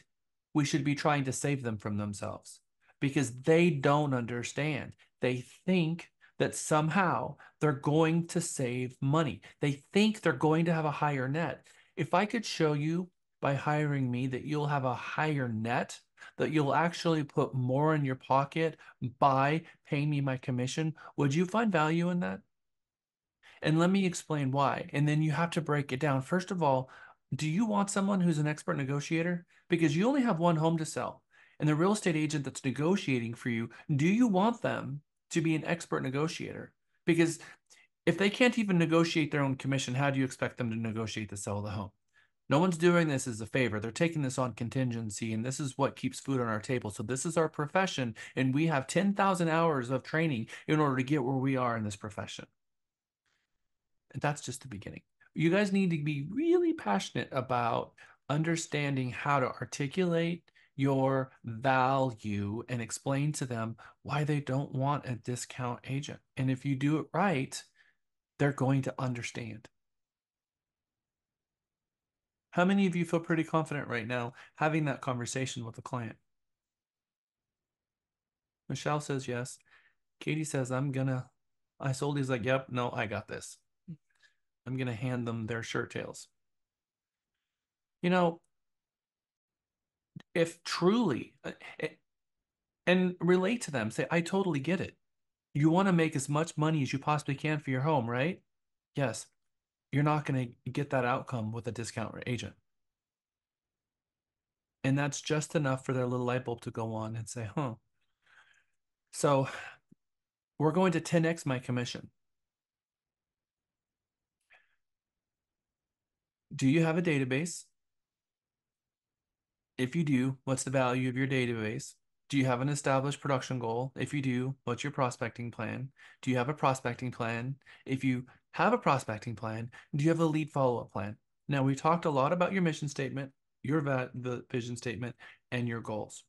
All right, so we are past break a little bit, but before we do that, we are going to hand this over to Lisa Ormsby, who's going to talk to us about our points.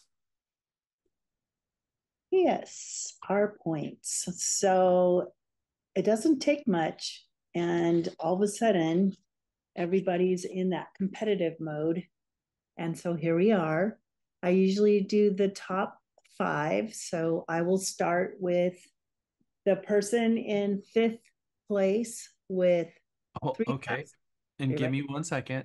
So we had in 5th place before was Dimitri. In fourth place before was Laura. In third place was Amelia. Second place was Meg. And first place was Knock. That's where we were before. Now let's see where we're headed. Okay. So now in fifth place, so still holding ground with 3,650 points is Laura. In fourth place with 3,950 points, so only 300 more, is Meg. In third place with 5,725 points is Knock. And then in second place with 6,050 points is Katie Wright. And in first place, hold on, with 7,375 points is Amelia. Amazing.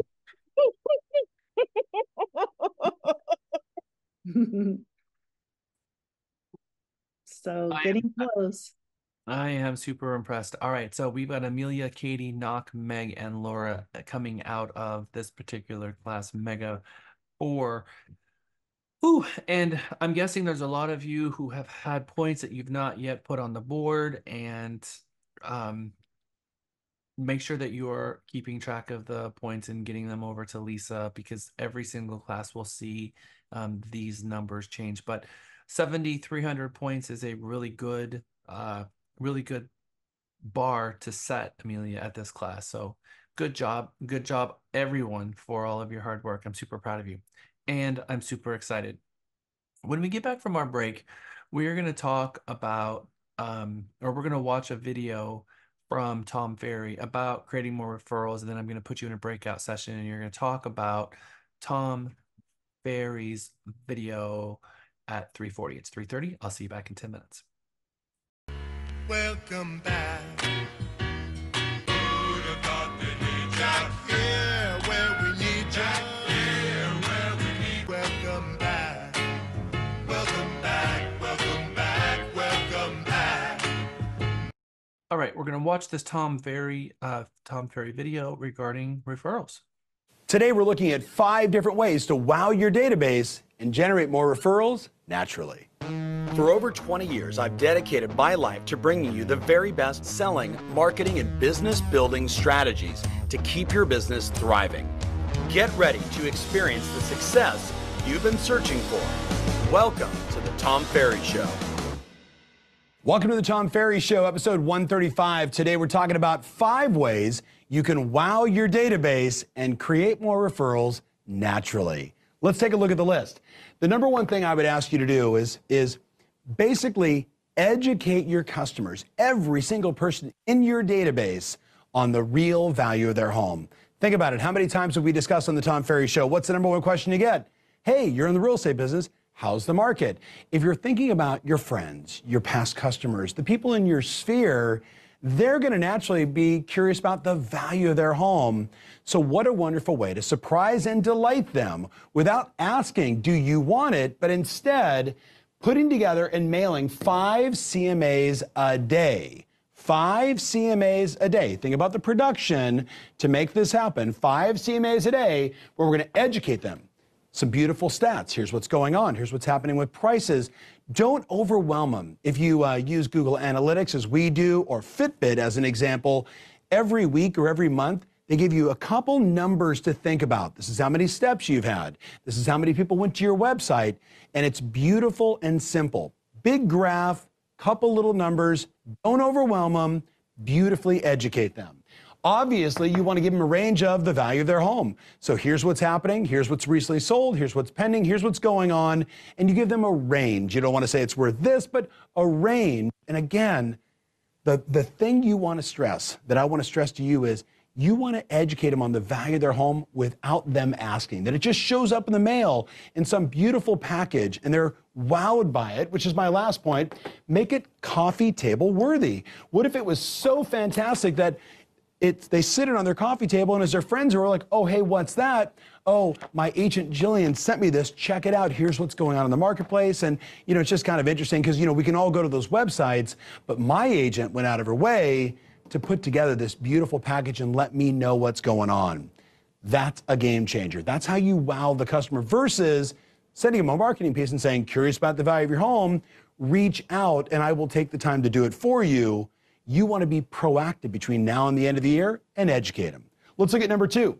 We want to follow up in the same sequence, the same order, send on Monday, follow up on those 5 on Monday, by shooting a BombBomb video or an iPhone video, whatever you use.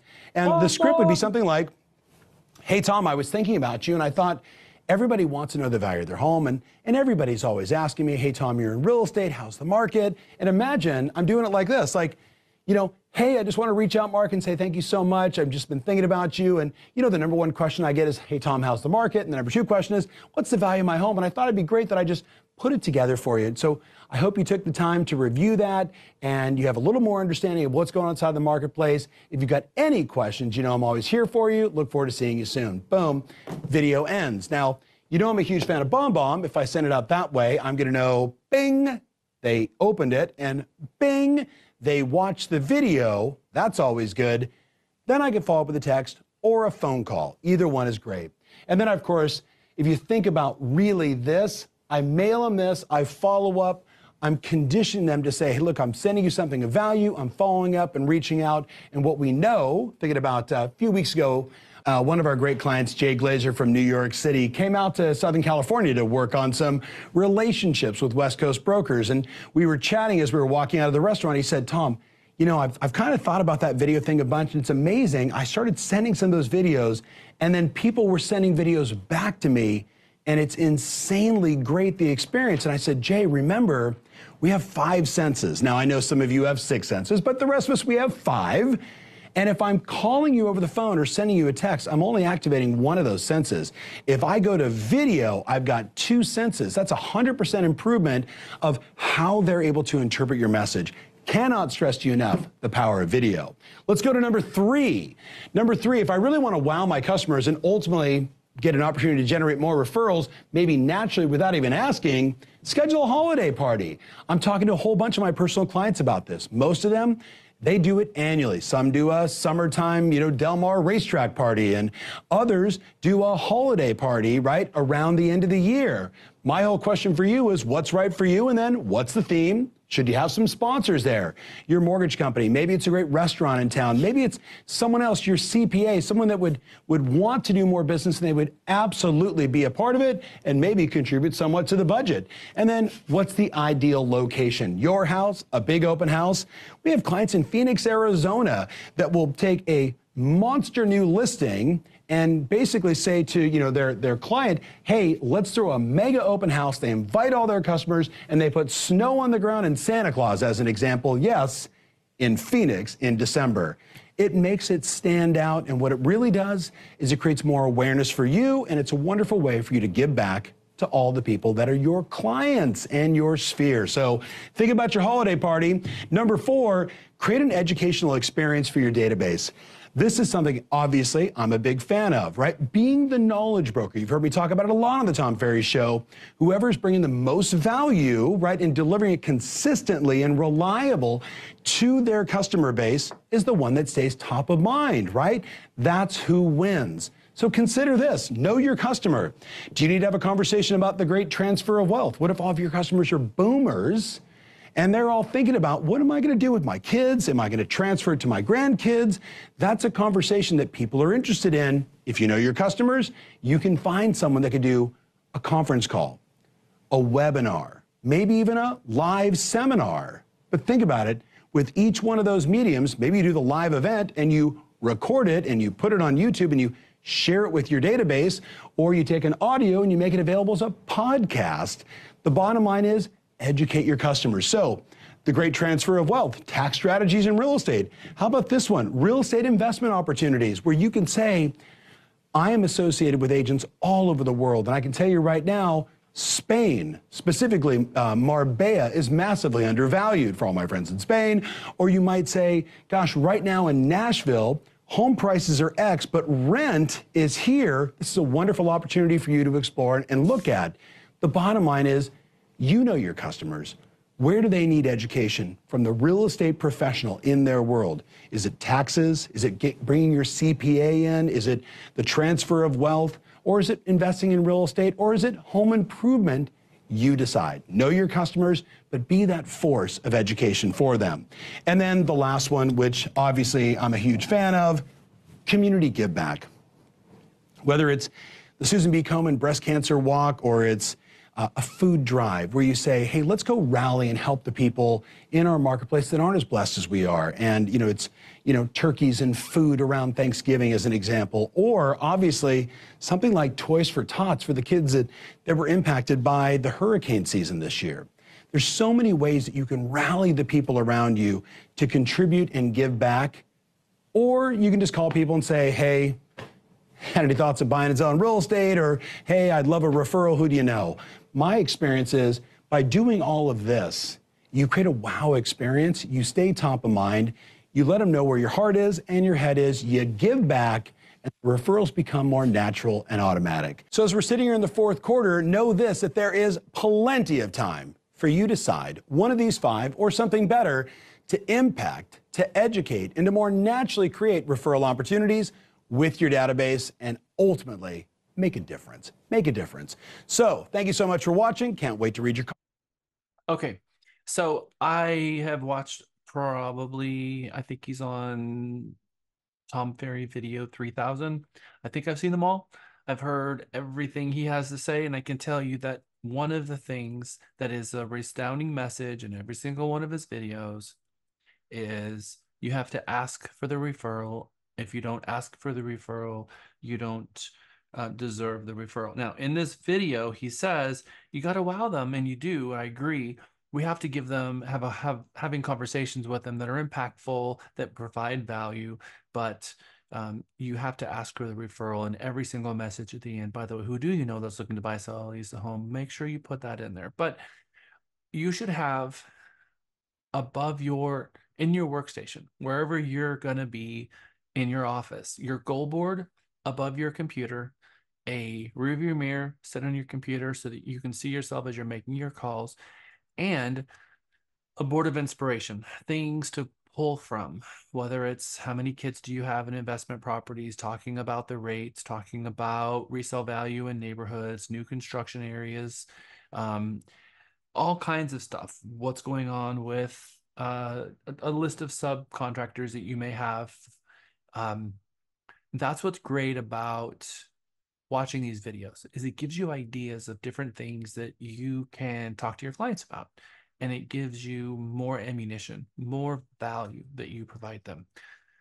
So I recommend watching these videos, as many of them as you can, and spending a little bit each day investing in either subscribing to his channel or subscribing to someone else's channel or paying to coaching, because it's going to give you, especially reading Inman magazine, it's going to give you more topics to talk about. And one of the big topics, what's probably the biggest topic right now that you could talk to your clients about? What do you think? Like number one? Lawsuit. Yes.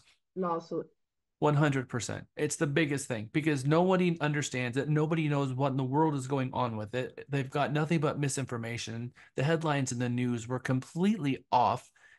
And now they have retracted those headlines and been a lot softer, and even apologized and like, nope, oops, we totally got this wrong, just like the jury did and just like the attorneys did.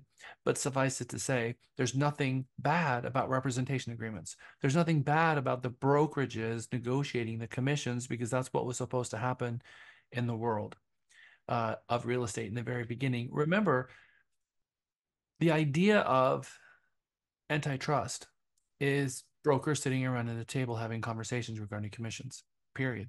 Different brokers having conversations about commissions. And having a database where all those commissions go is borderline antitrust. And we've always known that. But they said, no, it's not antitrust because it's only half the commission. Well, a math problem does not stop it from being antitrust. It's still antitrust. So the MLS probably should never have had commissions in there in the first place. So the rules of having forcing buyer representation already exists. Trek says that you have to advise your clients about agency relationships and who you represent at first substantive dialogue. And then when we have a conversation with sub agency, if you've done it right, they're going to ask you about representation. And so that's why we put the IABS on one side and our one-page representation agreement on the other and have that conversation with them. And there's many ways that we can go about addressing it, whether it's, we met them at a property because they want to see it and we get a representation agreement signed and we put that address on it, or make it for a day or whatever, and say, look, I don't want to force someone to work with me that doesn't want to work with me. I want to wow you and be your real estate professional for life. And you like working with me so much that you refer your family and friends to me. So this isn't about trying to trick you in or contractually obligate you into buying a house with me. I want to showcase my services with you, and I want you to want to work with me. And if you don't want to work with me, that is totally okay. I get it. And I will let you out of that agreement because I can't force you to work with me anyway. But these are the rules. When you sign this agreement, it means I have a fiduciary duty to you and I owe you my fiduciary duties. And then have a conversation with them about the rest of it and invite them to sit with you and go through a buyer orientation, especially if they are a first-time buyer. So videos like this are a constant reminder that we should be making calls, that we should be reaching out to our spheres and providing them value. And I love what he talks about the coffee table. Now, the coffee table worthy, the coffee table worthy CMA that you're going to send out a couple of them a day, especially if you're doing a farm. Okay, I'm going to put you guys in groups and I'm going to put you in there for 8 minutes.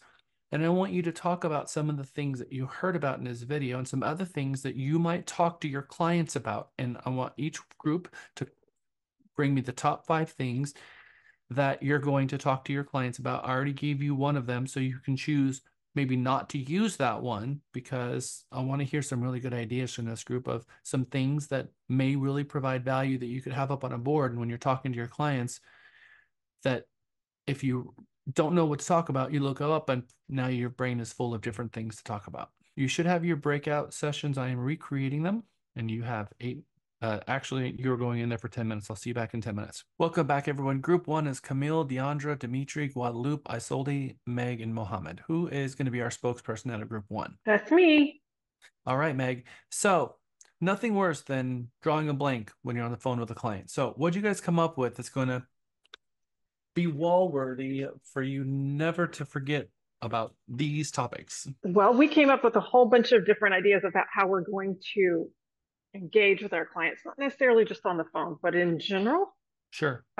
Which couple things that came up with. Isolde was talking about how there's somebody in her community who always has boxes to give away for people who are moving. And so that basically just that name recognition is always out there, and we strive for name recognition. So a bunch of the things we talked about, we're doing holiday events or other social activities, providing the CMAs almost like a community give back so that everyone knows what's happening in that community. Following up with BombBomb videos to our clients, even though we don't necessarily feel very proficient in sending videos right at the moment. A volunteerism, like in booster clubs, PTAs, HOAs, just to get our names out there. Definitely having a good engagement with builders in our area. Dimitri talked about professional meetups so that we can continue to engage. And then maybe posting and doing things with meaningful causes to us so that other people can see that we are interested in things beyond just real estate, to try to make more of a connection with that. And like breast cancer awareness, right, Parkinson, Alzheimer, etc. And then just to wrap all of this up into our kind of volunteerism theme we were talking about, Camille won the Volunteer of the Year award in 2018 for her local ISD for all of the wonderful things that she gives back to the community there. Nice. That is super cool.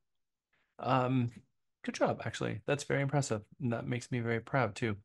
In 2015, I was reading an article in the Austin American Statesman that talked about the need during the summer months for the food banks because their shelves go bare, and the reason is because the kiddos don't have subsidized lunches, and so more and more people and families are hitting up the food banks during those times. And I realized that there was a big need, and with the Realtor organization being as large as it is, that maybe we can help with that. So I created in 2015 a community-wide food drive. It was one of the initiatives I created for the Williamson County Association of Realtors that is still going to this day. And we have a community-wide food drive in the summer that's designed to stock the food pantries.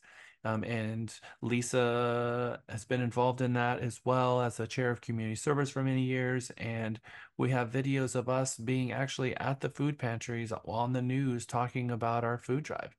And so, yes, getting out into the community and food pantries and there is Austin's Pets Alive, and there's a Georgetown Pet Center, and Habitat for Humanity, and Kiwanis Club, and all the things that you guys talked about. So, yes, being community minded is part of being a community leader. So, we should be giving back. We should be going to our town hall meetings at the association, or of course, you want to go to the city council meetings and the ISD meetings, and then getting involved in the community. Very, very important stuff. And then that also gives you so much to talk about in terms of what's going on in your community, building, housing, roads, schools, especially when you read things like Community Impact Newspaper. All right, Group 1, you did a really great job. I love what you guys are talking about, being community minded. Remember that we also, as a company, have client appreciation parties that we do. We have a couple of them every year, and it is economies of scale. We do them up big, we advertise them, drop the information for them into your .me folders so that you can go and click a button and blast out that invitation to your entire sphere by the click of a button using your .me social blast feature. And I know that our Tech Tuesday team, Katie and Miguel, have been teaching that several times, and there's some videos in your .me if you're not familiar what that is. But every time Deandra in our social department puts new media, which happens every Friday, you get an email from us with all your new social posts, and at the top of it is our content calendar. You can click any one of those social posts and blast it out to your entire spheres. So when we have our community events, we always push a flyer in your social so that you can share that with your entire sphere. So having all of your people in your database is very, very helpful in terms of blasting out messaging to them. Also, you have the ability to go into our Cessian product and blast out listings that we have either on a daily basis or even more to your spheres as well. Okay, Group 1, thank you. Group 2, we have Amanda, Joyce, Jamara, Kay, Matthew, Nellie, Knock, and Stephen. Who is the group captain out of Group 2? We only have 4 captains this time. It was me. Jamara, all right. What did your group talk about? So we elaborated on a lot of the things that Tom said. For instance, the sending the CMAs out, we all agreed that that would be a welcome surprise if you're not expecting it. So we really like that idea. We talked about doing a drive for a cause like Toys for Tots, anything that we could give back to the community. We also talked about volunteering at a food bank to give back as well.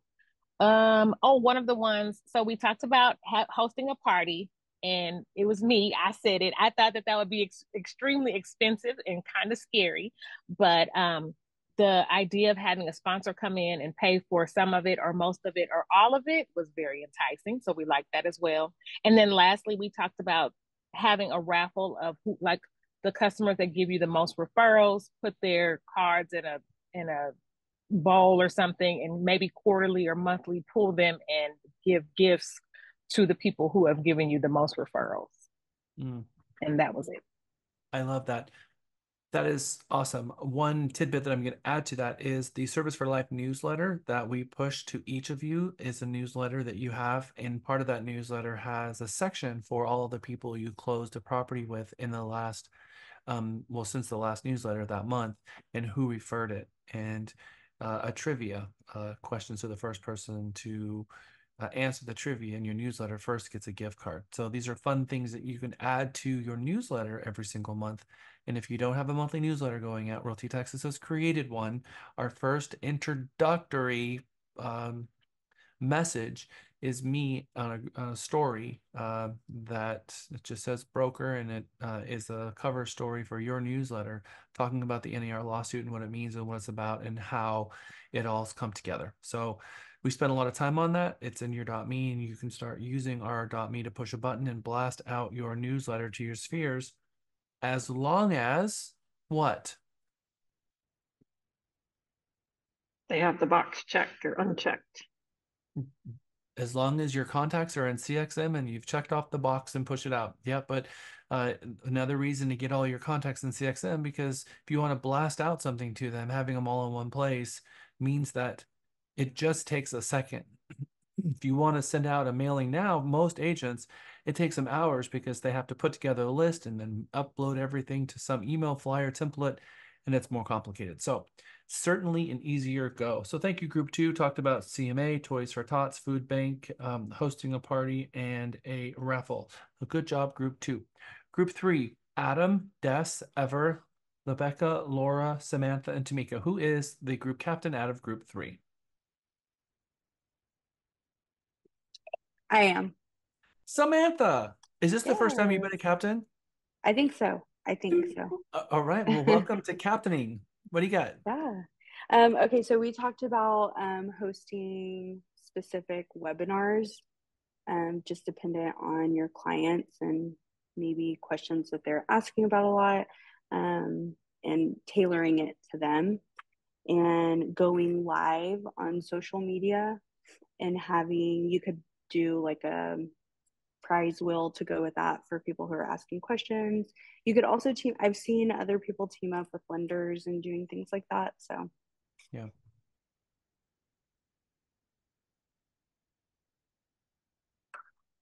Okay.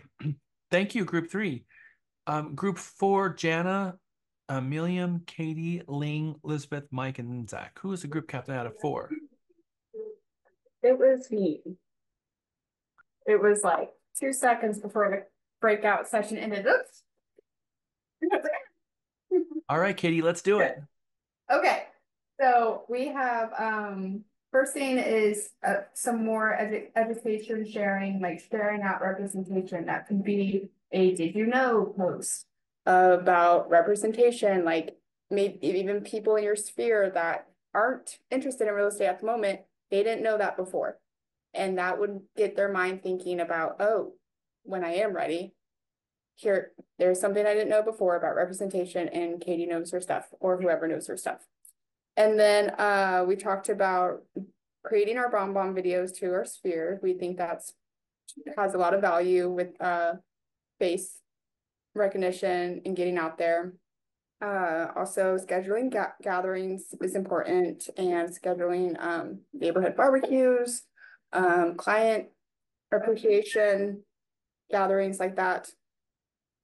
CMAs, like Zach was mentioning, a CMA a day. He's every day for the first, every day for the first half of the year, sending out a CMA and then immediately calling and following up. That is, that's pretty golden. And then also hey, I was just in your neighborhood email campaign. I feel like that could be a really good email or a call as well. Sharing neighborhood facts and what's going on, what you saw in that neighborhood, and maybe what you're currently looking at as far as real estate in their neighborhood. Thank you, Group 4. All right. We've talked about a lot of things in your group sessions, and you've heard about some of the things the other groups have spoken about. So what do you call all of these things? What kind of document would we put these sorts of topics in?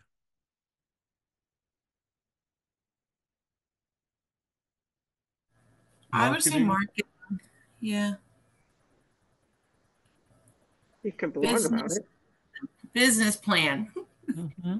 Yep, a marketing plan is certainly part of your business plan, but this would be part of your marketing plan, business plan that you create at the beginning of every year. Hopefully, you're not in June trying to figure out what you're going to do that year, because you should have picked your vendors in January and had an idea of what your events are going to be and have your entire schedule planned out. Because remember, in the shift book, remember what it says. Successful people annually time block 3 things. First, they make a list of all the vacations and time off they want to take for the year, and they time block them off on their calendar. This way, they've guaranteed to themselves, their family, and their friends that personal time off comes first. Now, they're simply working in between their time off instead of working all the time, and as a result, taking too little time off. Second, they take out their calendar and they time block a few hours each day devoted to the one thing, which is lead generation and prospecting. And then you dive deeper in here and it talks about the third and the fourth thing. That all has to do with building your client appreciation parties and setting your schedule for the year. So January is when you should have your business planning. And Lisa has a one-on-one business planning for anybody who wants to take her up on that. She sends out an email to the company. We have a template that we get actually from Tom Ferry, which talks about how much gross commission income you want to make. And then we reverse engineer that into actions, community events that we're going to do, both as a company and maybe things that you want to do on your own, and all of these great ideas that you're coming up with right now. So here are some ideas. Farming a subdivision. Maybe you do a movie night in your farm. Maybe you decide that you're going to farm a neighborhood. I always recommend that you buy a home in the farm that you're looking for, or farm the neighborhood that you live in, and get on your HOA. Who could see some value from that? What is the big value add for farming a neighborhood that you live in? You're a part of the community. You're a part of it. So whatever happens there affects you. You want the best for your neighbors, because essentially whoever comes into the neighborhood will be your neighbor. That's You're definitely the expert. Yeah, I think you're aware of what's going on too, versus somebody who's coming from a different area and is working there, like just to show a home. So What is you have more what's the leverage. huge advantage, Nelly? Is that you know exactly what is going on because you're right there with them, but you also have knowledge. You have more knowledge because you have more knowledge than anybody else who would be working in that area. Even more fundamental than that. Also, sharing the same HOA can give you like more information that other people will not, other agents will not have access to. So you basically be able to give them information based on what the HOA company maybe has shared with you, or anything that can help them be more aware as well. I like all the things I'm hearing, but there is one big one, especially here in Texas, those big signs that you have on the entrance of the subdivisions. What does that big sign say? Welcome. Actually, quite the opposite. Oh no. No Restricted. Restriction. No solicitation. No solicitation. Oh yeah. They can't kick you Oh out. my God, yes. They can't kick you out, and you get to go and talk to everyone. And those other people in the neighborhood, you call the police and they go to jail. Ha ha ha! This is your neighborhood. Get out. That's awesome. Wait, so if they have the no solicitation sign and you send them a mail or call them, you're not gonna get in trouble because you're their neighbor? Yeah. No, if So you knock on their door. yeah. So let's do a slow roll through this.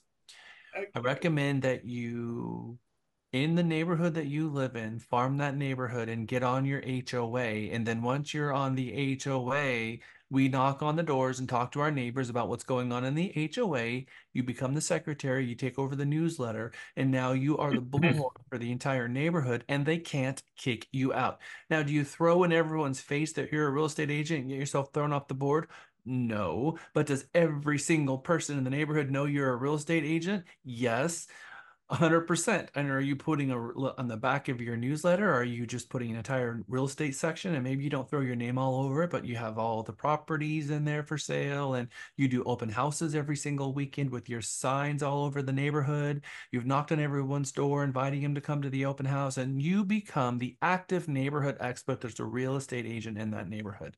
That is going to be the heart of the farming that you and I are going to be working on for those who want to come and be part of our coaching program and that I help you with. So farm your subdivision. Now you're on the secretary or president. I've been the president of my HOA since my HOA formed. I tried to get out of it, but they elected me off ballot and everyone wrote my name in. So now here I am, although did not put myself on the ballot on purpose. People wrote my name back on. Next thing I know, I was reelected. So here I am all over again. So this is my How do you become, how do you sit on their board or become like what you just said? Mm-hmm. Come to my class and I will coach you 100%. But you have to come with me I with a think my back. agent is asking for people right now. I just didn't want to be a part of it.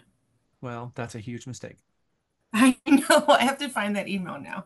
Yes, you do immediately, Yeah. because you got one opportunity, put your name in the hat and be really strategic in what you put on that application and why you want to be on that application. And it should be positive, not negative. We see a lot of people in HOAs running on something really negative that they want to change, but exactly the opposite. It's I want to bring the community together. I want to have more events, and it's got to be positive. You're going to get elected on your HOA board by talking to the community about positive, proactive things, not negative things.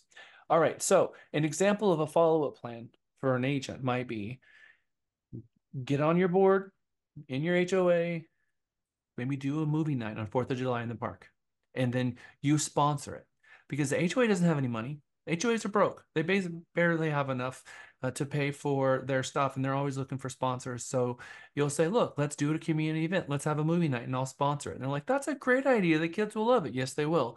Or have a hayride during the holidays, or a horse and carriage with straw down the streets, or what Lisa does with her special thing that she does in her neighborhood. And I'm going to let her talk to you about it because it was her fantastic, beautiful idea, not mine, on the 4th of July. Lisa. Yeah, well, it started with COVID and everybody had to be stuck at home, so I decided that we would do a 4th of July parade for the kids and decorate their bicycles or scooters or strollers or whatever it is they had. And then I got the builder in the neighborhood, Resmar, in fact, they're still there, and they donated a big giant Yeti cooler filled with lots of goodies, and I got medals for everyone. And then I roped in some of my trophies, right? Trophies and medals. So cool. Every kid got a medal, and the trophies went to the first, second, and third place winners. And that tradition now happens every year in my neighborhood. And what do you do for Easter?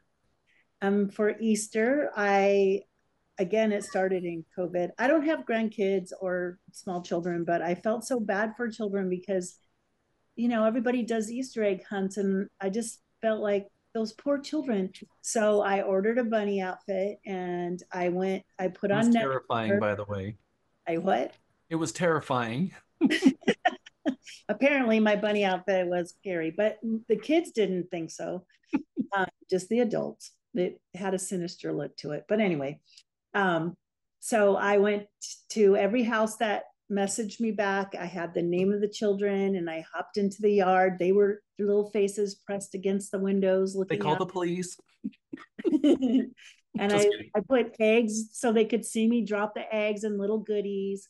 And literally 2 years later, some lady in the neighborhood who I didn't know reached out to me to help her sell her house. And I always ask, well, how did you hear about me? And she said, well, when I saw the Easter Bunny doing what you did, I said, when I sell my house, I'm hiring that Easter Bunny. So that's a true story. So I got to sell her home. And then when we closed at Independence Title back in the day, I actually showed up in my Easter Bunny outfit to take a picture with her at closing. And what do you do for Halloween? Halloween, I am the crazy house that everybody in my neighborhood knows because we go crazy, crazy, crazy. I invite the whole neighborhood. The whole neighborhood does not come, but it's at my personal home. So I invite my neighborhood and actually invite all the agents as well. It's a lot of fun. It is an adult only party, that one, and you have to come in costume or we will dress you, and you don't want that to happen. So Lots of amazing fun things, just being fun and happy and doing stuff in the community. When you are in your neighborhood, you can make a really good living as a real estate agent, being the #1 agent in your neighborhood. We've got several agents here that have been farming in their neighborhood for more than 10 years and have more than 50% market share in their subdivision, which means more than half the listings are going to them. And guess what? A lot of times people, when they sell their homes, they're buying buying somewhere else. And so it's not just the transactions and the referrals that they get from their family and friends. And so this is really meaningful stuff. You know, have you ever heard the saying in real estate, the riches are in the niches? Well, niches, however you want to say that word. So having a geographic farm that is so laser focused on a boundary of your subdivision is really powerful, and it can be the biggest moneymaker of all time. A lot of times agents try to be all things to all people in all areas of the globe, and if they sold homes on Mars, they would be the first ones to try to do that as well. And that's not where the money is. Actually, the agents that make the most money in real estate have the smallest footprint. A condo building, a subdivision, an area of town, and they're known for one thing.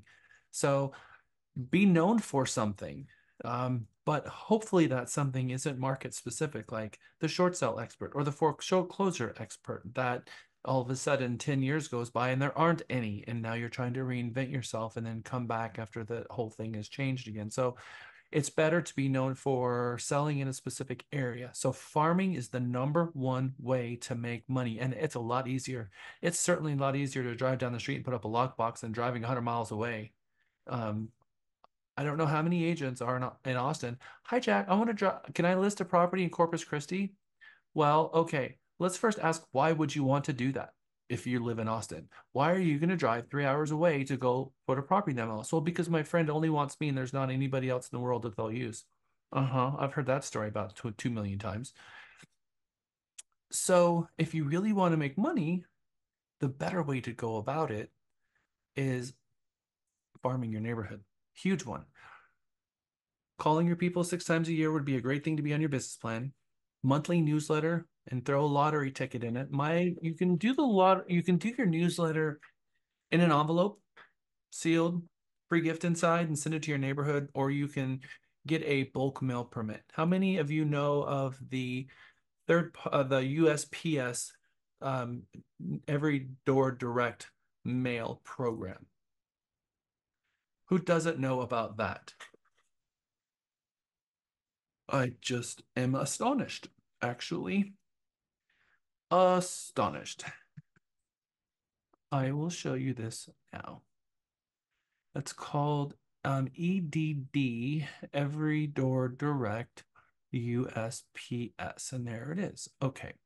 We are going to share it's called Every Door Direct Mail, EDDM USPS. Now, you go to the USPS site, usps.com, business every door direct 8 mail.htm. I'm putting this in our chat so that everyone can see it. Okay, cool. Now, the online tool. Someone give me a subdivision, or I expect this. Give me a zip code. 78717. 78717. Oh, Okay, 78717. All right. So now it zooms into that zip code, pick the zip code that you like, and then there are these areas inside that zip code. So let's say I'm going to grab something over here on 183, or I'm going to grab one of these, whichever it is. You get to pick. And it's kind of weird how they break them all up together, but it's all based on the last 4 digits of it. So if I grab here, it tells me there's 930 homes, and they will stuff the mailboxes for $188 to deliver 930 mail pieces for $188.79. So instead of spending 60 cents or 65 cents or 70 cents per letter, you can send 900 of them for less than $200. This takes a bulk mail permit. It's not complicated to get. You have to fold all of them, tie them in a pretty little bow, and take them to the post office and drop them off, and then they will stuff them in the mailboxes. This is a way for you to be able to deliver to your entire farm every single month. Now, one of the things I recommend, though, is maybe doing something a little different than this. You can do this, and it's highly effective.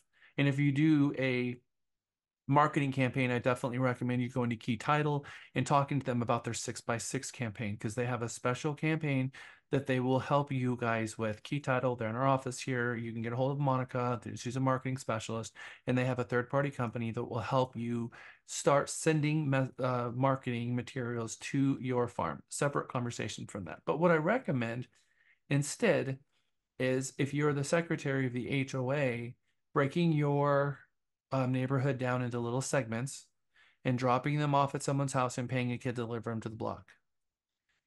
It's kind of using giving the kids a little bit of extra money. It's going to save you a little bit of money, and they have to deliver it to the entire block. And it's or you can just go deliver them yourself. But you've got multiple options, and one of those options does not have to be putting a first-class stamp on it. This is very, very effective. So if you're going to market to a specific subdivision, I recommend at least looking into this and finding out your options, because you can save yourself a ton of money. Jamara. But if you're paying a kid to do it, he would have to go knock on each door because a lot of these mailboxes, he could just drop it in the gang mailbox. Is that Yeah, what you're referring? so you're going to give him the plastic sleeve. He's going to put it in a plastic sleeve and hang it on the doorknob, because it's a HOA newsletter. Exactly right. So if you have a kid doing it, he's going to put it on the door. It's an HOA newsletter. People are terrified of children. It's not the 80s and the other way around. And so people are not going to mess with a kid no matter what. So they're probably the safest people to deliver these on planet Earth, but certainly keep them on their own individual blocks.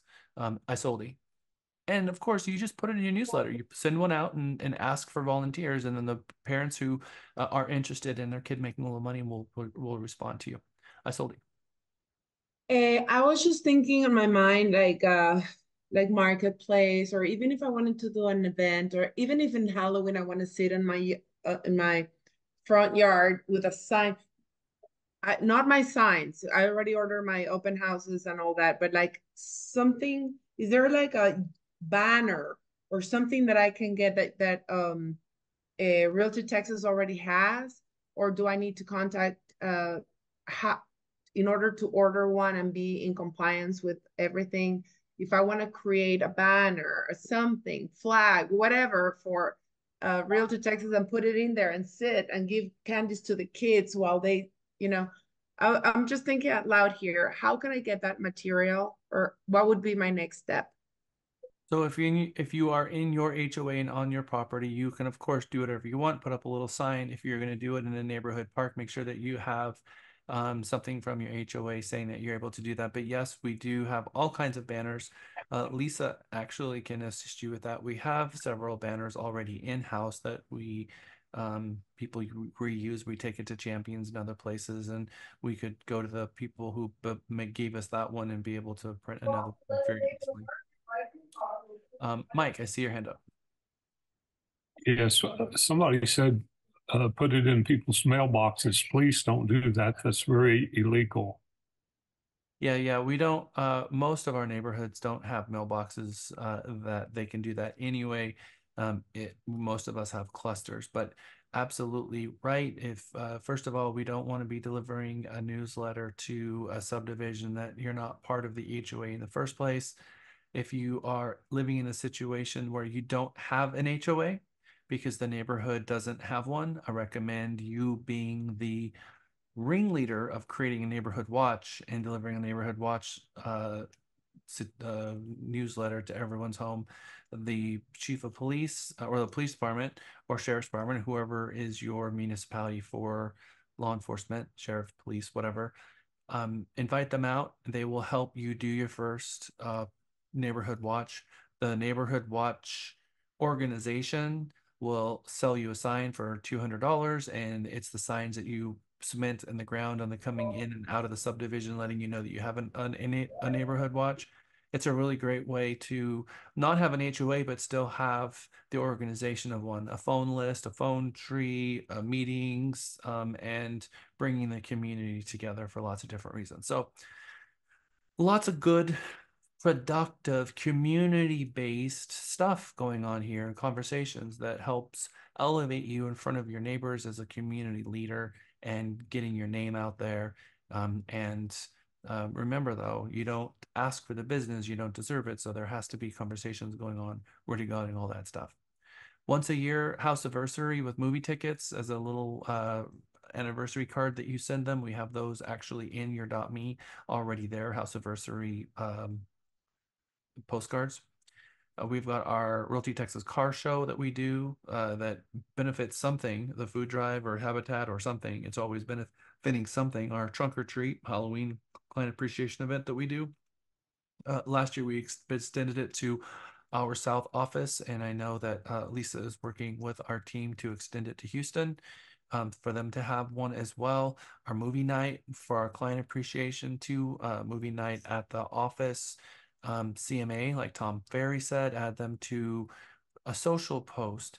When you get the closing photo, and you're at the closing, tag them in the post so that they can click yes to accept you, and then you're now in front of their entire spheres, and other people will be responding to that, getting you in front of that person's sphere, and making sure that you talk to your client. Hey, if you guys have a housewarming party, I'd love an invitation. That's super fun to be invited to the housewarming parties. And you can tell them I'll even send out your invitations for you. And RE Technology MLS, how many have you seen inside of CoreLogic's HAR, CTX MLS, or Actresses RE Technology? Does anyone know what that is?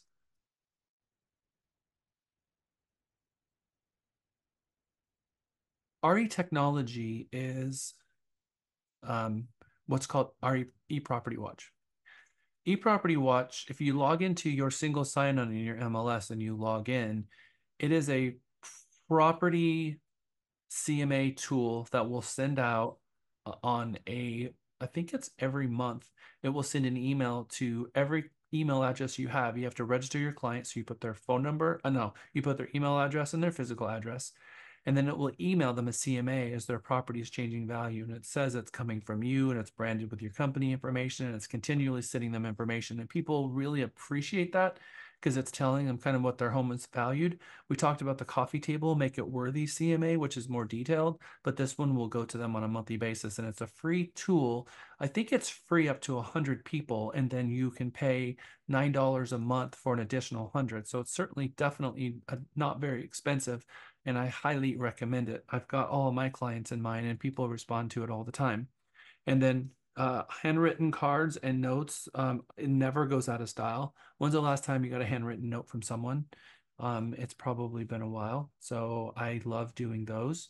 And in fact, if you go to coaching classes, they ask you guys to send out multiple of these a day. So thank you cards. And then take your clients out to lunch Fridays. Continuing on, the business plan to create the largest sphere of influence possible. Prospecting daily to bring new leads into your business. Diversifying your lead generation without creating diminishing returns. So figuring where you're going to spend your advertising dollars, whether it's going to be postcards or CMAs or client appreciation parties. This is all the things you got to put into your business plan, which again, you guys are going to be doing here in Mega. Maintain a 5% conversion rate. So once you have all of this advertising going on, how can you figure out how out of every 100 leads to get a closing out of it?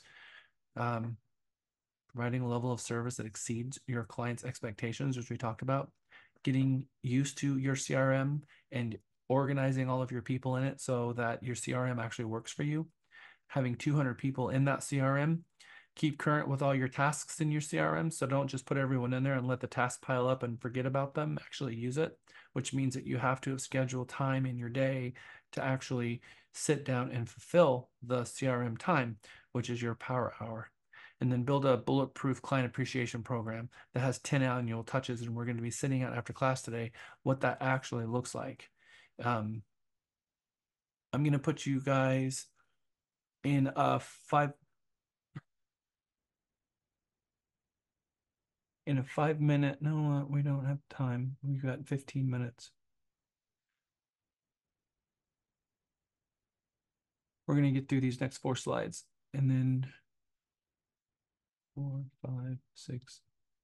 All of this is the exact same topic. All right, we've got just enough time to get to class.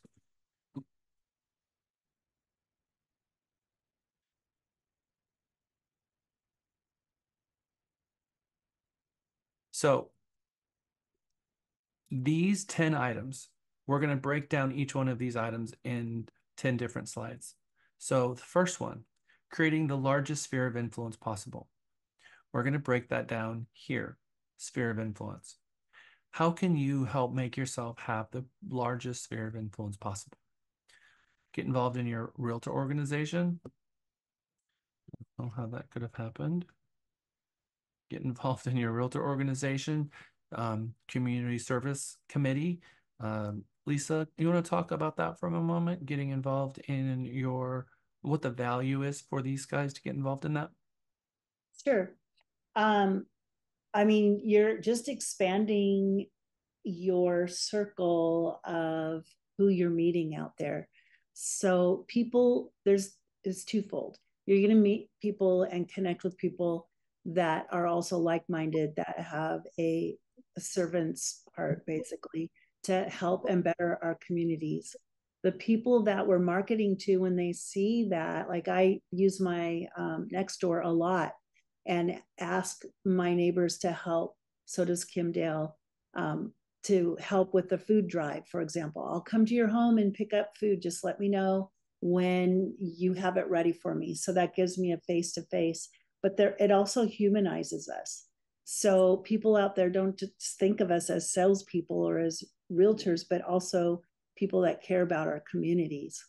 And there's so many ways you could do that. We do the food drive. We're going to give you that opportunity. It's coming up. And we make our own branded flyers here that you can push out anywhere. And it doesn't matter where you live. I don't care if you're in Dallas or San Antonio, or like Marcy's way out all by herself, and almost to the Louisiana border. You can do this anywhere, anytime. It doesn't even have to be organized. This particular one that we're coming up on, we organize it every July. So it's just another way to meet people face to face. And I do that for Troops for Treats. So after Halloween, when you have bags and bags of candies left over, you don't want to rot out your teeth. So we collect that and we send it off to the troops. It's another way to collect or connect with your people in your neighborhood, for example. And I was on the Habitat board for over 6 years. And now Lauren is on the board. So they kicked me off at the moment, which is good. They need fresh blood. But it's a great way to learn about your community and find something that excites you, that's going to give you that passion. And trust me, the business will just naturally come from that. And when you're also at giving back in the community service committee at your local association specifically, you're also going to make relationships with your local real estate agents. And those relationships are going to help bridge agents that want to work with you. They know you. The transactions are a little bit smoother because they know you. So that's very helpful. So get involved in your local realtor association. Get on your community service. Lisa has been on the community service committee at the local realtor association for many, many years. Now she's handed the torch over. But also, like she said, getting involved in Habitat and other things outside the realtor organization is always smart.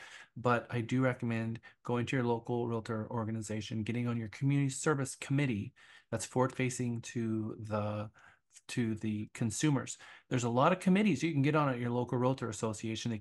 They can lock you in a room with 10 other realtors for 6 months and you never see a consumer. And I don't know that that's productive as much as the community service getting out and getting in front of your food bank and your habitat builds and all the things that they do. So if you're going to volunteer at your realtor associations, for sure follow your passion, but community service is a great one. And if you have an interest in that, reach out to us because we're very well connected. Farm your neighborhood or sponsor a neighborhood website like Nextdoor. I definitely recommend both. If you're not on your HOA, start sponsoring things on the HOA, get yourself known in front of your community, and then run for a position on your board and then start serving. Usually they're begging for people to get on the board, so it's usually not hard to get on the board, especially if on the board you're active, you fulfill your fiduciary duties, you actually read the community rules and regs so you know what your bylaws are and what your requirements are and stay ahead of it, and don't just let the management company run the board, but make sure that the management company is doing what they're supposed to do, which is an important thing. Laura, there you go. And my lips are moving, sorry. Um, what about the Women's Council for Realtors or whatever? They have like those little, you know what I'm talking about? Yeah, WCR. Oh, I have no opinion on WCR. I don't. I'm passionate about serving our realtor organization. I have served in the highest levels, and I still do. Um, I have been on the MLS committee. I've been on professional standards committee, and I get involved in stuff like that. If you're looking for a chapter of people for doing social things because you want to be more of a community of people and doing things, getting involved in WCR might be for you. I have not had the time to get involved in WCR for myself. But Can we have men get into WCR? like Because it's the Women's Council of Realtors or something like that. WCR, when Women Council for Realtor, anyone can join. There in our Austin, there's been more guys that have been past presidents WCR than anyone. It is a chapter of like-minded people who talk about real estate issues and have lunches and hang out and do happy hours and socialize. It is a social group mostly. So if you are interested in that, that absolutely is there. There's YPN for the young professionals networks that also kind of tailor to that kind of thing as well. So there's a lot of them out there. I think if that's something, I mean, I'm not going to comment on WCR for many reasons. Interview local business owners. If you're going to be farming a subdivision, maybe you find out all the businesses around the subdivision. And when you do your flyer, you put on the flyer, and we'll talk about this in the farming class in length. Your farming class will include figuring out who your elected officials are to put on your newsletter, the watering restriction days, local businesses, coupons from local businesses, trash day, the schools and in-service days and real estate listings and sold. Be careful about the sold price. A featured article, maybe allow free placement for other business owners that are in the neighborhood for different services that they offer, etc. But knowing where your local business owners are for restaurants and dentists and doctors' offices and delivery places like Chinese food restaurants all around your farm, they can actually help underwrite and pay for your newsletters as well. Because sometimes they'll advertise if you slip in their Chinese menu in your or Mexican food menu or whatever it is, and they slip it inside your newsletter. Sometimes they'll even help you pay for it, especially if you can show them how many people that you're going to get in front of. a weekly blog about trending subjects. Please blog. It's so powerful for your website and pulling people into your website on topics that you're passionate about, and blog about things that you're passionate about.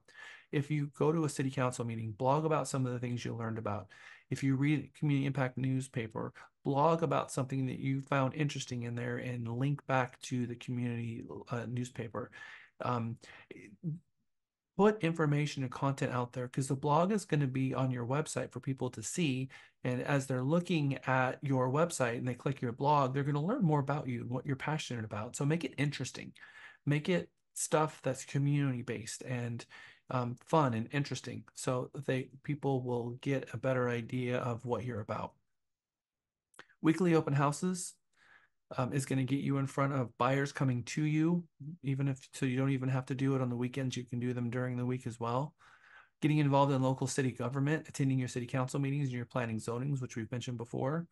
Hang out at Starbucks with a tent card that says "I love real estate" is a really good way to spend a couple of hours and get some work done, and maybe have people come up to you that you would never have met otherwise.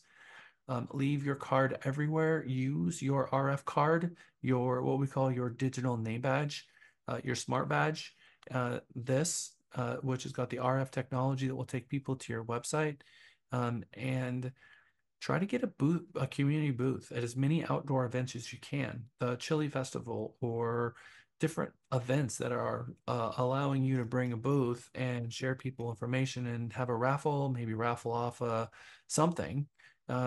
Something. It can be, a $100 TV that you bought at Walmart and use, and raffle it off, or a cell phone or something. It doesn't have to be crazy expensive, but it gets you out into the community and people getting to meet you and learn more about your business. And you'll see a lot of agents going by and thinking, I should have had a booth. And of course, you go to those things and think, I should have had a booth. These are all types of things that you won't think about unless you go back to your notes in Mega in January and review some of these things and help build your business plan. So that's item one. That's the one that is about creating the largest sphere of influence. And prospecting for new leads is number two. Farming a neighborhood, contacting the owner of expired listings, doing open houses, sending CXM leads, which are coming, either you run your own ads or you come into our customer service department and call our leads and try to grab a referral or someone who's interested in buying in that moment. Running your own internet leads using the ads icon that is in your .me with landing pages that drive traffic directly into your CXM from very inexpensive Facebook leads. Calling your past clients, which is essential, calling your family and friends. Drip marketing, which can simply be listings that you're emailing to them from our systems using through CXM, and then email marketing, even if that's like a 6x6 campaign, which is sending out listings to a neighborhood, six mailers over 6 weeks. And there's 8x8 as well. And if you're interested in doing a 6x6 or an 8x8, please see Key Title. They have a special program for Realty Texas agents who want to infiltrate a subdivision and will help you with that marketing. It's pretty cool.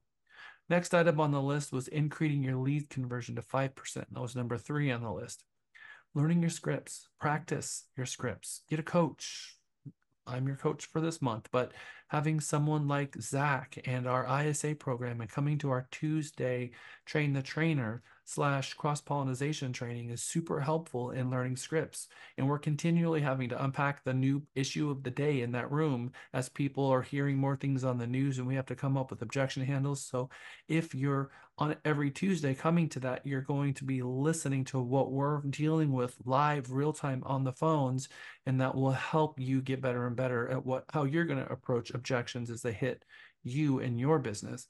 And it costs nothing to attend. We also record them and we push them up to our library, our learning center, for you guys to watch some of the past ones if you're interested in that. And to fill your time with learning and having a commitment to education and taking as many designations as you possibly can. Fourth on the list was, the increasing service and professionalism. Knowing your profession inside and out is critical. And there's a lot to learn. I mean, I don't think even most real estate agents realize how much there is to learn in this profession until they jump in with it. with 2 feet. You could spend 18 hours a day working, and still leave home and still have things to do. But knowing this profession inside and out, that means memorizing your contract paragraphs, reading chapter 1101. There is something that I have provided you on your dashboard that I'm going to remind you of. The bottom left-hand corner of the regulatory tab. Has anyone ever noticed that tab down there? This is your policies and procedures, but more than that, it's your code of ethics from the National Association of Realtors. Chapter 1101, the Texas Real Estate License Act. The Title 7, the Texas Property Code. Landlord and Tenant Guide, the RESPA rules, CFPB rules, P53, RESPA rules, and Texas Administrative Code. You should read every single one of those at least once in your career, and on a quarterly basis, reread the Texas Real Estate License Act and the Code of Ethics. Once a quarter, you should read the License Act, and once a quarter, you should read the Code of Ethics. How many of you have ever read the Texas Real Estate License Act? Anybody? No.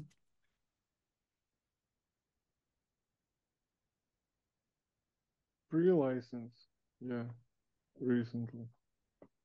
So as I'm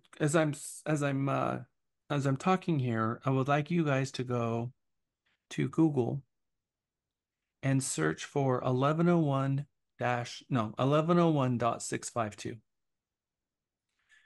And you should find something through the Texas Real Estate License Act. You're going to see grounds for suspension or revocation of a license. The grounds for suspension or revocation of a license.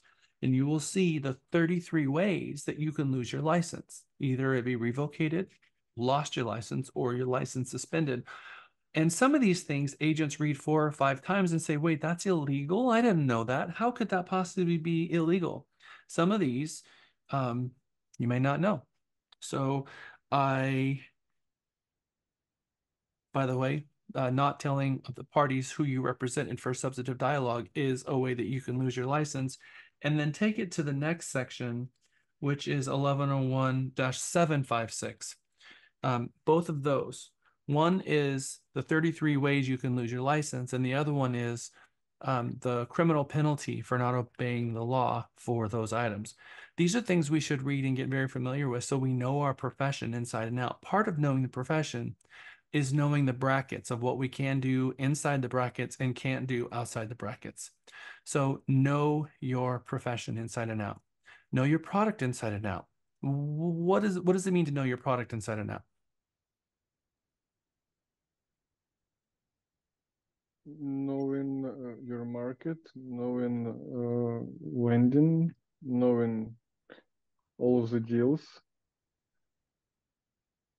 Knowing how to represent yourself, knowing what's the guidelines for representation. Mm-hmm. And it Know even what you're selling. Mm-hmm. The type And of we know we're house. selling representation, so we know that, but there's also more. We're going to take it to the next level too and have geographic competency. Know your market, know the builders, know the price per square foot in different subdivisions, know your schools, know soil types, know the ages of the homes, know your product inside and out, which you deal in representation, and in representing people, you need to know inspections inside and out. You need to know subdivisions inside and out. You need to know all of the things that you're going to be representing them through and advising them on. Are they going to ask you questions about neighborhoods and schools? Well, we have to be very careful and know what can we answer and what can't we? What tools can we use like RPR to give them the answers to the questions they're looking for without steering and redlining and all of those other things? Always be kind and positive and solutions oriented. Always those 3 things. I could talk for 4 hours, which we don't have time at the moment, but solutions oriented is really important. You know what? Let me take a moment and dig in that a little bit deeper, and let me get back to you. It's a very powerful statement. You don't have to say, I don't know. Let me dig deeper on that a little bit because I want to look into a couple of things because that's a very interesting question. That's a much better way to approach than telling someone you don't know. But if someone brings you a problem, I'm gonna go back and I'm gonna read a couple of things and I'm gonna get back to you if you don't mind. People are like, fine, that's great. But don't try to answer the question when you don't know the answer and then tell them you don't know the answer and spend all of that time talking yourself in circles. Just say, let me look into that and let me get back to you. It's the most powerful and professional way to say, I'm going to give you the right answer. Anticipate clients' questions and return inquiries real time, super quick as people are texting you. Make it a conversation, not a 5-hour response later. Sometimes it's not possible. I get it. But I can tell you, I've been responding to my clients real time today, and there's not been a 5-minute period where I haven't responded to them. So we all have to multitask. It's just part of being in this business and being in business in today. Take ownership of your role and be very proud to be a real estate agent. Try to impress people, not impress them by your position and your wealth, but by your knowledge and about your caring and about wanting to help them and going over and beyond in providing good services to them and trying to wow them and providing them a greater service than they thought that they could ever receive from a real estate agent.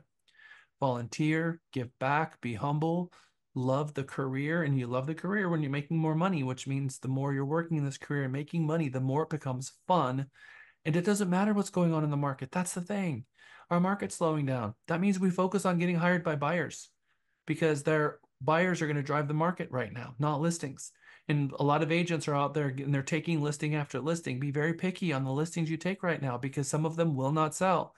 Do not take an overpriced listing right now because it's not going to sell. It's not going to do you any good. What's going to do you much better is finding buyers.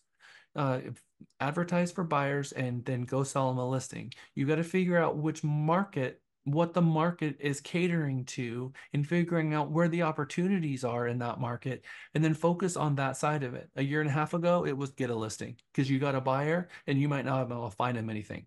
So you were trying to get listings and now we're going to focus on buyers. So there's always opportunity. It's just what you spend your time as for that opportunity. Be inquisitive and question everything. Call Cindy on a daily basis if you have to with questions that you don't know, and Michael Potter as well. And be strategizing and trying to figure out new inventive ways to do things. We love that, but bring your questions to my team. I'm not going to always be on the receiving end of all of the inquisitive things that you guys have there because I'm a trainer and the CEO and the CTO of the organization. And so we've got people between me and you, but bring those things to our team so they can bring it to me in our daily meeting. Dress to impress. You should dress to impress, especially at your open houses. If you're wearing jeans and a wrinkled shirt to your open house, not only are you not dressing for impress, but you are not being professional. Well, if you add head to that, and you can do open house on farm in jeans and wrinkled shirt, boots. Sorry to interrupt. If you are out on a farm and you're wearing a suit, there's nothing wrong with wearing boots and a suit and boots. You can wear a blazer and a plaid shirt and a pair of nice pants that are pressed and boots. I say boots, and I'm going to continue saying boots because if you're showing land, I need you wearing boots. Ladies, do not wear high heels to go show a piece of property. You're going to get hit by a rattlesnake or some kind of spider or something, or twist your knee or whatever. I need you in boots. Lisa's daughter, Lauren, fell into that. We were doing our last mega video and she was on her way to go out showing property and looked down on her shoes. And she's like, well, I'm going to go show, it's like 50 acres up north. And I looked down and I said, and you're changing your shoes, right? She's like, oh, I should change my shoes, huh? And I'm like, you have to change your shoes. So be cognizant of that. If you're showing land, like Dimitri said, wear the appropriate shoes out there, but that doesn't mean that we can't wear a blazer and be professional. Always be honest and put others first. Be selfless and make them feel safe. And when it comes to being honest, remember your confidentiality and who you represent. That doesn't mean you can lie. Confidentiality doesn't mean that you can lie. I don't know, or no when the answer is yes. If it's confidential and you can't tell them, I'm sorry, that piece of information, I'm bound by confidentiality. You can't lie and say, oh, no, because I can't tell you. You've just lied. And there's a difference between confidentiality and lying. We can't lie. So if you're bound by confidentiality and someone asks you a question, tell them, I am bound by confidentiality, not tell them no when the answer was clearly yes. Okay. The rest of these are going through our CRM. There is a video, how to run your business by referral base. I'm going to send that to you in our homework. It's homework anyway. And then your exam module 5, which I'm going to jump into right now. And I'm going to send you a video of our exam and break things down a little bit more. So be on the lookout for that. There's going to be a couple of homework assignments, but the homework assignments are pretty short. You guys have mega many, so I'm not going to take too much of your time this afternoon. Hopefully less than 30 minutes total between your video that I'm going to ask you to watch and your homework for your mega exam. So this is officially class dismissed. It's 5:10. Thank you for hanging out for a couple extra minutes with me. I'm going to stick around because I saw a couple of hands as we were trying to get through the material, not to keep you here till 5:30. You are dismissed for class, but I'm going to stick around for a few minutes to answer any questions that you guys have. And we look forward to seeing you all tomorrow in Mega Mini.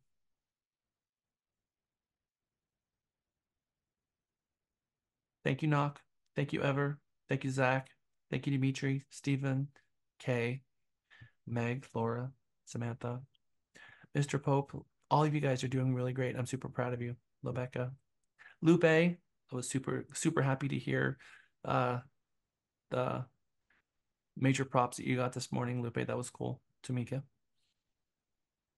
But seriously, if you guys have questions, you need me right now, or have any questions, I am going to stick around, broker in the hot seat. And you don't really get that option anywhere else because there's people between you and I. I've got a team of people between you and me. So it's not always that you get me like this. So when I offer it, you should definitely take me up on it. I sold it. Okay, hi, Jack. I'm a little bit nervous. I have a showing tomorrow in Wimberley. I've never done a showing of an $8.5 million house.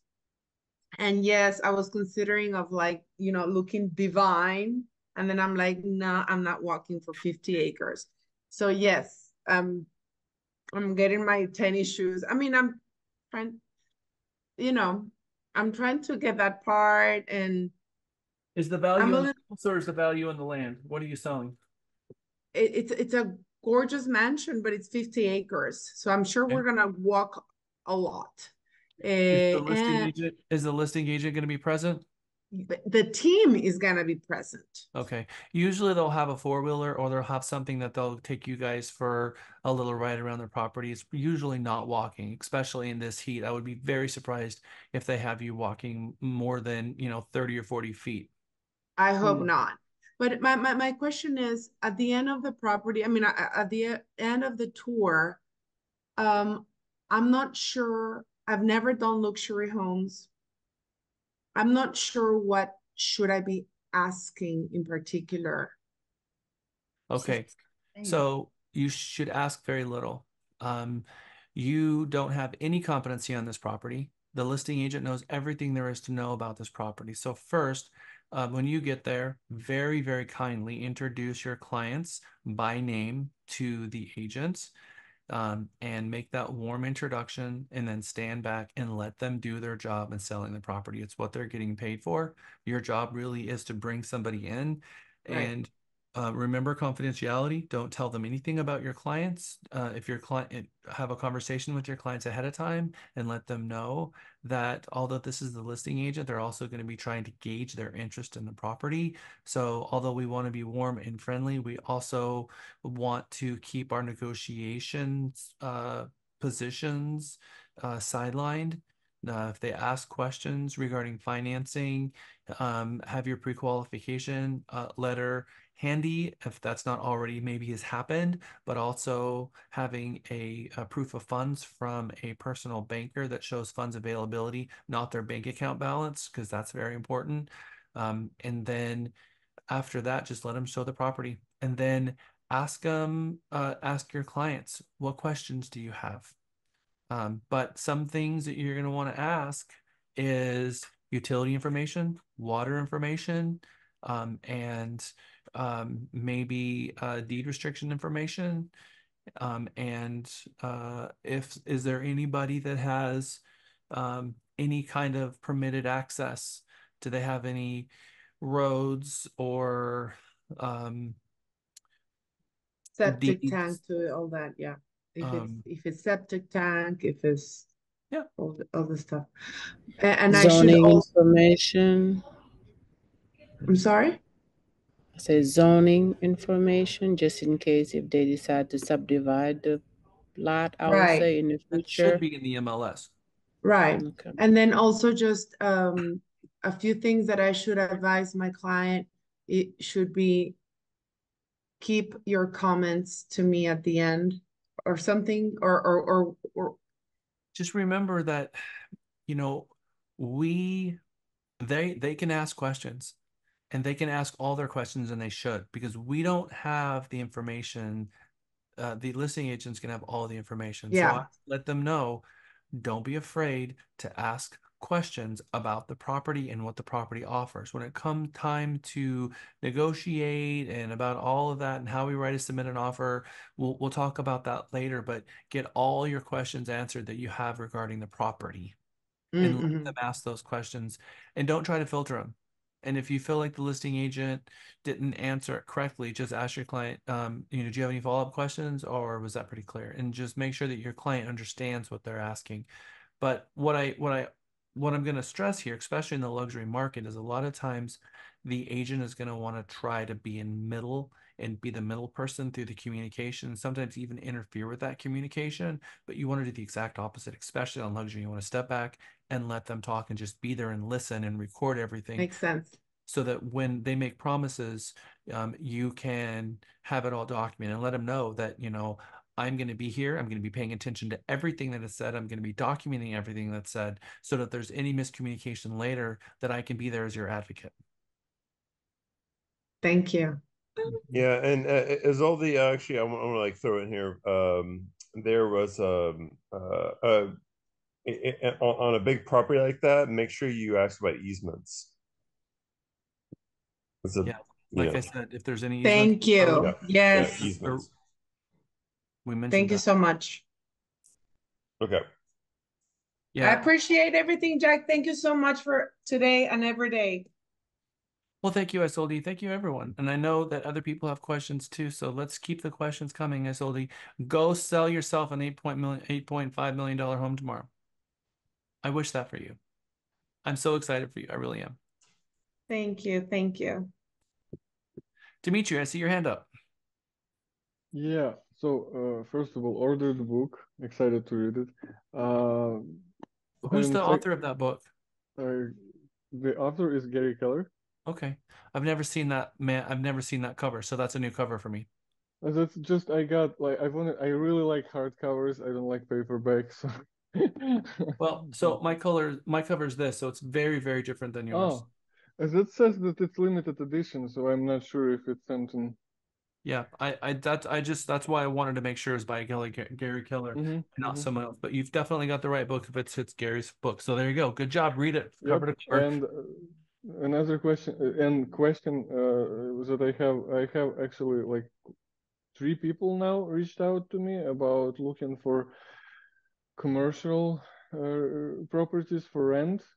And I don't know if I'm allowed to go into the direction right now, and because I am not very competent. And what would you say about that?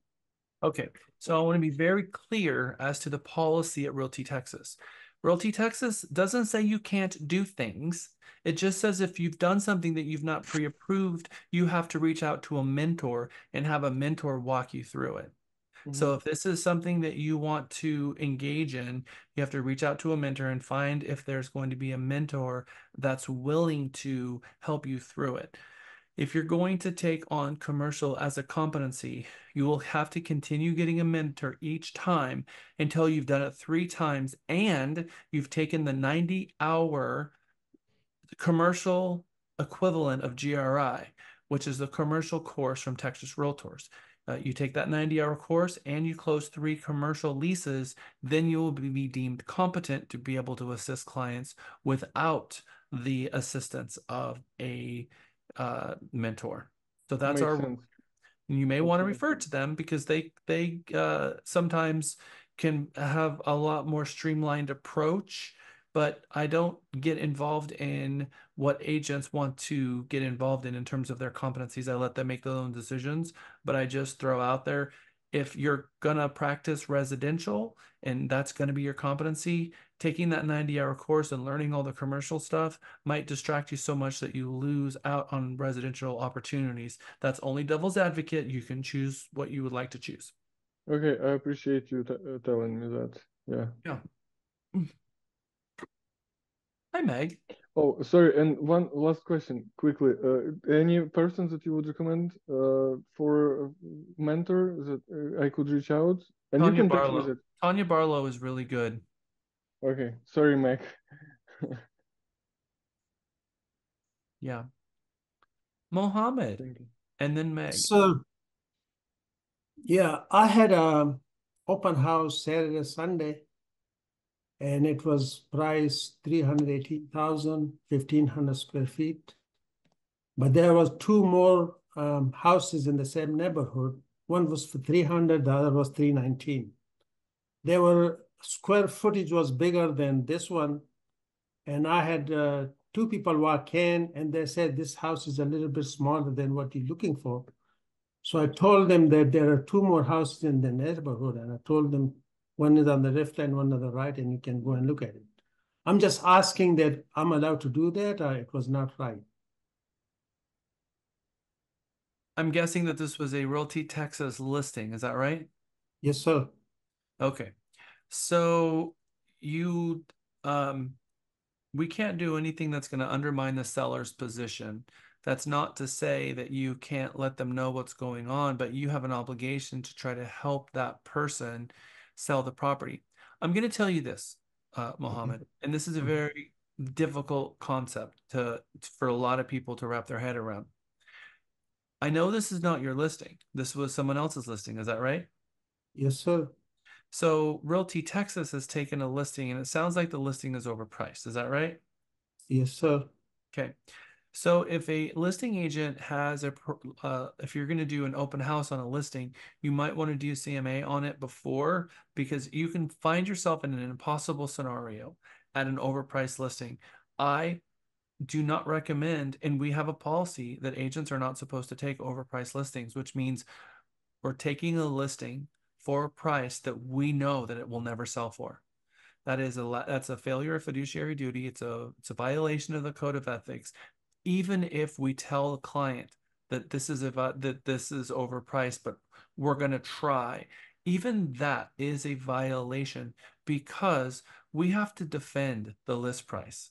We have to defend it every day, every single night. When agents come to our property and they ask for our comps and ask us how we've developed comps, we can't tell them that the property is overpriced.